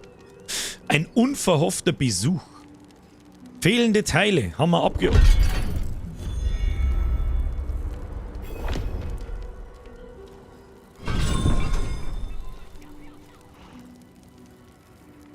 Mr. Blizzard. Ich bin mir nicht sicher, ob du dir darüber bewusst bist, aber ich hab bereits vorbestellt, weil sonst kann ich gerade nicht spielen. Alles klar. Orte auf der Karte Tab, die mit so Kartensymbol markiert sind, enthalten neue gekaufte Gegenstände. Was heißt das? Gekaufte Rüstung, Waffen und andere kosmetische Charaktergegenstände befinden sich in der Kommode. In der Kommode? Das ist dieses Transmog, ja, dass du einfach anders ausschaust und später schauen halt Rüstungen so aus, da haben wir dann schon ganz woanders. Gekaufte Reittiere und kosmetische Gegenstände für Reittiere befinden sich im Stall. Okay. Wo ist der Stall? Ich mag ein Reittier. Hallo? Gekaufte Emotes. Es gibt Emotes. Okay, das ist ebenfalls neu. Aber gut, es hat halt ein paar so MMO-Multiplayer-an-Dinge. Ist halt heute einfach normal. Gut. Prolog, Wanderschaft, schließt den Prolog ab. Das war also der Prolog. Ja gut, wir haben jetzt auch nicht, wir haben nicht recht viel Meta gemacht, muss ich ganz ehrlich sagen. Weil wir uns halt alles auch ein bisschen übergenau anschauen. Ich möchte jetzt gerne mal nur schnell auf die Map schauen. Wo ist der Stall? Was ist das da? Weltstufenstatue? Ja, da kann man die Schwierigkeit ändern. Schmied und der ganze Kack, der Alchemist, Kuriositäten, also der Stallmeister, da mag ich hin. Das würde mich jetzt interessieren, ob wir jetzt schon Zugriff aufs Mount haben. Kann ich mir nicht vorstellen. Aktivitäten markieren, ja, das haben wir schon alles gemacht. Wo ist der Stallmeister? Oh, das ist ein anderer Spieler. Warte mal. Greetings. Lol. Schön. Da kann man E-Drucker und dann in Gruppe einladen, betrachten. Ah, da kann ich schauen, was er für Waffen hat und so. Er ist eine Barbarin und hat einen ähnlichen Zeig wie mir benannt. Naruto Kurama. Jetzt kann man nochmal zoomen, Dungeon verlassen, links, verspotten. Verspotten hört sich gut an. This will be your last stupid mistake. Braucht's das? Ne, weiß nicht. So, Oscar! Ah, okay. Sehe ich schon. Begrenzter Zugang. Schreitet in der Kampagne voran und schließt Reittier Donans Gefallen ab, und um Zugang zu Reittieren zu erhalten. Ja, das kommt nicht damit, das ist halt schon geil. Ist halt schon irgendwie geil. Hast doch eh ein Reittier, siehe Vorbestellung. Ja, aber du kannst das noch nicht spielen. Du hast halt das Ingame noch nicht. Ich habe halt einen Skin dafür, ja. Gibt's Rosshanische, Trophäen und so weiter. Ja, das ist halt einfach was, sowas kann man farmen. Du kannst es natürlich auch kaufen, das ist aber halt langweilig, das interessiert mich einen Scheißdreck. Mounts farmen ist natürlich schon wieder gleich ganz was anderes. So, jetzt ist die Frage, was haben wir jetzt zum Tor? Wie zur Hölle geht's jetzt weiter? Da herum ist unser Ansehen, das hat sich jetzt freigeschaltet, das sind die verschiedenen Sachen, das werden wahrscheinlich Weltbosse sein, Nebenquests gibt's 35. Was das ist da, weiß ich nicht, Belohnungen ansehen. Leck mir mal, was ist denn das alles? Da gibt's Bonus XP und Gold, Obolusse, Paragon-Punkte, Wegpunkte, Stützpunkte, werden wahrscheinlich so Dungeons sein, nehme ich mal an. Nebenquests, Altäre von Lilith, kann man in dem Gebiet suchen. Gut. Werte sonst Nebendungeons gibt es 23, allein in dem Gebiet da. Entdeckte Gebiete 8 von 77. Okay, ja, es gibt einiges zu tun, aber gut, das ist der übliche Open World MMO Bullshit. Wir werden sehen. So, wie viele Leute haben sie denn eigentlich für einen Clan angemeldet? Zeigt man das irgendwo? Beitrittsanfragen, 6 nur. Das sind nicht viel. Ja, da nehme ich euch später, weil ich nicht weiß, was das mit sich bringt. Nicht, dass da auf einmal dann Leute miteinander wuseln. Mag ich jetzt gerade nicht. Sag ich euch frei weg, wie es ist. So, Nummerkarte, Quests. Okay. Wir haben Akt 2. Das Messer dreht sich abermals. Ein unverhoffter Besuch. Dann haben wir da Akt 3 und dann haben wir Akt 1. Machen wir mit Akt 1 weiter, der ist Stufe 6. Ich glaube, das ist das Gescheite. Schlechte Neuigkeiten. Den nehmen wir, den markieren wir und wo müssen wir dazu hin? Alter, das ist am Arsch der Welt. Na, da müssen wir da rauf. Und die anderen, meine Kampagne wird uns dann da schon aufführen, nehme ich an. Kampagnenquests, ja, das ist halt Akt 2 und Akt 3. Werdet laufen wie in die alten Diablos, du wirst halt da durchs Gebiet geführt, Stickerl für Stickerl. Und schon tut es wahrscheinlich über... Oh, was haben wir da? Da waren wir vorher schon mal. Das ist die Stelle, da wo dieses Gitter war. Aspekt der härteren Schläge. Nach 6 Waffenwechseln erhaltet ihr 8 Stählung. Ah, jetzt schalten sie in dem Gebiet diese Dungeons frei. Ja, voll geil. Gibt's immer was zum Tun? Okay. Ja, gut. Dann verfolgen wir das. Da gehen wir jetzt auf, schauen wir, was wir zum Tun haben. Das ein paar so Sachen machen wir auf alle Fälle noch. Das ist ja sowieso klar. Da wir dann sonst.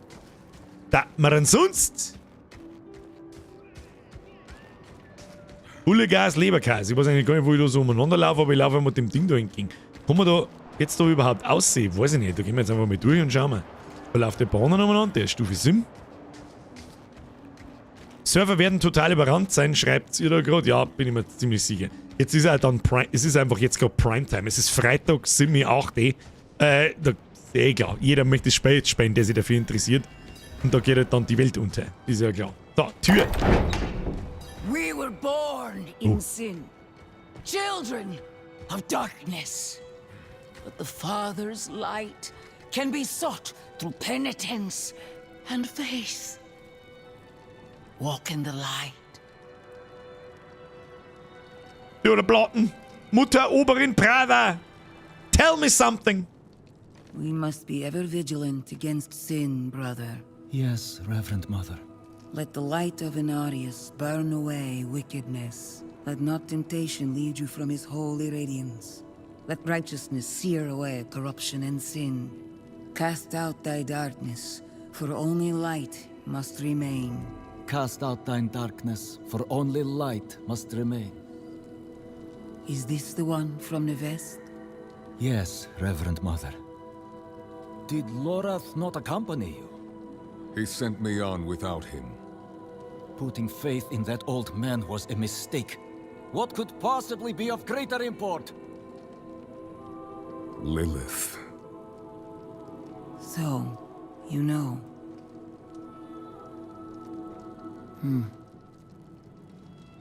We have received word from one of our knights of a demon sighting in Gale Valley. The description matches too closely to the sighting in Nevesk. If you would travel to Yelesna and take stock of the events there, you would have the gratitude of the Cathedral of Light. I had thought to send Lorath, but... Again, he fails in his duty. With or without Lorath, the will of Inarius shall be done.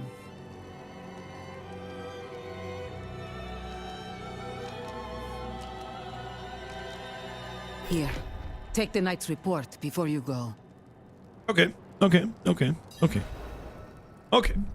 2 Dinge im Chat. Der Mr. Wheatflair schreibt: Ich folge ein paar Streamern, die alle Warteschlange, nachdem sie 10 Minuten in-game waren.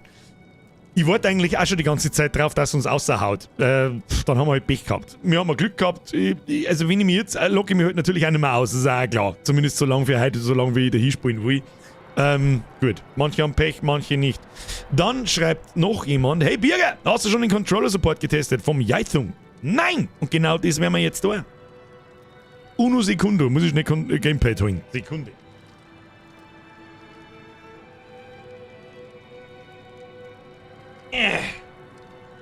Haben wir schon wieder?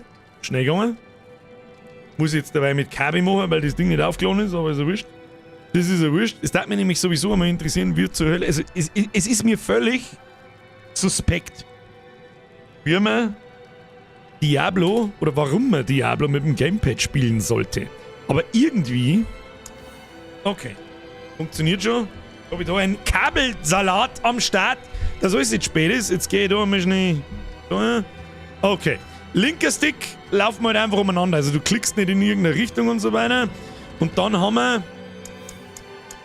Okay, LB ist der Heiltrank. Das ist Dings. Not Das ist while I'm in AX, town. LT, RTY, okay.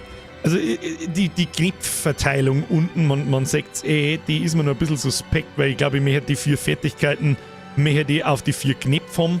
Und linke Maustasten, rechte Maustasten ist LB und RB. Und der Heiltrank ist LT und das Ausweicher ist RT. Und ja, was ist das da? Nein. Oh, das ist Porten, das habe ich noch gar nicht gesehen. Ja, da kann man sich nach Hause teleportieren, das können wir dann auch noch später noch ausprobieren. Aber ich wollte gerade sagen, wie interagiert man mit so Sachen? Ich habe ja keinen Mauszeiger, nicht? Hingehen, interagieren. I received a report of a potential demon Ja, okay, probieren wir es mal, keine Ahnung. horned woman near Yelesna Mines. Probieren wir es Performed einfach routine mal. inspection, nothing yet. Sent in priest and escort of knights. Ding We'll muss report karten, in okay. when we find something. Außerzoomen, okay. Und dann müssen wir da hin. Wie kommt man da am gescheiten aussehen? Wahrscheinlich da oder? Kann man das markieren? Ja. Sagt man da eine schöne Wegfindung? Ja, sagt man auch. Gut, auf geht's. Probieren wir es mal mit dem Controller. Es ist ungewohnt wie scheiße. Also das darf ich jetzt einfach unkonfigurieren, wenn ich das wirklich dort hat. Ich kann mir es ganz gemütlich vorstellen. Es haben ja nicht viele Knöpfe. Es haben ja nicht viele Knöpfe zum Drucker, dass das ganz gut geht. Im ersten Moment mit dem Stick fühlt sich das ganz gut an. Wie dann die Präzision, ich kann mir jetzt zum Beispiel nicht vorstellen. Not while I'm in town. Ja, genau. Ich kann mir jetzt zum Beispiel gerade nicht vorstellen, wie ich ein bestimmtes Monster anvisiere. Mit diesem Sprungschlag zum Beispiel. Ich meine, da muss ich ein Viech anklicken, da chargt er hin. Irgendein Bierchen, das interessiert mich jetzt ehrlich gesagt auch überhaupt nicht. Okay, Magierin, die Feuerbälle da umeinander ballert. Haben wir mir da überhaupt einigermaßen richtig? Ah ja, ich glaube schon. Ah ja, so ein Dungeon soll man auch mal noch machen. Einfach einmal anschauen. Bis jetzt, er hat mein erstes Fazit, weil vorher hat er auch schon mal jemand gefragt. Es hat ein paar kleine Sachen, das merkt man. Dass da Apps, das ist noch nicht fertig. Die Frage ist, ob da noch was kommt. So, jetzt müssen wir mal da schnell mal schauen. Don't have enough fury.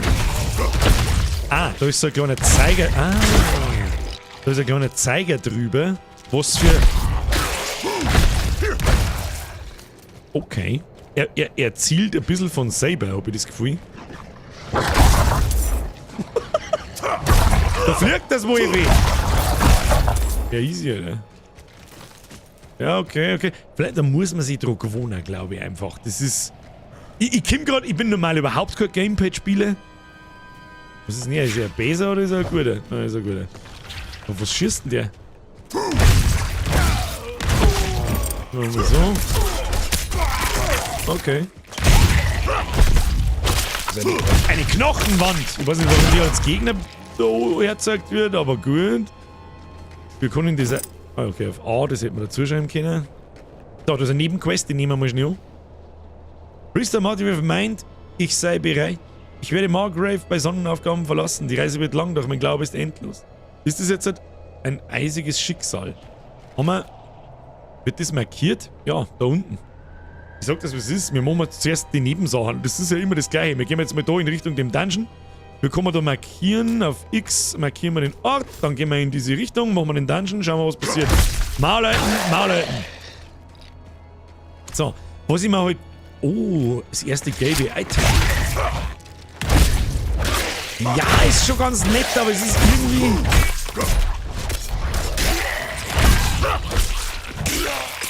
Aber es funktioniert gut. Muss ich sagen. Nice. Schreddern. Bisschen was looten. So, nochmal. Wie funktioniert jetzt das da? Unser erstes gelbes Item. GG Easy Noob / Dance Motherfucker. Ist natürlich Welten besser wie unsere Stiefel, die wir auch haben. Das sagt man gleich. Links, das sind die Stiefel, die wir auch haben. Rechts sind die neuen. Haben plus 39 Rüstung, das ist schon mal besser. Aber sie haben ein paar ganz nette Sachen mit dabei. Und jetzt kommt, das ist der Scheiß, um den es bei Diablo geht. 3% Movement Speed plus 5 Stärke plus 4 Willenskraft. Das ist richtig nice für den Anfang. Unten A anlegen, Y Vergleich verbergen, den lässt man immer aktiviert, weil mir das immer interessiert. Wenn es besser ist, die ziehen wir an. Und als A, mit X kann man es als Ramsch markieren. Ah, okay. Dann kann ich beim Händler den Knopf drücken und er verkauft es automatisch. Passt. So, neue Stiefellotzung. Schauen wir gut aus, schaut stabil aus. Weiter geht's. Njau.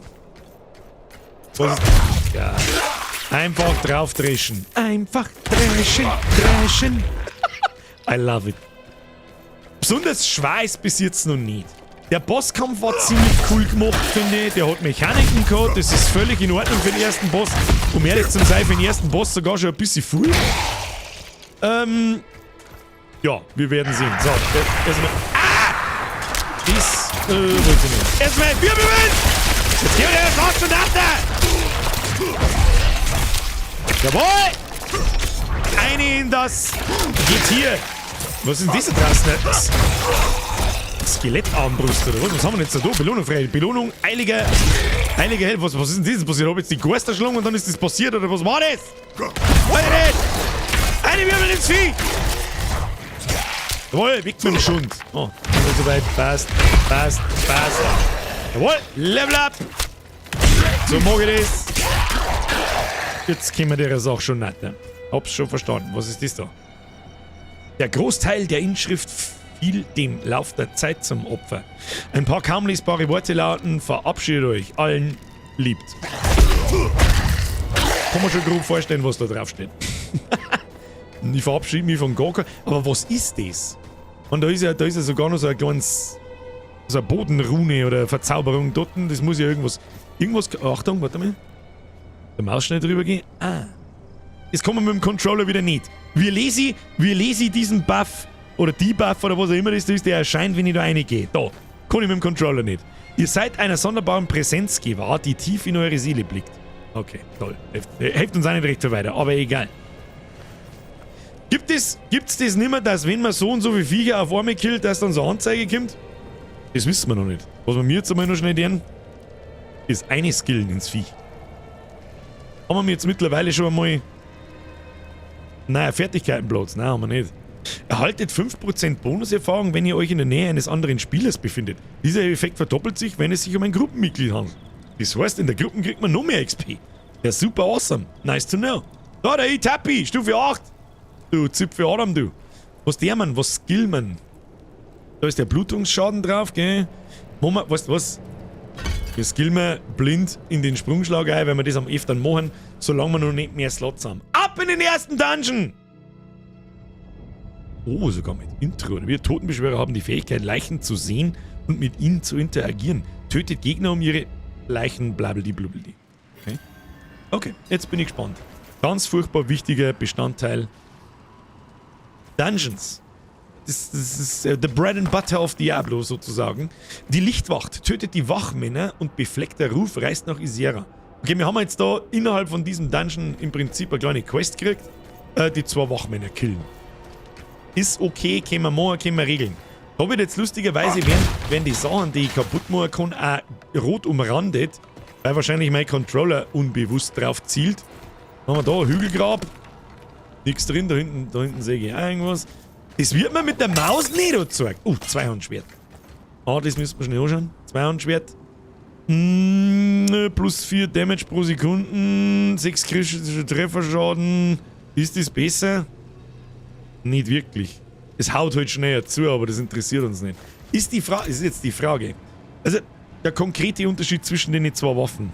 Ein Angriff pro Sekunde auf dem Schwert und 0,9 Angriffe auf dem Hacke. Das bedeutet, dass das Schwert halt dadurch mehr Schaden pro Sekunde hat. 4. Rüsten wir es halt einfach mehr aus. Schauen wir, ob man dann schneller zuhauen kann. Offensichtlich weiß ich das nicht. Oh, da ist aber ordentlich was los. Okay.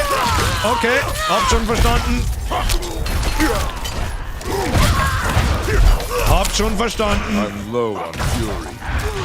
Reinpimmeln. Ja. Geht schon los. Stangenwaffe. Was ist da los? Nochmal plus 4. Und hat 13 Schaden für Fertigkeiten der Kategorie grundlegend. Das ist wichtig. Das gibt uns den eigentlichen Schaden. Da, nehmen wir. Stangenwaffe. Los geht's. Zerpimmelung! Oh. So ist er. Lass dir mal da lieber so ein Ding rein. Es ist am Anfang immer das gleiche Spielchen. Wir locken unsere Wut auf und dann wird eine gewirbelt. Jetzt sollten wir mal den Dings ausbauen. Interessant, wie sich die Viecher verhalten. Oh, da ist der erste Wachmann, kann das sein? Was hat denn der für Scheiße da am Boni gelegt? Ja.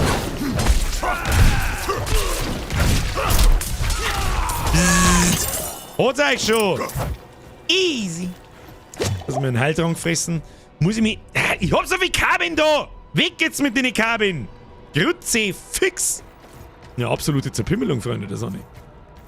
Sehe ich nix, da werden wir mich nicht mehr an, solange die keinen Schaden nicht machen, weil hier nicht aus. Haha! Was haben wir da? Plus 3 Stärke. Jawohl, wird gleich eine Otzung. Beinlinge des Schreiters, hat nur Rüstung. Absoluter Crap. Was haben wir da? Eine Truhe! Oh, die sind gelb, glaube ich. Mehr? Ah, der war nicht gelb. Sagt man das, wenn es droppen? Da habe ich jetzt vorher nicht aufgepasst. Ich glaube, am Namen sagt man es, oder? Da ist das Item dort, wenn man nach nur dort ist, dann steht dabei.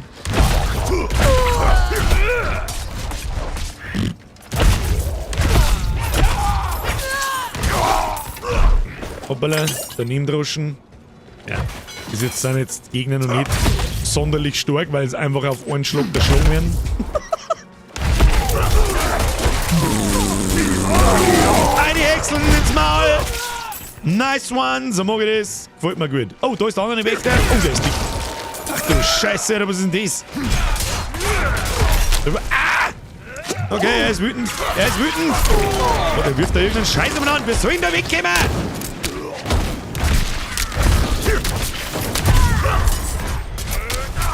Einfach volle Kanone drauf. Oh, das war knapp. Das müssen wir gleich mal schnell zweites auf, aber sonst sind wir hin. Ja, habt ihr schon verstanden. Hör dich schon trapsen.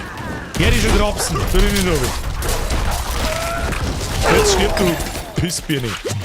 Oh, passt. Schuhe. Den nehmen wir weg. 114er Crit, hast du es gesehen? Very nice. So, haben wir ein bisschen die Schuhe gekriegt. Die Schuhe her. Wir haben gelbe Schuhe. Wir haben schon voll die brutalen Schuhe. Brauch keine Schuhe. Oh, Wolf. Oh, der Werwolf selbst. Wie hat der Vollkontakt? Hat der Werwolf jetzt Vollkontakt geheißen? Weiß ich nicht. Egal. Einen Wachmann haben wir schon getötet. Ich weiß nicht, wer der andere war, so oder was ist. Wirbeln. Oh Gott, I fucking love it.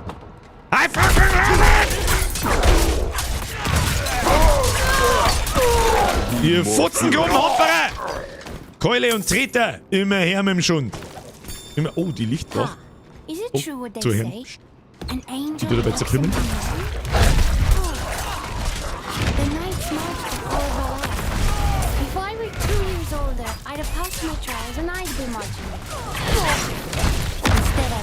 Nicht abgeschickter Brief. Ja, mach den Brief jetzt weg, ich sag nichts, bist du besoffen? Was ist das für Scheiß da am Boden? Oh, sehr schön.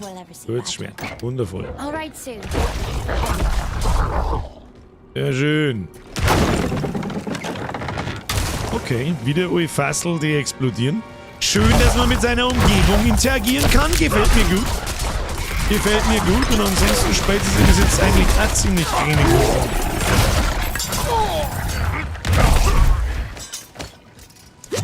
Was habe ich da in meiner Lebensleiste jetzt für einen Kack drin gehabt? War das ja dort? Dieser komische gelbe Balken, der mir langsam Leben abzieht? Weiß ich nicht, oder war ich vergiftet oder was war es denn? Irgendein Statuseffekt war es nicht. Halt das, den nehmen wir mit. Holy shit, was sind wir mir überhaupt? Haben wir da im Kreis gelaufen? Ja, herzlichen Glückwunsch. Weiter im Programm. Haben wir mir... It's locked. Braucht Schlüssel, okay, das hat es in Diablo 3 auch nicht gegeben. Meines Wissens. Der Zünder. Der will nicht lange umeinander. Was haben wir denn Wirbel? Mehr Flächenschau. Oh, der hat mehr Blut. Schnauze halten und du da hinten auch. Alle einfach mal die Schnauze. Oh, der Vollkotlack. Keine Ahnung.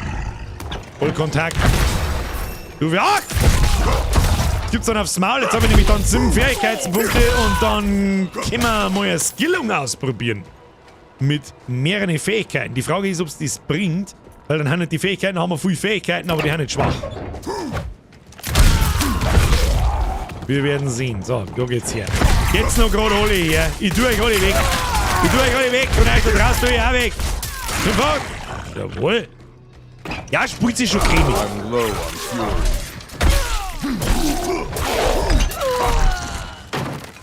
Muss man halt jetzt dann seine Fähigkeiten so zusammenbauen, dass sich da ein Spielfluss ergibt. Und wenn es gut gemacht ist, dann kann man da eigentlich am Anfang nicht recht viel verkehrt machen. Miau, miau, miau. Oh, da ist der Wächtersymbol.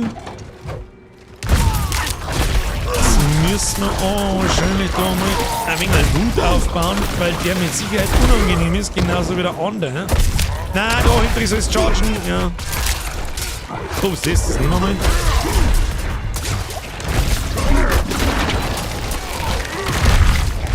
Immer weiter rein ins Viech. Immer weiter rein ins Viech. Oh, haben sie jetzt zwei? Das war natürlich... Nicht in dem roten Scheißstäblein, Birger, du Vollidiot. Immer aber auch nicht gescheit Sekt, muss man auch mal sagen. Muss man auch mal sagen, den sagt man nicht gescheit. Tu mit den Typen jetzt da weg. Okay, der zückt fett auf, das sagt man schon. Man muss ein bisschen ausweichen. Okay, weg mit dir, weg. Wo leg mir her?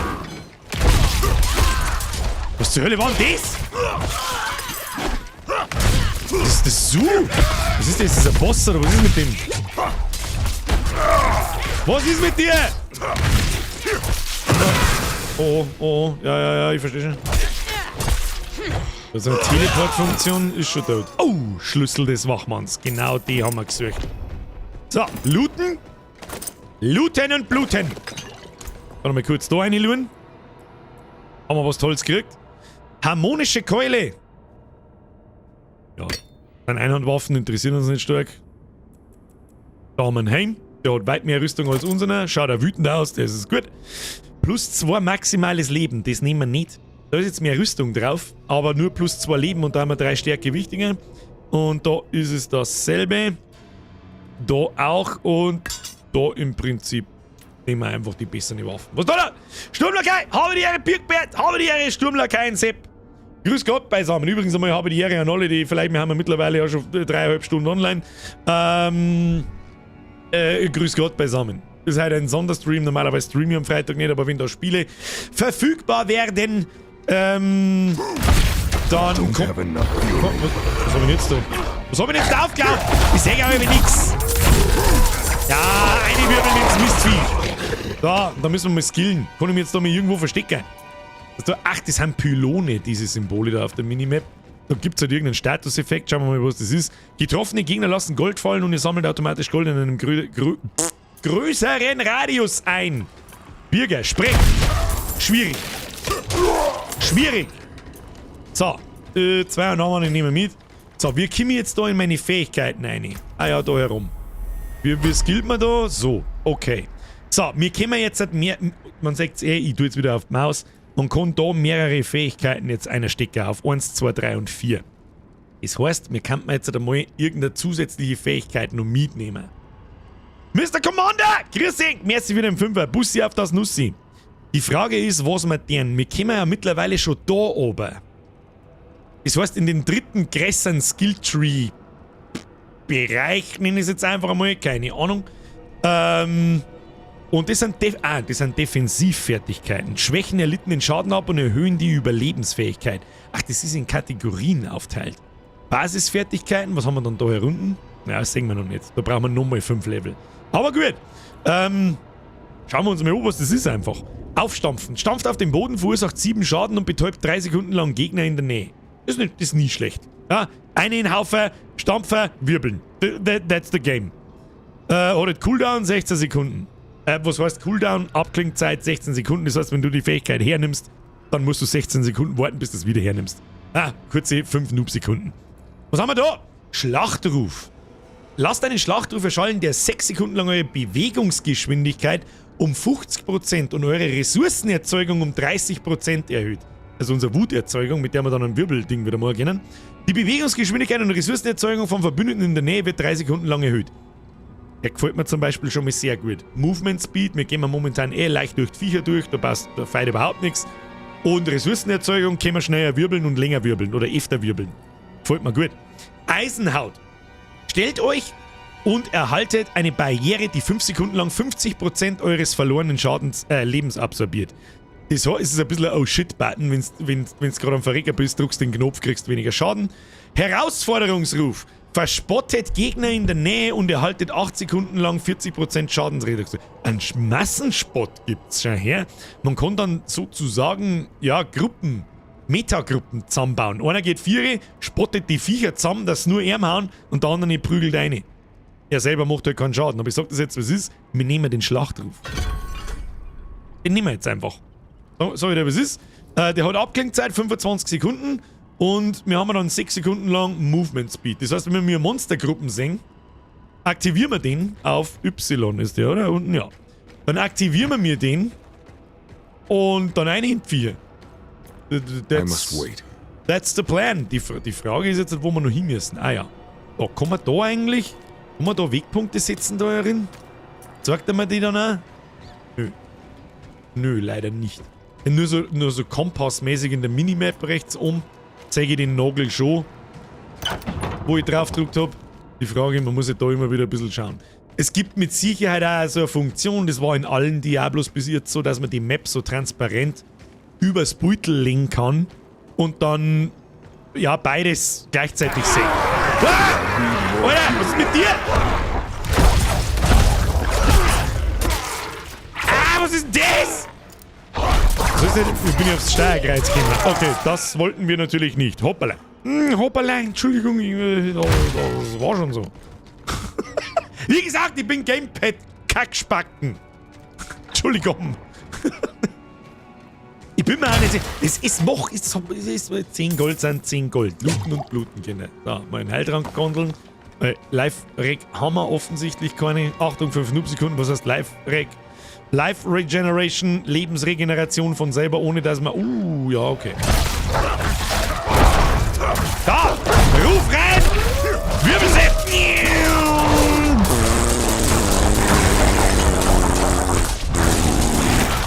Very nice, very nice. Da kommen wir noch fake. Ja, ist gut, ist gut, ist gut, ist gut, ist gut, ist gut.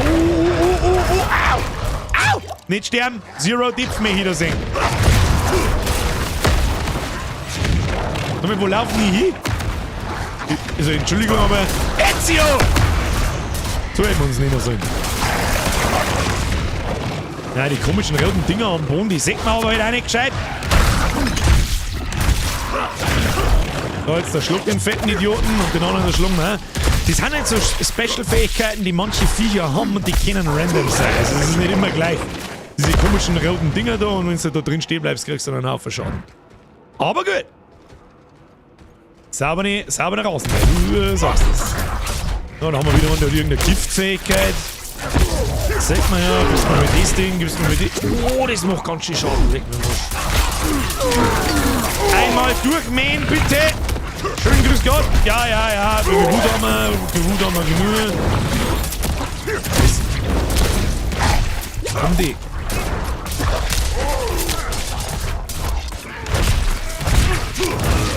Haben die auch Special-Fähigkeiten? Erhöhtes Leben haben die. Warum haben die erhöhtes Leben?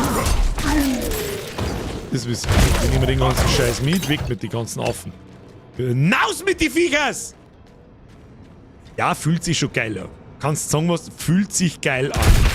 Sound ist geil und wuchtig. Und irgendwie geht's mit dem Controller besser. Irgendwie geht es mit dem Controller besser von Zuhauen in den Wirbel zum Kommen. Fühlt sich geschmeidiger an als mit der Maus. Vielleicht ist es auch bloß meine Maus im Arsch, das kann auch sein. Einmal rein ins Viech, Ja, gib mir das. Maul halten, reinwirbeln. Sounds good. Nehmen wir mit. Keule nehmen wir mit. Keule. Controller hat halt Aim Assist für die Konsolen-Mongos. Ja, hat er. Hat er tatsächlich. Grob in die Richtung, die du schaust, das Viech chargst du. Ja, ich meine, ihr seht die kleinen roten Pfeile da drüber die habe ich mit der Maus nicht. Und wenn ich dann den Charge-Knopf drücke, also meinen Sturmschlag, da jetzt zum Beispiel, da der rote Pfeil, und dann drücke ich den Knopf, dann chargt er halt noch. Das hat die Frage ja beantwortet, wie zielt man denn da? Ja, halbautomatisch, wenn man so will. Da eine Viecher! Da geht er mir nix! Oh, da ist aber, der ist aber groß. Der ist aber größer wie die anderen, oder? Ist der größer wie die anderen? Warte, den Schultern! Der ist ganz schön. Ja, vielleicht muss man auch mal die... Auch so komische Bohne, gib ihm weg. Das ist wieder die Teleporter-Funktion. So. Steckt mir ihm einfach das Schwert ins Gesicht. Wir waren das. Grüß Gott! Der Streifer! Ja, die Ghoulviecher. Ich bin... Weißt du, was interessant ist? Die Gegnervielfalt. Was haben wir jetzt schon alles gesehen? Fledermaus, Skelette, Maraudeure, was im Prinzip bloß Menschen sind, und das in allen Formen, Bogenschützen, Wolf, Werwölfe, so fette Typen, so dünne Typen. Ist schon was los. Muss man sagen, ist schon was los. Ist auch wichtig. Weil du später irgendwann immer die gleichen Gegner siehst. Schon wieder so langweilig, ne? Oh, das ist wieder ein anderer, dieser Zauber. Er ist halt einfach ein Vampir. Der hat es jetzt einfach in Fledermaus aufteilt und hat sich gedacht, tschüss dann. Immer sauber eingewirbelt. Müssen wir das Ding. Da guckst du umeinander an, was du möchtest, das ist mir wurscht. Das ist mir wurscht. Oh, kann man da reingehen? Ja, tatsächlich. Gibt's da noch was? Ja. Auch cool, dass man sämtliches Zeug da drin zusammendreschen kann. Und das physiktechnisch. Oh, Stangenwaffe Rang 2, habt ihr das gesehen? Moment, wo war das? Wir haben ja gerade Stangenwaffe Rang 2 gekriegt. Da muss ich jetzt schnell nachschauen. Wo war denn das gleich wieder drin? Komm her wieder! Du Typ! Du steckt da mein Ding ins Gesicht, ja. Herzlichen Glückwunsch, Birger. Steckst du mal richtig, Birger, steckst du mal dein Ding ins Gesicht. So, jetzt Expertise, da waren wir. Haben wir jetzt schon die erste Stufen haben wir schon. Expertise mit 2 Hand. Na, stopp. Stangenwaffen.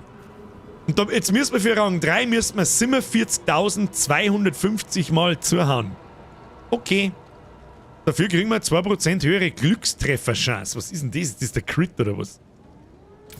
Keine Ahnung. Für das haben dann einfach die Guides da. Ah, da muss man ja aber ein bisschen was durchlesen, vielleicht einmal ein Video schauen, wo einer das sich die Mühe gemacht hat.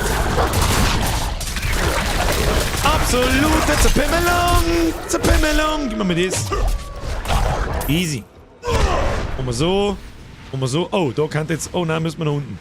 Das war jetzt ein Scheiß, dass ich da meinen Ruf hergenommen habe, aber so wurscht. Und dann haben wir so ein... das satisfying Gefühl, einfach in Monsterviecher eine zum Radeln und zu dreschen. Das geht nach Erfahrung. Okay, das macht natürlich auch Sinn. Dass wir so und so viel Erfahrung brauchen und nicht 2000 Mal zuhauen müssen. Ich war jetzt so auf WoW fokussiert. Oh! Was wird Pudelmutter? Rudelmutter, lol. Okay, wann hau ich dazu? Alter, die haut anders zu. Wie wir? Wieso in die so stehen? Alter, die haut ja ganz anders zu. Wie soll denn das machen? Spinnst du ein wenig oder was? Ja, wie bitte? Können wir da mit kleinen Viecher oder irgendwelche Heiltränke aus irgendwann einmal? Ja, Alter. Okay, die werden uns... Die werden uns weg, da, das sag ich dir, wie es ist. Wir haben mit der! Ich weiß nicht, was wir mit der da sind. Ich seh da keine Zeitfenster zum Zuhauen. Und der schluckt uns einfach.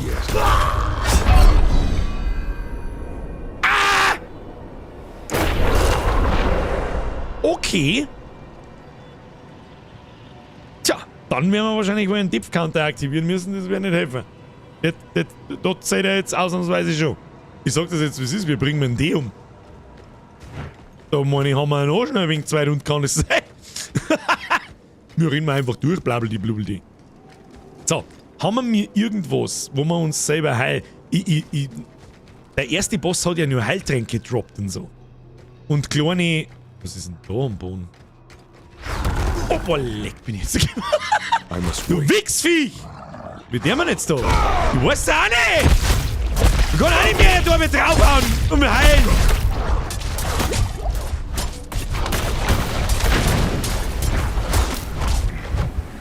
Ja. I must wait.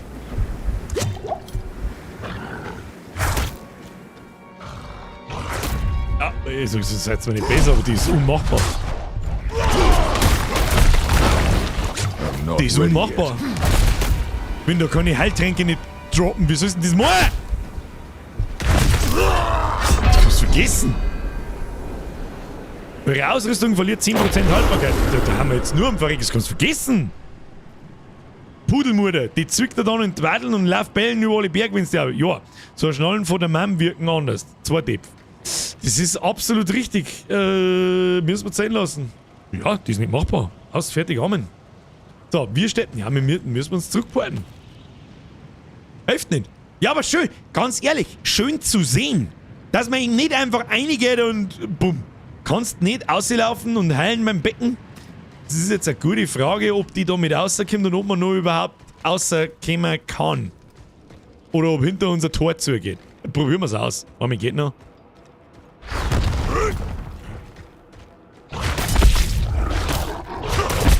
Aussehen. Ja. Dark Souls Boss Schleier.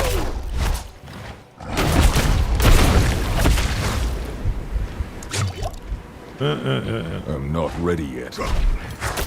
Ja, du kannst dir halt auch nicht ausweichen. Das ist ja das. Ja, das hofft man nicht, niemals. Das vergessen. Ja, jetzt der Schlag mich, du Hure! Anjing. Ah, den lassen wir ausnahmsweise auch noch sehen. Ah, den lassen wir, obwohl es nur ein Test war. Tja, wird nicht helfen. Zurück nach Hause. Komm mal sehen. Halt, stopp. Kann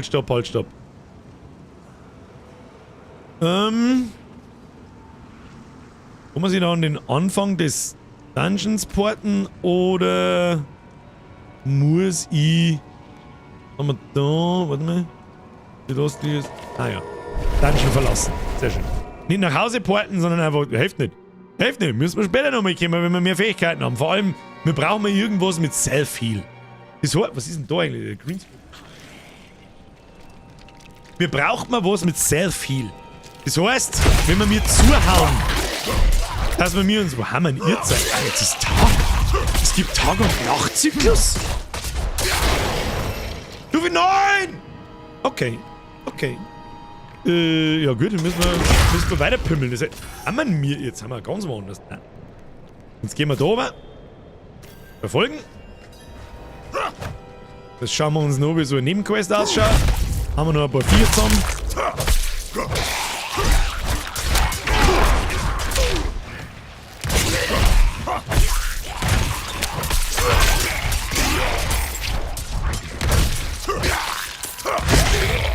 Sehr schön.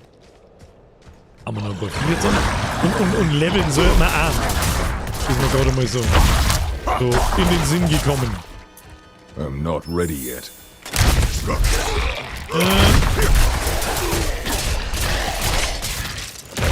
Sehr schön. Ding da um den Weg. Durch Skeletto-Zins. Also alles in allem, wenn es in so kleine Viecher einfasst und so, fühlt sich sehr befriedigend an. Und das irrt's schon. Jetzt gehen wir mal schnell Skill. Machst du mal einen Skill an. Fertigkeiten, was skillen wir da jetzt? Was tut denn der Schlachtruf? Der erhöht bloß die Bonus-Ressourcenerzeugung und sonst nix. Was tut der verbesserte Schlachtruf? Schlachtruf macht euch unaufhaltsam, solange er aktiv ist. Bei unaufhaltsamen Charakteren werden alle Kontrollverlusteffekte empfehlen. Ja, das sind also Defensivgeschichten. Wir brauchen mehr Schaden. Das sagt der Ives ist. Wir brauchen mehr Schaden. Was passiert da von 33 auf 35?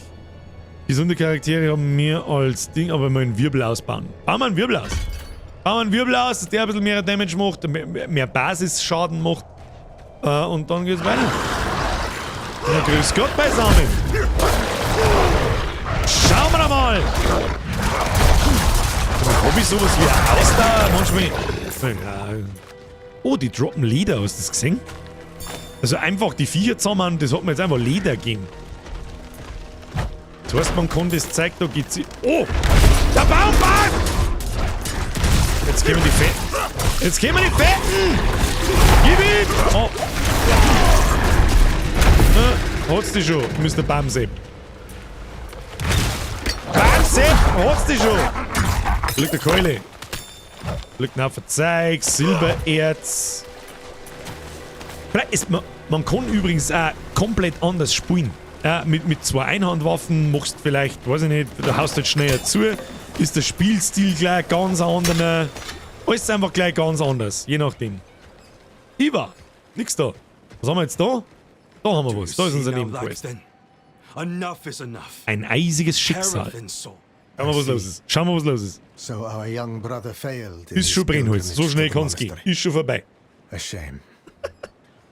Oh, Flo, die hab ich übersehen. El Commandore, die hab ich auch übersehen. Merci für den Fünfer. Sekunde.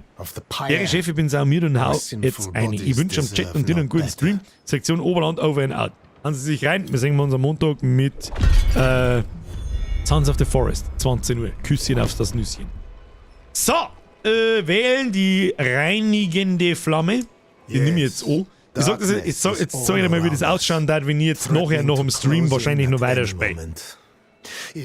Mit meinen Spätzchen. So, überspringen, leck mich am Arsch. Dann gehen wir da her, Blutschwur, ja, ist schon recht, bla bla bla bla.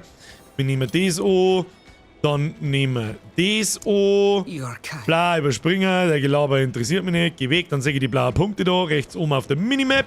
Dann gehen wir, oh, haben wir da noch irgendwas? Nö. Gehen wir da auf, ich laufe zu dem Punkt, interagieren, bla, überspringen. Ja, Kinder, it is what it is, it is what it is. Entweder machen wir Meter oder machen wir keine Meter. Also den passt doch die Hälfte vielleicht sowieso nicht auf, was die Typen labern. Schauen wir, oh ja, Wegpunkt, nicht vergessen, den aktivieren wir noch. Machen wir so, ja, passt schon. So, Map. Was wollten wir machen? Wir wollten eigentlich ganz dahinter. Wir könnten noch, was wir jetzt noch deren? Oh, da haben wir wieder Silska, Stallmeister, den werden wir freispielen müssen. Verkaufen wir mal unsere Sachen noch. Der jetzt auf die Schnelle noch schnell machen. Da haben wir einen Schmied. Der kommt mir gerade recht. Wie tue ich jetzt das mit dem Controller? Das möchte ich eigentlich nicht. Ich möchte meine Rüstungsteile anschauen. Was haben wir denn? Da sind wir. Ja, das mache ich alles nicht. Übrigens einmal kurzer Pro-Tipp: niemals Rüstungen bei den Händlern kaufen, weil du immer was Besseres findest. Immer. Kräutertruhe. Enthält eine Auswahl an Kräutern. Account gebunden. Was tut man damit? Dieser Gegenstand kann nicht verkauft werden. Okay. Was tue ich da damit? Kann ich die aufmachen? Ja, oder was? Ne? Oh. Der hier. Haben wir Bären gekriegt. Okay. Wir wollen nichts verkaufen. Wir ziehen jetzt erstmal alle Rüstungsteile an, die wir brauchen. Eine gewaltige Keule ist besser wie das Schwert. Schuhe sind kacke. Das haben wir, das Ding. Ist besser als unser Hammer. Schuhe haben wir. Schauen wir mal an. Lehrlingszauberstab können wir nicht brauchen. 0,5 Angriffsgeschwindigkeit. Ja, ist immer noch nicht besser, wäre +1 auf alle Werte, sage ich dir, was ist. Dann das Ding brauchen wir nicht. Der fette Hammer, der ist stärker. +2 verletzte Nicht-Elite-Gegner hinzurichten. Ja. Und Hacke ist auch besser. Und ab jetzt können wir alles verkaufen, was wir drin haben. Questgegenstände haben wir auch keine. Das sind so Sachen, warum ich einfach gern mit der Maus spiele. Da sind sie in den Menüs beim Verkaufen und schnell was schauen und so einfach besser. Oder weiß ich nicht, oder kommt mir das bloß so vor? So. Gesamter Raum schauen wir nicht, gewöhnlich, alles weg. Magisch, alles weg. So, haben wir schon ein paar Sachen. Wir können aber immer noch nicht. Was Transmogriger freigeschaltet? Okay. Aber immer noch nicht... Okay, alle Gegenstände reparieren wir mal. Aber wir können immer noch nicht transmoggen. Ja gut, das wird mit der Zeit kommen, nehme ich an. Vielleicht spiele ich wirklich Hybrid. Da jetzt mit dem Gamepad umeinander laufen und gegen die Viecher, habe auch schon ein paar Mal gespannt, so. Die Genauigkeit leidet halt da schon schwer darunter. Aber so ein Hybriden spielen einfach. Wenn irgendwas zum Anklicken ist, klang ich halt schnell Maus hin, mein Gott. So, Schrei rein, zuhauen, zusammenhauen. Was haben wir da? Ein Stück Gold. Was haben wir da? Looten und Bluten. Looten und bluten und jetzt gehen wir in den nächsten Dungeon. Sag ich dir, was ist, den werden wir wahrscheinlich auch wieder nicht schaffen, aber das ist mir wurscht. Und dann da ich sagen, schauen wir weiter. Dann mache ich mir ein bisschen ein Päuschen. Werde mir natürlich einen Teufel tun und mich auslocken, ist eh klar. Und, warte, muss ich mal einen kurzen Blick ins Discord werfen. Ja, das Discord ist voll. Also in mein, ich sage jetzt mal, ich nenne es jetzt mal Privat-Discord. Ja. Erste Depth incoming. Ja, die ersten Depth haben wir schon. Freiheime haben wir schon 3. Wir haben schon 3 Depth incoming gehabt. Diener des Totenbeschwörers erhalten, blabeldi, blubbeldi. Habe ich wieder jetzt langsam gelesen. Aber gar nicht aufpassen, dass da was Toten steht. Was ist jetzt da? Schmeißen wir jetzt ja nicht aus dem Sperr, sonst wie narrisch. Ja, das möchte ich aber hoffen. Verlassenes Lager! Da sind wir! Über neue Keule! Keulige Keule! Keule, Keule! Da, wo sind die Viechers? Gib mir die Viechers! Wo? Viechers, wo? Viechers! Ja, hat's die schon. Kretinfotzengrubs. Hast du jetzt das gerade gesehen?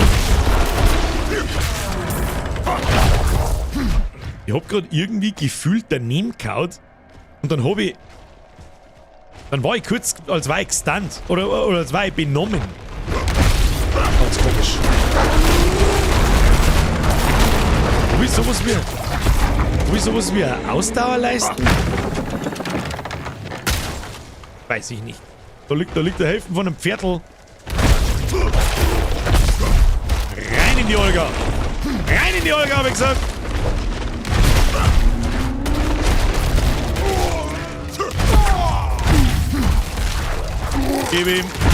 Gib ihm, tschüss dann. Was haben wir hier so? Oh, wir haben wieder Banditenwechsel. Das werden wahrscheinlich wieder stärkere Gegner sein, nehme ich an. Da ist der Herr Banditenwechsel. Den hauen wir gleich mal ordentlich auf die Fresse, die Fortschlung. Nicht in die roten Dinger rein. Jawohl, hat's ihn schon.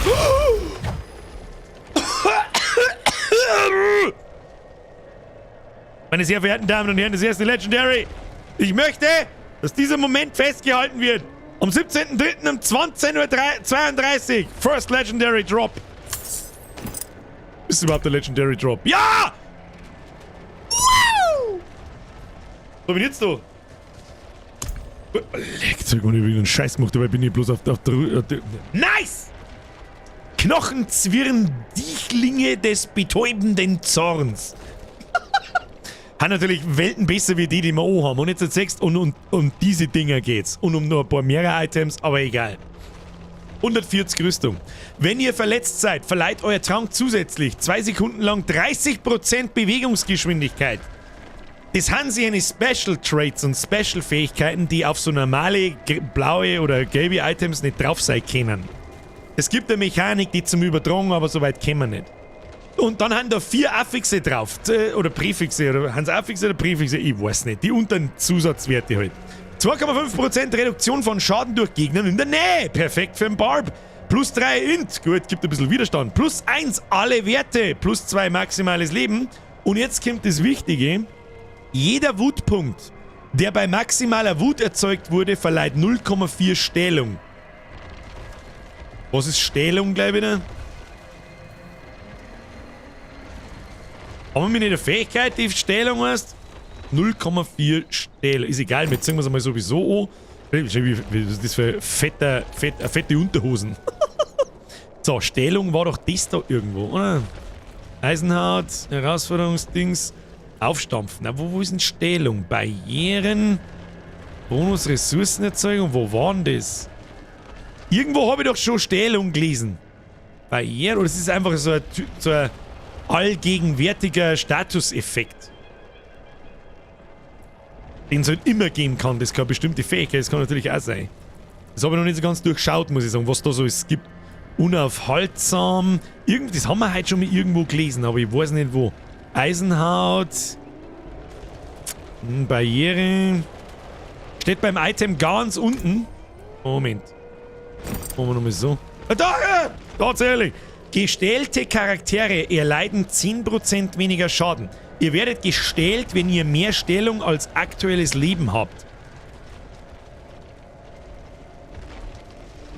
Jeder Wutpunkt, der bei maximaler Wut erzeugt. Wo sehe ich den Wert meiner Stellung?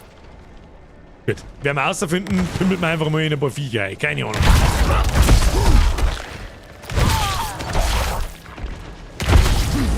Ja. Merkt das Item, merkst du sofort. Bam, mit 2 Schlägen tot. Merkst einfach sofort.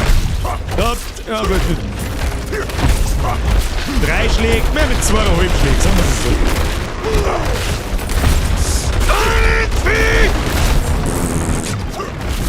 Gib ihm!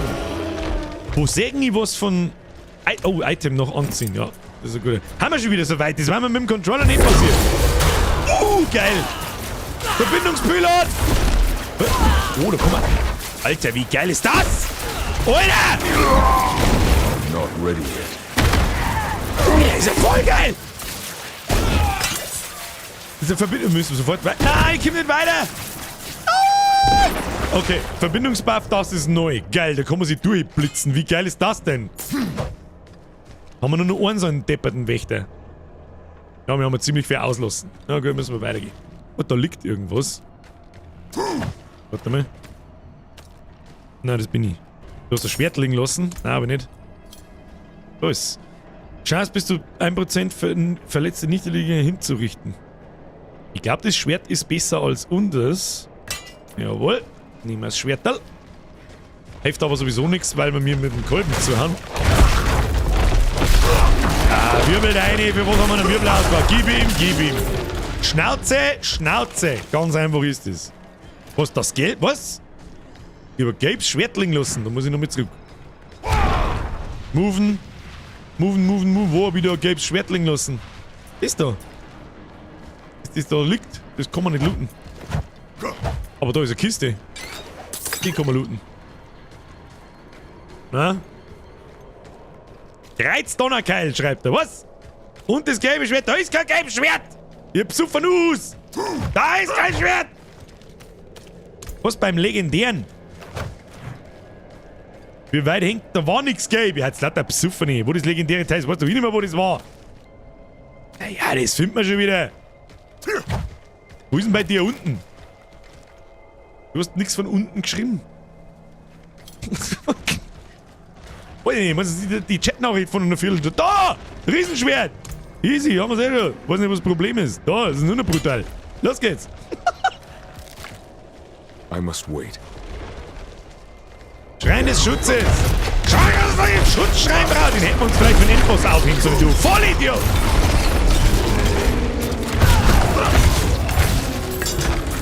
Du Vollidiot! Hier. Ah!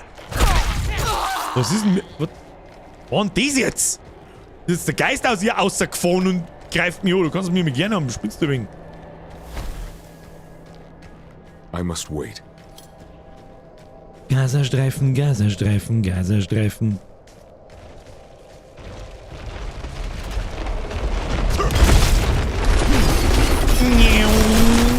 Nein. Oh, die haben schon Ming schon zuhört. Das Mings, das gefällt einer. Das ist, wo sie wohnen. Diesen hier. Brumm, brumm, brumm, brumm, brumm, brumm. Und tschüss. Easy. I must wait. Alter, haut der zu. Bist du besoffen? Was ist mit dir? Ich bin jetzt im roten Scheiß drin gestanden wahrscheinlich, ne?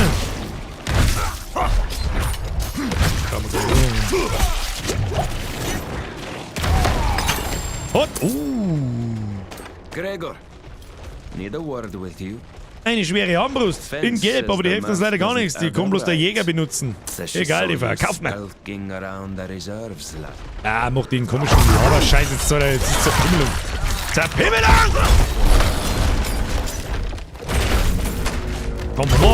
Kann man auch machen. Da versuchen wir mir überhaupt noch. Reißt nach Aufstieg der Skelette. Was? Wieso? Wo? Egal, 4 zusammenrischen. Mehr XP, mehr gut. Nö, Schluss. Meine generelle Frage, wie ist denn das so? Früher war es ja so, dass die Viecher mit deinem Level mit skalieren. Jetzt skalieren die jetzt auch noch mit deinem Level mit?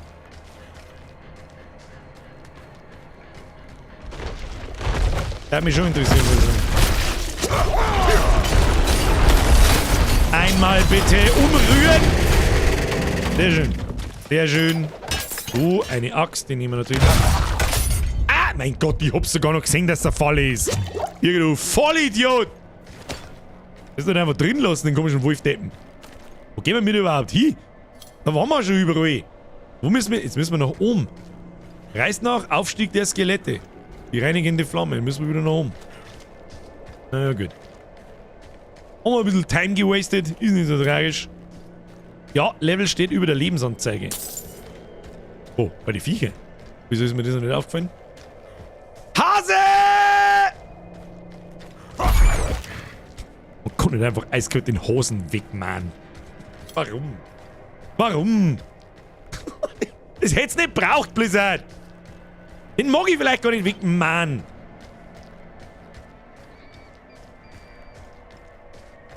Rest in Peace, Hasi. Was mich echt noch wundert, ist, dass er uns immer noch nicht rausgeworfen hat. Das ist erstaunlich. Aber da wollen wir uns jetzt einmal nicht beschweren. Ah ja. Was ist das wieder für... Die ärgsten Tropfen tun in die Lobby. Ah, die können die Viere wieder anbringen. Das ist natürlich cool. Ja. Rein ins Viech. Oh mein Gott, was ist das? Ah, was hat der da für einen Scheiß, den er da wirft? Du Affenarsch! Hier, komm mal einfach. Guck mal, das muss man auch mit irgendeinem... Ein Hebel. It's a trap! Nix da. Was soll dieser Bossraum sein? Was? Verstehe ich nicht.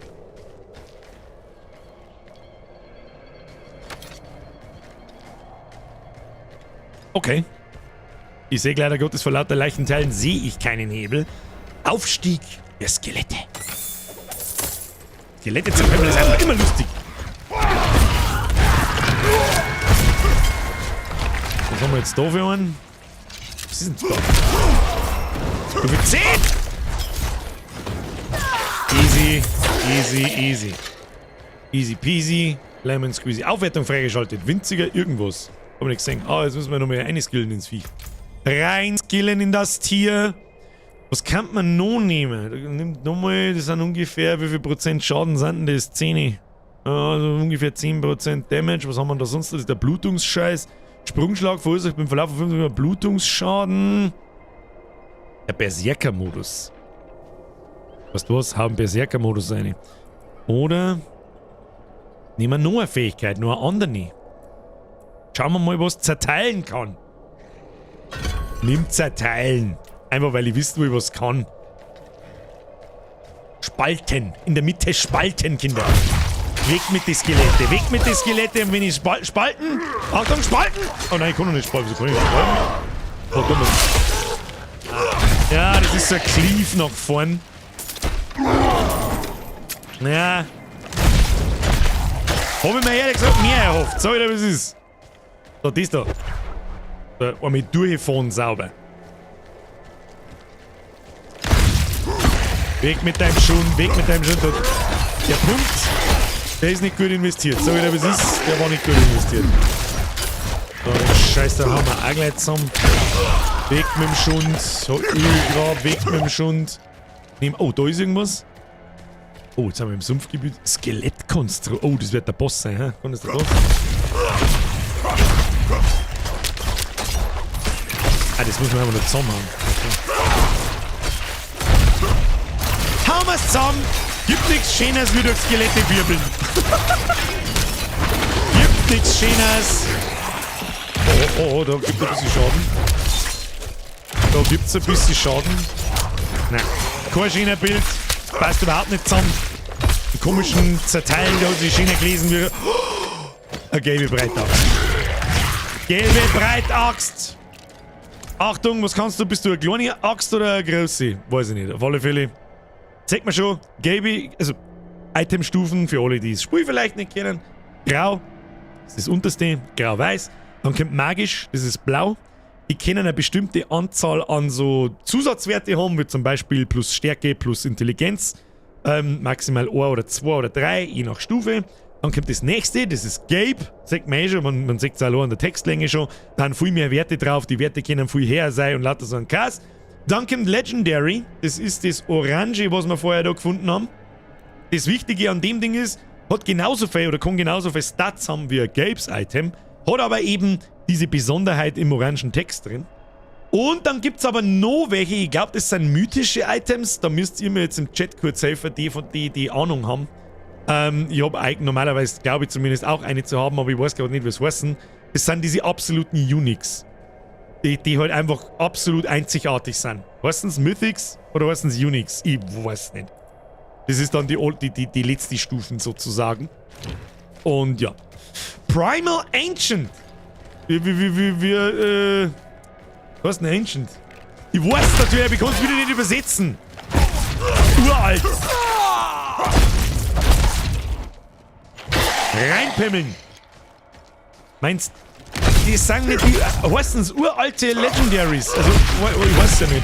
Oh, da haben wir einen anderen Typ von Skelett da. Da müssen wir mal so eine pimmeln. Okay, das können wir machen, Bitte, danke. Weg mit dir. Weg mit dir. Ja. Gib Item. Ja, Brustrüstung müssen wir anschauen, da können gute Werte drauf sein. Immer noch nichts Gescheites. Aber 240 Rüstung und 7,5% Widerstand gegen Gift ist jetzt nicht der Wahnsinn, aber man kann arbeiten damit. So, was haben wir da? Komisches Skelettkonstrukt. Das hauen wir mir einfach zusammen. Rudelt man da so ein bisschen durch. Nicht auf die andere Seite noch mehr, jawohl. Hingerichtet. Macht das auch Blutungsschaden, dieser komische Scheiß da? Weiß ich nicht. Aussausen Gift.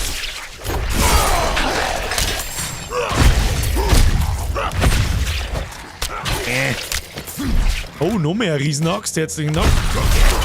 Gewirbelt, Waffenständer. Ständer. Weg mit dem Schund. Da, wo müssen wir hin? Orbiter, dann haben wir schon einen richtigen Weg. Es scheint, als dass es da keinen richtigen Boss geben, sondern es sind diese Artefakte mit einem Elite-Gegner drauf. Aber wer weiß ja noch keine, die Sound nicht, wie die Dungeons genau funktionieren alle, oder? Bin ich auch gespannt drauf, bis ich mal sagen. Mal da noch schnell links runter. Ja, hab ich mir gedacht, dass da noch 4 sind. Und mehr Viecher zerpimmeln, desto gut. Das ist ehrlich gesagt alles, was ich weiß. Weg damit, weg damit, weg damit, weg damit, weg damit. Weg damit, hab ich gesagt! Ein bisschen verwirrend ist nur, dass manche halten viel aus, manche halten nicht so viel aus.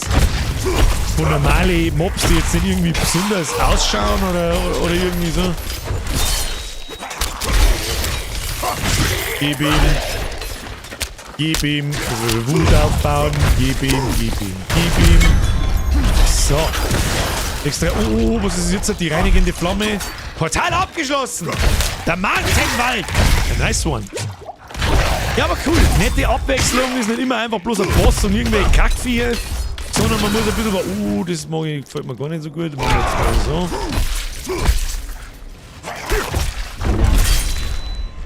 Was ist mit dir da? Alter, schau dir mal an, was das Blutungsschaden macht. Bruder! Hast du das gerade gesehen, was das Blutungsschaden Vielleicht sollten wir mal Blutungsschaden testen. Leckt mir am Arsch. Ich glaube, der kotzt wohl wieder ein. Nein, das kann vielleicht gut sein.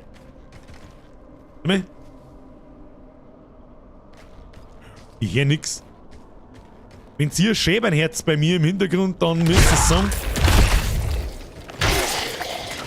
Oh, goldene Kiste! Daher mit dem Schund! Oh, und mit Heiltrank, ja, den können wir eventuell brauchen. So, ganz schlecht. Ah, nicht in dem roten Scheiß drin steh, Birger, du Vollidiot!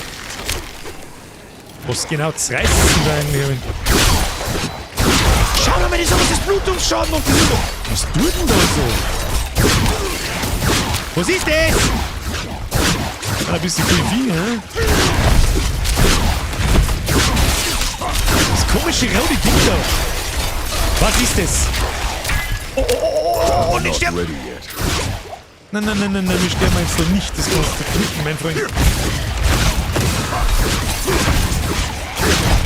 Wir gehen einfach nicht in das rote Zeug rein!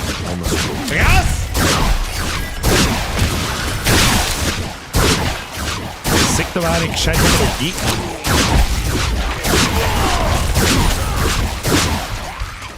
Ah, eingefroren, ganz schlecht. Eingefroren, einfach ganz schlecht. Ganz miserabler Scheiß. Was explodiert da? Ich sehe es nicht. Ah, ich brauch Potions. Potion wo? Da unten ist ein Heilbrunnen, ich hab's schon gesehen. Ich bin schon unterwegs. Wir nehmen den! Ja, haben wir schon wieder so weit, dass ich mit der Maus...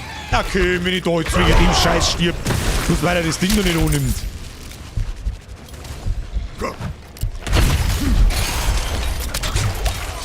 I dropped halt einer so ein Lebensding. Gib Lebensding. Gib Leben. Man nimm mal den! I have no potions. Ja, wir heilen uns wieder langsam. Was passiert, wenn wir einen Hosenhaar und Dropbots? Nein!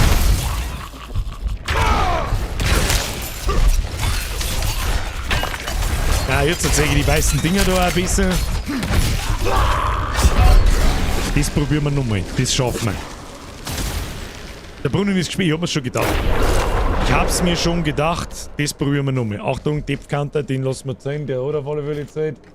Jawohl, passt. So, nochmal, rein in die Olga. Rein in die Olga! Was ist da? Warum, was liegt? Ach, da bin ich gestorben, oder was? Kann man da irgendwie Sachen aufklappen dann? Also, wurscht. Ja, gut.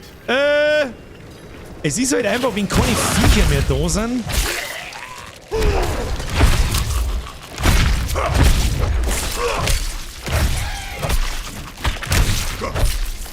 I must wait. Okay. Einen hat's schon mal.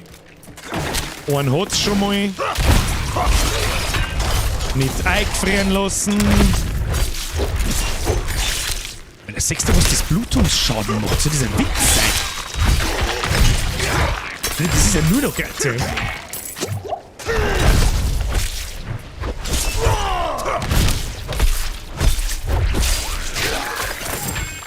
So nicht. Und die kriegen wir auch noch weg. Easy. Ja, geht doch, oder? Wie gesagt. Easy. Der Heilbrunnen danach, der ist natürlich dann ganz wichtig. Easy. Was möchtest du jetzt da? Oh, Obolus. Erhaltet Obolus. Ist der verdammte... Wenn man Ereignisse abschließt. Das heißt... Haben wir das jetzt halt... Wo sehe ich, ob wir das jetzt halt abgeschlossen haben oder nicht? Hashtag First Try übrigens. Alle, Florian, ich hab deine Donation übersehen von vor 20 Minuten. Ich hoffe, du bist noch da. Flo, würdest du Diablo 4 empfehlen, der noch nie Diablo gespielt hat? Gerade wenn du das nicht gespielt hast, kann ich es da nicht sagen. Ich weiß nicht, wie lange dass du jetzt schon zuschaust und was du selber für einen Eindruck hast. Ich kann es nicht sagen. Ich liebe es. Ich kann es nicht sagen. Das musst du selber wissen. Wenn du das noch nie gespielt hast, dann steht auf keinen Fall irgendwelche Heroic Editions für 90 € oder für 100 €, sondern nimm die normale Version. Und ja, So, jetzt verlassen. Blutungsschaden unterschätzt. Herr Wagner, das ist absolut... Ich weiß ja noch gar nicht, ob das überhaupt der Blutungsschaden ist. Da muss ich jetzt nochmal in die Fähigkeiten reinschauen, was das genau ist und was es genau tut. Der Elisabeth. Jetzt bei so was. Jetzt gehen wir mal auf die Fähigkeiten. Das ist dieses Zerteilen. So, nochmal. Spaltet Gegner vor euch, wodurch ihr ihnen 15 Schaden zufügt und im Verlauf von 5 Sekunden 124 Blutungsschaden verursacht. Deswegen macht so viel. So viel macht. Was wäre, wenn man einen Wirbelwind... ja, da. Wirbelwind im Verlauf von 5 Sekunden zusätzliche 20% des Basisschadens als Blut. Vielleicht ist der Blutungsschaden doch ganz gut. Das muss man... Das sind die Sachen und deswegen liebe ich fucking Diablo. Einfach rumprobieren. Da skill ich jetzt um und spule mich damit, probiere umeinander und das macht es einfach aus. Das wird nicht langweilig. Ist dann ein völlig anderer Spielstil, wie was ich jetzt da tue. Im Prinzip tue ich da nichts anderes, wie jetzt da draufhauen, eine Wirbeln, fertig.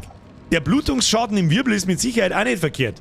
Weil alles, was ich mit dem Wirbel treffe, kriegt er den Blutungsschaden nur zusätzlich oben drauf, selbst wenn ich weglaufe. Hoppala, das wollte ich nicht. Selbst wenn ich weglaufe und nicht aktiv draufhau, kriegen die Viecher immer noch Schaden. Schaut überhaupt nicht. Und dann gibt es mit Sicherheit irgendwelche Debuffs für die Viecher, so von wegen, sie kriegen noch mehr Schaden, wenn ein Blutungseffekt drauf ist und. So. Und das, was der Michael jetzt schreibt, oh, jetzt habe ich die schon wieder übersehen. Es tut mir so leid. Ich bin im Laberflash, weil mein Hirn rattert. Holy shit. Ich sag das jetzt ganz ehrlich, ich hab Bock. Florian, nochmal merci. Sicher bin ich nur da, lol. Seit Anfang an und es schaut interessant aus. Wie ist Endgame? Nur useless Grinding voraus oder wirklich cool? Also im Alten. Grinden ist immer useless. Grinden ist immer stundenlang das Gleiche da. Mir geht's darum, wenn sie sich satisfying und cool anfühlt, ja, durch die Monster durch zum Fahren, dann ist Grinden cool. Natürlich wird es das hier auch verknüpft mit irgendwelchen Mechaniken, mit Sicherheit ähnlich, wie wir es jetzt da gerade gesehen haben. Diese verschiedenen Elite-Packs mit verschiedenen Fähigkeiten, dann verschiedene Punkte, einfach, es geht immer ums Viecher zusammenhauen. Immer. Also es wird nicht innovativer, wird's nicht. Muss es auch nicht. Das ist ja das Schöne. Ganz ehrlich, wie der Highlander schreibt, das, was ich bisher gesehen habe, freue ich mich auf Diablo 4. Bis jetzt muss ich ganz ehrlich sagen, es spielt sich cremig, es schaut super aus. Ich sehe da keinen unfertigen Bullshit, außer in die Cutscenes und so, dass alles ein bisschen so umeinander ruckelt und Charaktere stehen nicht an einem Platz und lauter so ein Kass. Das sind nicht Kleinigkeiten. Und das meine ich auch wieder damit, ich bin mir sicher, dass wir mir da nicht die aktuellste Version gerade spielen. Ich kann mir nicht vorstellen, dass diese einfachen Sachen in der Release-Version nicht behoben sind. Und wenn nicht, dann ist das Spiel nicht fertig. Ritual abgeschlossen. So, Quest-Abschluss. So you have. I can smell it from here. I wish I could have seen the flames dance. The light shines through you, Wanderer. Okay. Blabbel-die, blub. Aber nun sage ich euch was. Oh, man kriegt offensichtlich bei Nebenquest... Oh, was haben wir mir für Zeug gefunden? Schau dir den Helm an! Wieso haben wir den nicht gleich angeschaut? Schau dir das Hacki an! Gelbes Hacki! Oh, lecker. Der Ausweiderweg. Okay. Das ist einmal eine ordentliche Axt. Dann haben wir da eine raunende Truhe. Die gibt uns Oberlusse. Dann haben wir da eine fette... Ist das eine Zweihandhacke? Das ist eine Zweihand... Was ist das? Wir haben da ein Sekt. Der Twitter-Zerstörer, habe ich jetzt gelesen. Requires a grammatical form from the caller. Text ist, den Text, den kleinen gelben Text unter dem Titel, ist halt einfach noch nicht fertig. Es ist ein Beta. Da fehlt noch Text. Bei beiden Items übrigens. Das hat einmal gepflegte 48 DPS mehr als vorher. 11% Schaden für Fertigkeiten der Kategorie Basis. 11% Schaden gegen verwundbare Ziele. 12% Schaden gegen folgende Gegner, verlangsamt. Jetzt müssen wir uns einen Skill suchen, der Gegner slowt. Oh fuck, Alter, oh Gott, ich hab so hart Bock. Holy shit, ich hab so hart Bock, dass es kein Mensch nicht sagen kann. Nice Hack gekriegt. Schauen wir uns das Hack mal an. Ja, schaut recht ähnlich aus dem alten. Ja, gönn dir! Schreibt der Stanzi. Da hast du absolut recht, da wird sich reingegönnt. Da haben wir noch Hacke, das habe ich aus Versehen gezogen, das wollte ich nicht. Schauen wir noch einmal grob überflogen, ob irgendein Item noch eine grüne Zahl draht. Handschuhe. Kriegen wir mittlerweile. Handschuhe haben wir immer noch keine gescheiten gefunden, gell? Ja, aber gut, that's the game. Das ist bei jedem anders. Ja, gehen wir noch zum Schmiediboy. Schmiediboy, gehst du daher. Gewöhnlich, alles weg, magisch, alles zaubern. Selten, alles entzaubern. Genau, und da haben wir jetzt trübe Kristalle gekriegt. Das sind diese Wiederverwertteile und. Und meine sehr verehrten Damen und Herren, ich bin bis jetzt, sehr, ich sag's wie es ist, genau so habe ich es erwartet. Ganz genau so. Natürlich habe ich Angst gehabt, da ist Bullshit, keine Ahnung. Es ist noch kein Shop freigeschaltet, es wird einen Ingame-Shop geben. Das ist aber auch bekannt und es ist auch bekannt, was es darin geben wird. Cosmetics, also Skins, dass wir anders ausschauen, die aber keine Vorteile im Spiel bringen. Sowas werde ich mir nicht kaufen, außer ich buttere in das Spiel 1000 Stunden ein.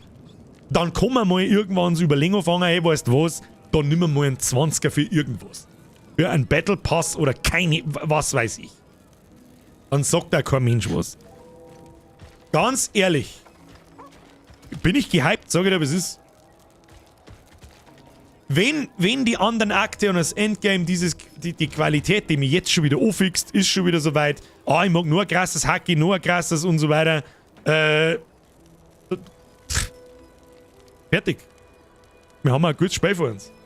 Ich glaube, wirklich ein gutes Spiel vor uns. Aber jetzt habe ich leider eine schlechtere Nachricht für euch.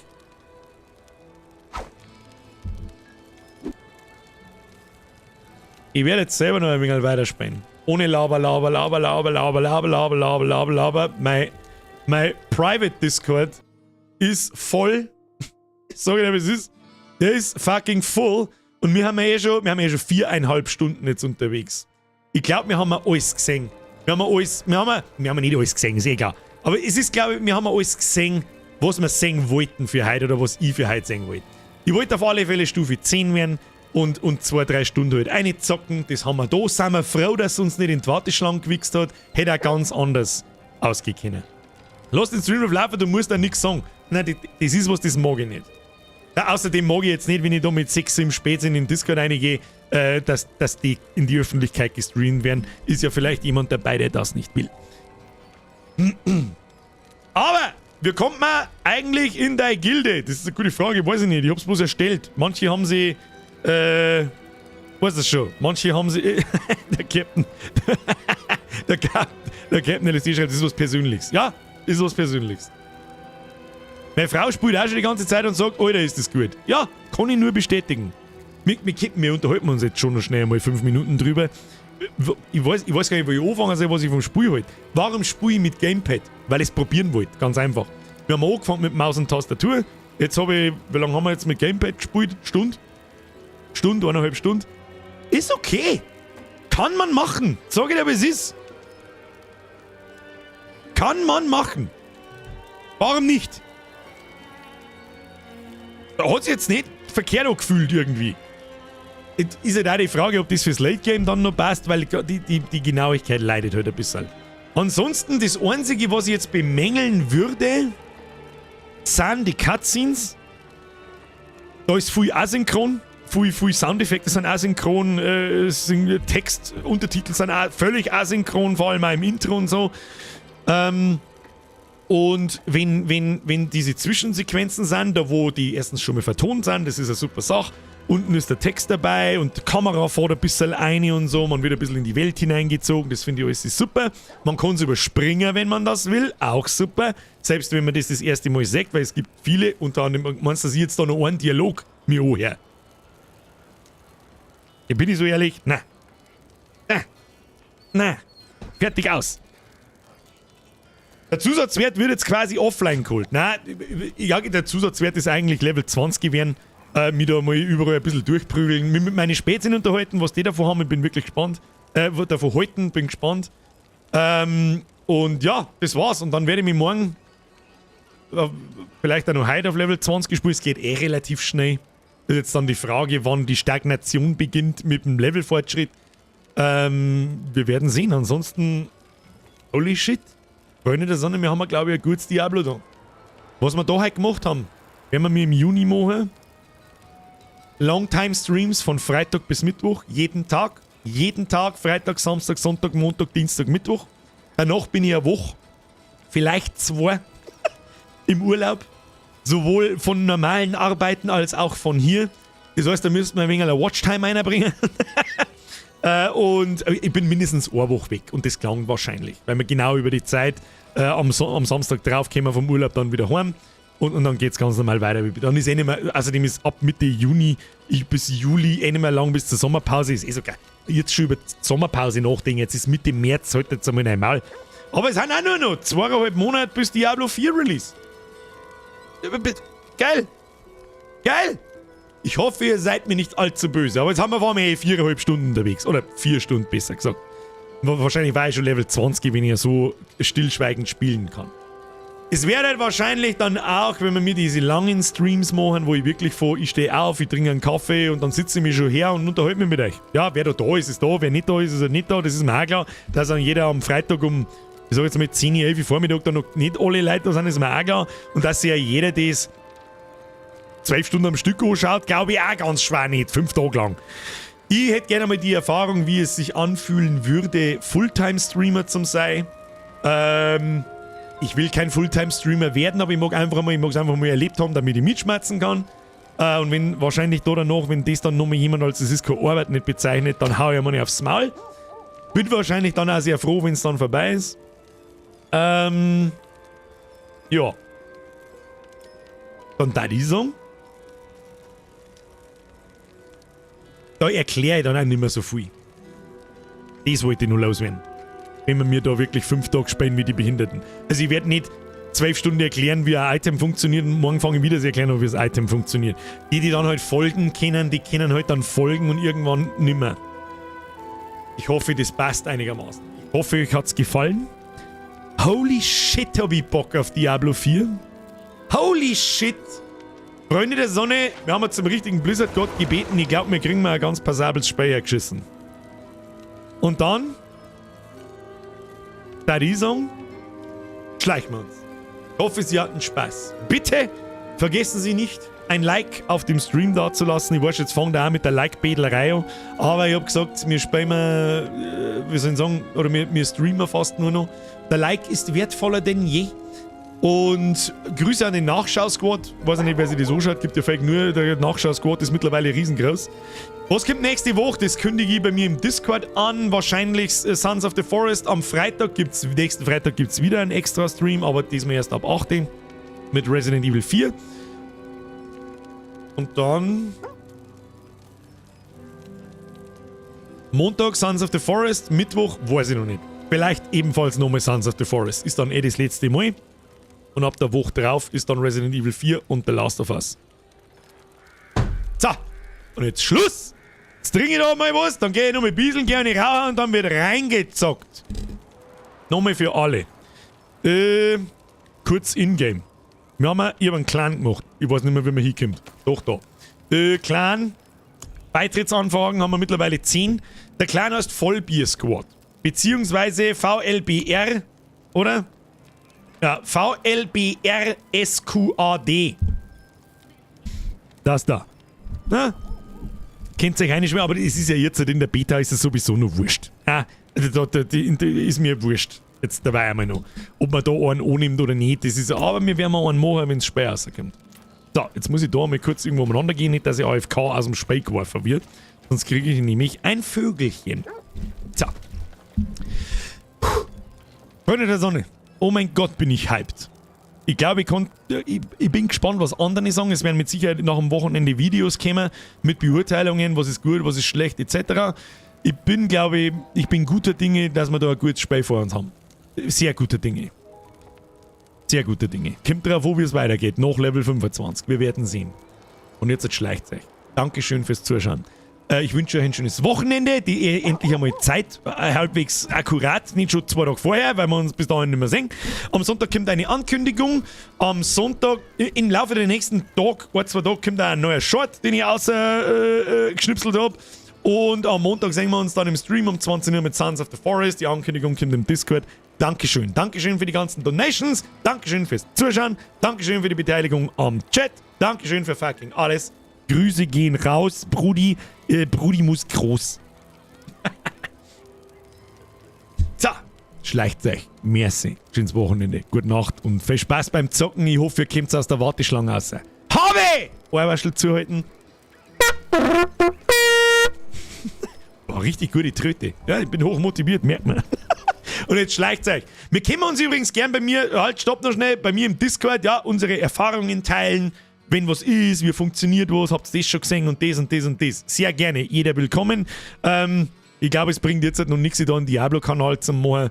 Den machen wir dann, wenn es rauskommt. Wenn einer verlangt wird, lasst das mich wissen, den können wir dabei archivieren und dann wieder aktivieren, das ist mir wurscht. So, und jetzt schleicht euch. Habe ich dir.